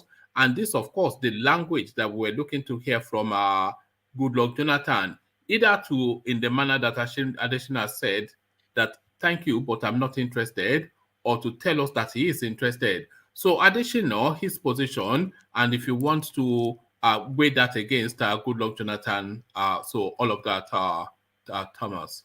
Yes, one man, good evening once again. To me, the man is not interested. He's not interested in any way at all. Because if the guy is interested, even it will make known his intention earlier than this. So people buying form from him, nah. He's not interested. If he's interested, he will have let us know that he wants to run for the president. If you want to wait, and you likely said now, the man said no. That means he doesn't want to run. But Goodluck Jonathan was lingering for weeks. Is he joining APC? Is not joining APC. Is he buying ticket? Is not buying ticket. Is this so? Has he submit form? He has not submit form. It's just lingering. And this man, he took a position. I am not running. Simple as ABC. So at least to me, he's a man of integrity. Is somebody that I know. I've said it on our platform before. So it is a man of integrity. If he's not running, he's not running. And I rightly know if the man wants to come the political space, people will sympathize because the man has been there for so long. Like you just imagine now, AKINWUNMI come out is from Ogun State, come out as a governorship candidate for Ogun State. People will vote for him. But maybe that man, his choice is not politics to me, because he has the chance to even claim Ogun State ticket as a senator. He has many chance to claim many positions in that country. But maybe he's not into politics. So I give him kudos for coming out, say it point blankly, I'm not running, I'm not interested. It's so that we can differentiate from the Goodluck saga and his own saga. So I commend him. I commend him. I respect him a lot. One man. All right, brilliant. So to the Ojikalu space, as you know the backdrop, Osinbajo is a betrayer. Southeast supported him to be VP. Is it just talking yam head nonsense, or do you agree with his commentaries, Thomas? No. It's nonsense, one man. It's quite nonsense to me. The person that can say Osinbajo really betray, I can say Tinubu. And Tinubu is not from the southwest, from the southeast rather. So to me, I'm still saying it tomorrow. if you want to talk morally, we can say Osinbajo betrayed Tinubu because they are in the same caucus. They are one. We can say Tinubu made Osinbajo in a way. But if he's saying Southeast, I don't know the correlation between Osinbajo and Southeast in any way. I don't know. The man is talking nonsense, one man. The man is talking nonsense. To me, it's nonsense. All right, thank you. And Atiku angry over deleted tweet issue chases journalists out of meeting with delegates. So Atiku now, is he starting to crack? Is he hemorrhaging under the pressure? But I don't know how far that true is, one man. It doesn't sound. If it is true, that man, we should watch out for another another Buhari in making. Because he hasn't even got the power now. He's been like a dictator to me, or he's been like a strong man, beating people, smashing their camera, taking their iPod from them. It's not, if it is true. But I don't think that man can go to that route because Atiku is a respected person that people will respect. No, this happened in a public space now, and the crew actually, they were channels television, so it's not some obscure story. And this was being reported by some of the people's interview where it was the chairman of APC in Plateau State, which was something Bako. So he gave them an account of what transpired. So has some veracity. Oh yes, as you said, it has some veracity. No, Atiku is going the wrong way. That means the tweet he tweeted, that means it is just, and the man rightly said, he clarified. He said, "I'm not the one that tweeted. It's my media handlers that tweeted." So we can't actually say this man is even against what these people did by taking down this lady. We can't actually say. I'm still, one man, I'm still waiting for Atiku to make a position on this matter. He hasn't made any position. Maybe what those guys did is barbaric, or maybe is in line with the Islamic, or maybe they are criminal. The man should make a position. Even after deleting the first tweet, fine. Those people that didn't say anything, fine. Or Tinubu's, all of them, they did fine. But now you are out there. You already tweeted. You said you are not the one that did that. It's your media handler that did that. Now you deleted it. Then come out, make a position, let people know where you stand. Are you standing with the northern oligarchy, the bad ones that did this act, or are you standing with the people that said this thing is barbaric? So he hasn't taken any position, and for him to go to this route, beating it's this media house, it's not that some is small boy making cameras. These are very mainstream media house that everybody know. Channels is there, has been there. They have taken award for so many years. So it's for him to do this. Is barbaric. No, I don't know why people normally attack media. They are there to do their job. They are there to do their job. If you don't want people to capture you, you will go in a secret place to make your meeting. One man, you remember some meetings, they will said it categorically, we don't want media, and the media will stay away.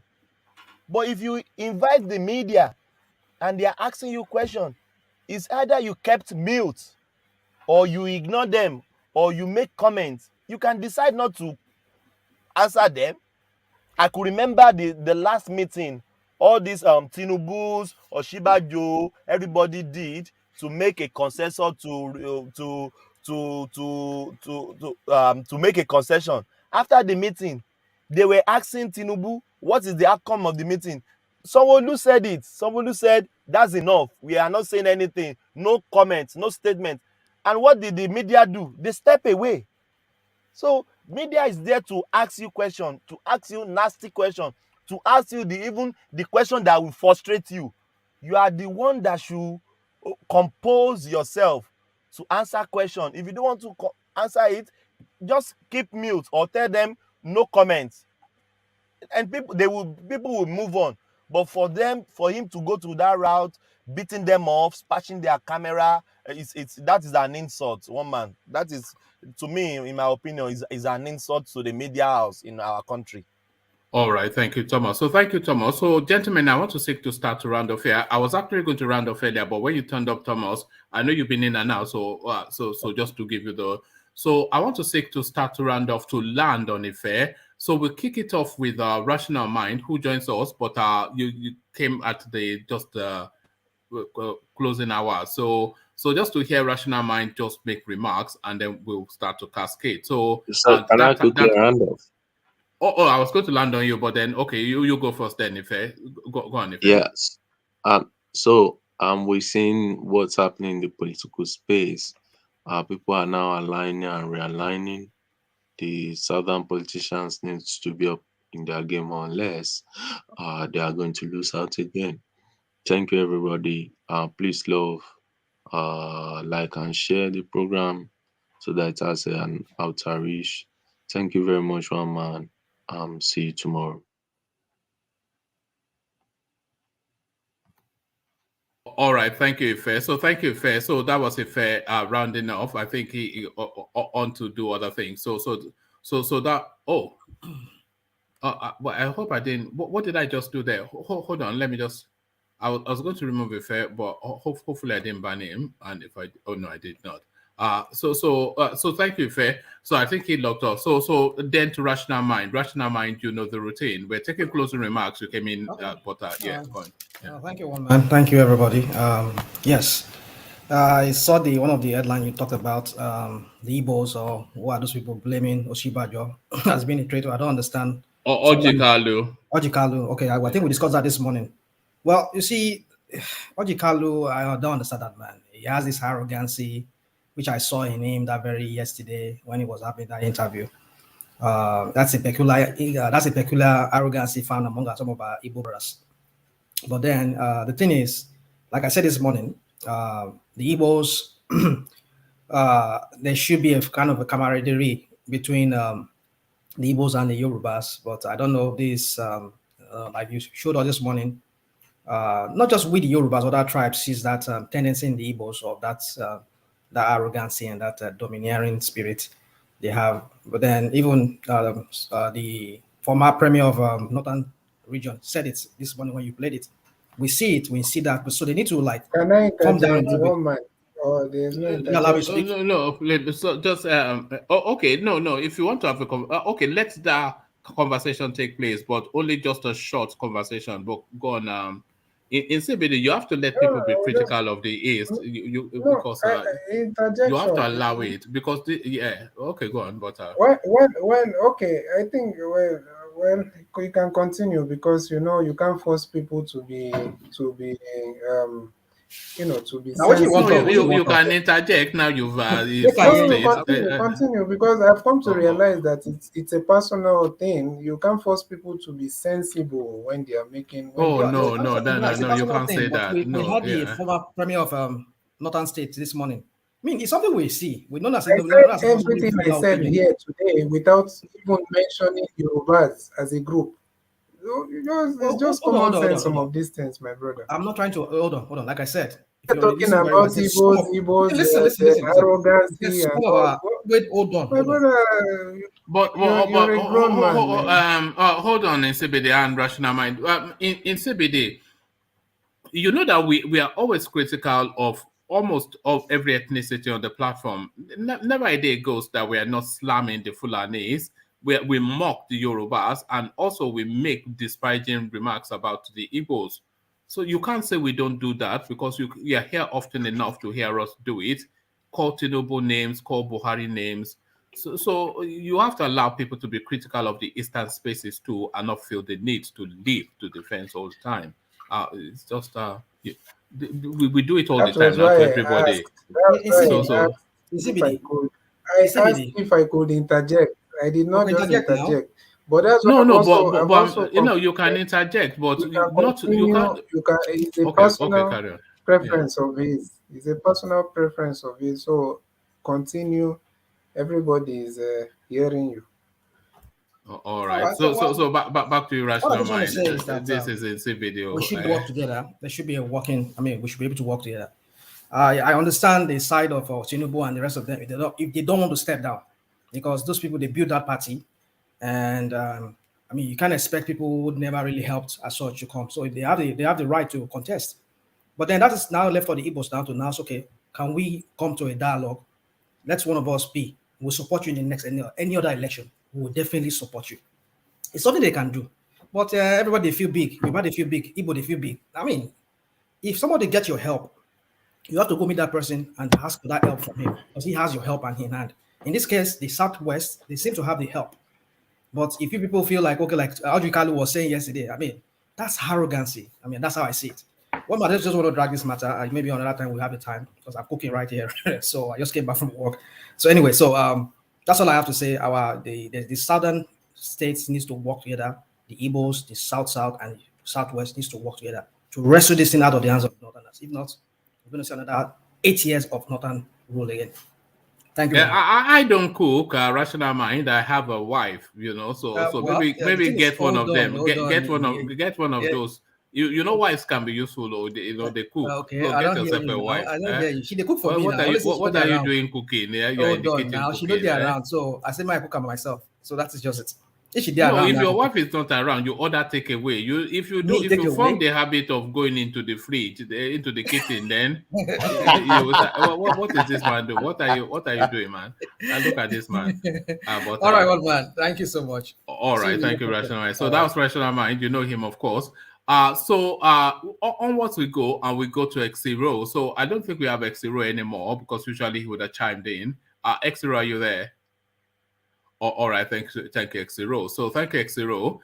Ego, to fulfill all righteousness. Are you there, or are you in the land of the North? So yes, it's not in a way. It's so thank you, Ego. Sleep well. So that was Ego. Joins us regularly from Nigeria. So well done for doing that, Ego. So we go on then to in CBD with Thomas to have the final word. In CBD, you know the routine. Yeah. I think we've said everything that needs to be said. You know, all these politicians, all these people, let's just continue, you know, holding them accountable. You know, everybody's holding there, but to the credit of the East, if you like, say it's tribal, whatever, but to the credit of these people hold a lot of their politicians accountable more than any other region right now in the country. And that's why sometimes when you go to the East, you'll even be surprised. You'll be like, is not really, you know, in the Nigerian standard, it's not really as bad as people think. It's because of the Igbos, or should I say the Southeasterners, they are holding, you know, the kind of standard they are holding these guys to. They don't have any excuse. We are not looking. We should not be accepting all this. Somebody build maybe maybe 20 kilometers of road, and we are now saying that they have tried. You know, when we know that they can do much more than whatever they are doing. So we need that accountability, and you know, all these things we are talking.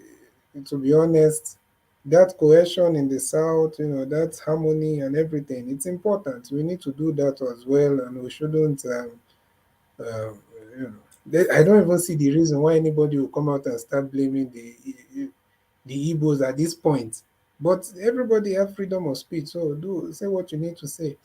But at this point now, it doesn't even make any sense. It just seems like you're trying to you're trying to divert attention from yourself. If you're saying, oh, Igbo arrogant and all those other words that you're you know, trying to use, or you might be, you know. So at the end of the day, we need that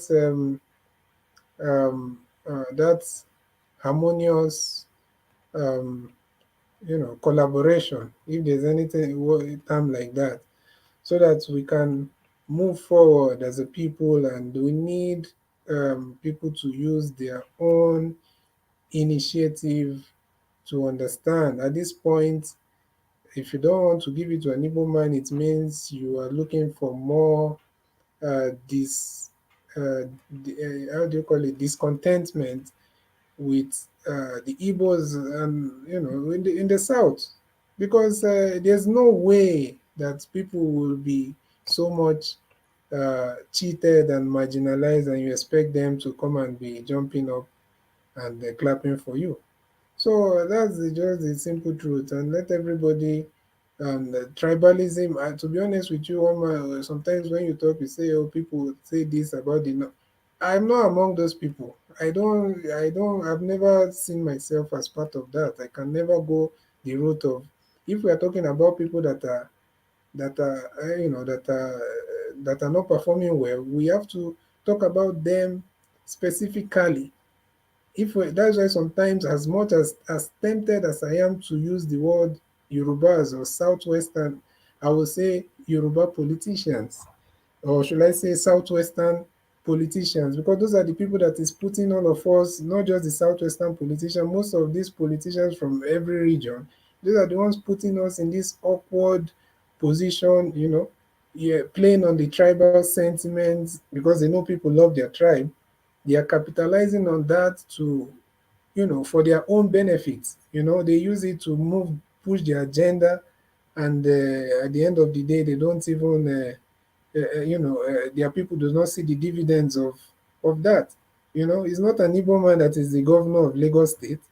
It's not an Igbo man that is the governor of Kano or should I say Bayelsa. So we need to understand that at the end of the day, it's not about generalizing people.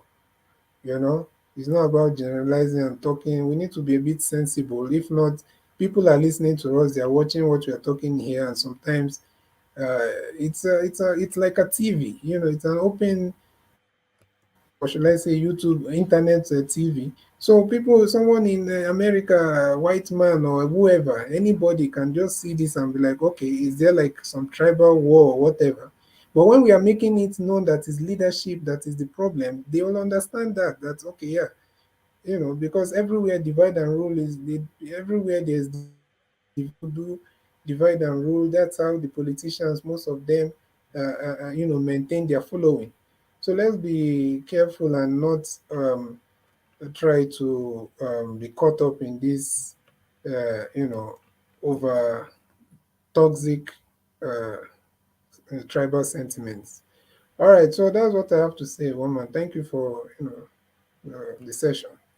All right, thank you, Insibidi. Always a delight in your company. So the final word goes to Thomas. Thomas, just a short closing remark to round things up for us. Thomas, ladies and gentlemen. Yeah, thank you.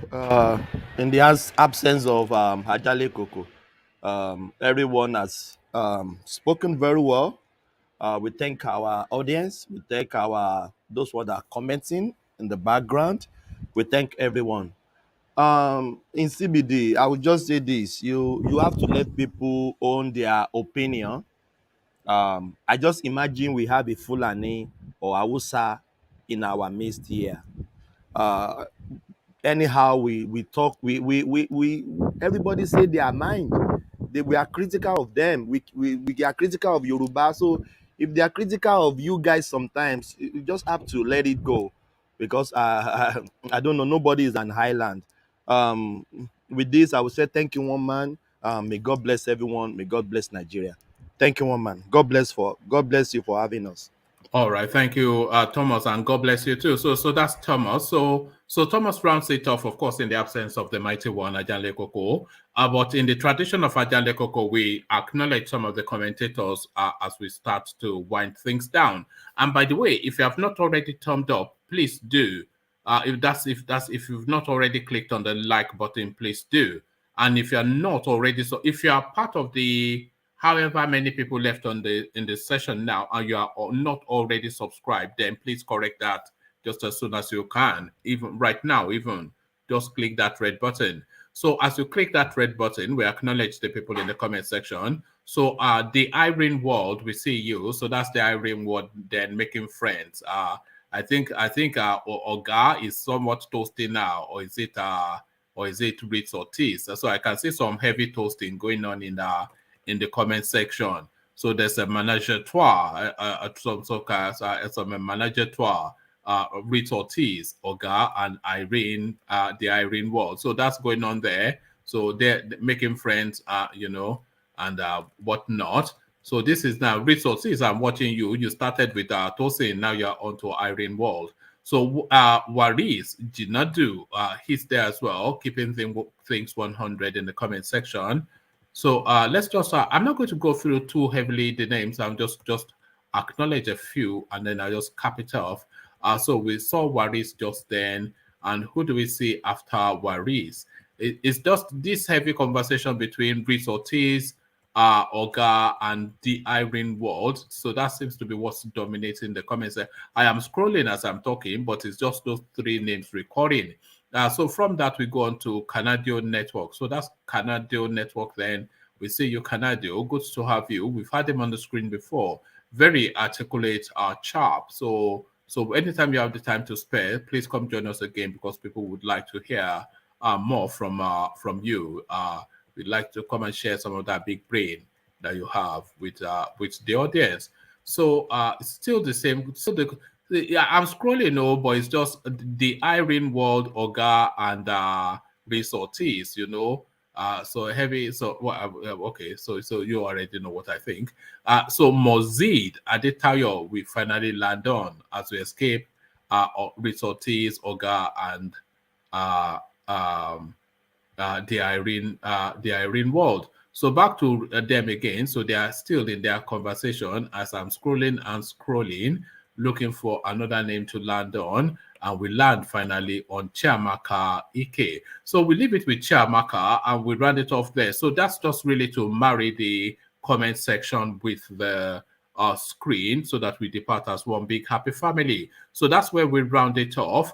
But only really to reconvene, as you know, tomorrow, where another round of another round of conversations for us to be alarmed, aghast, and even laughing at. So all of that in the mix. So I'll leave it here.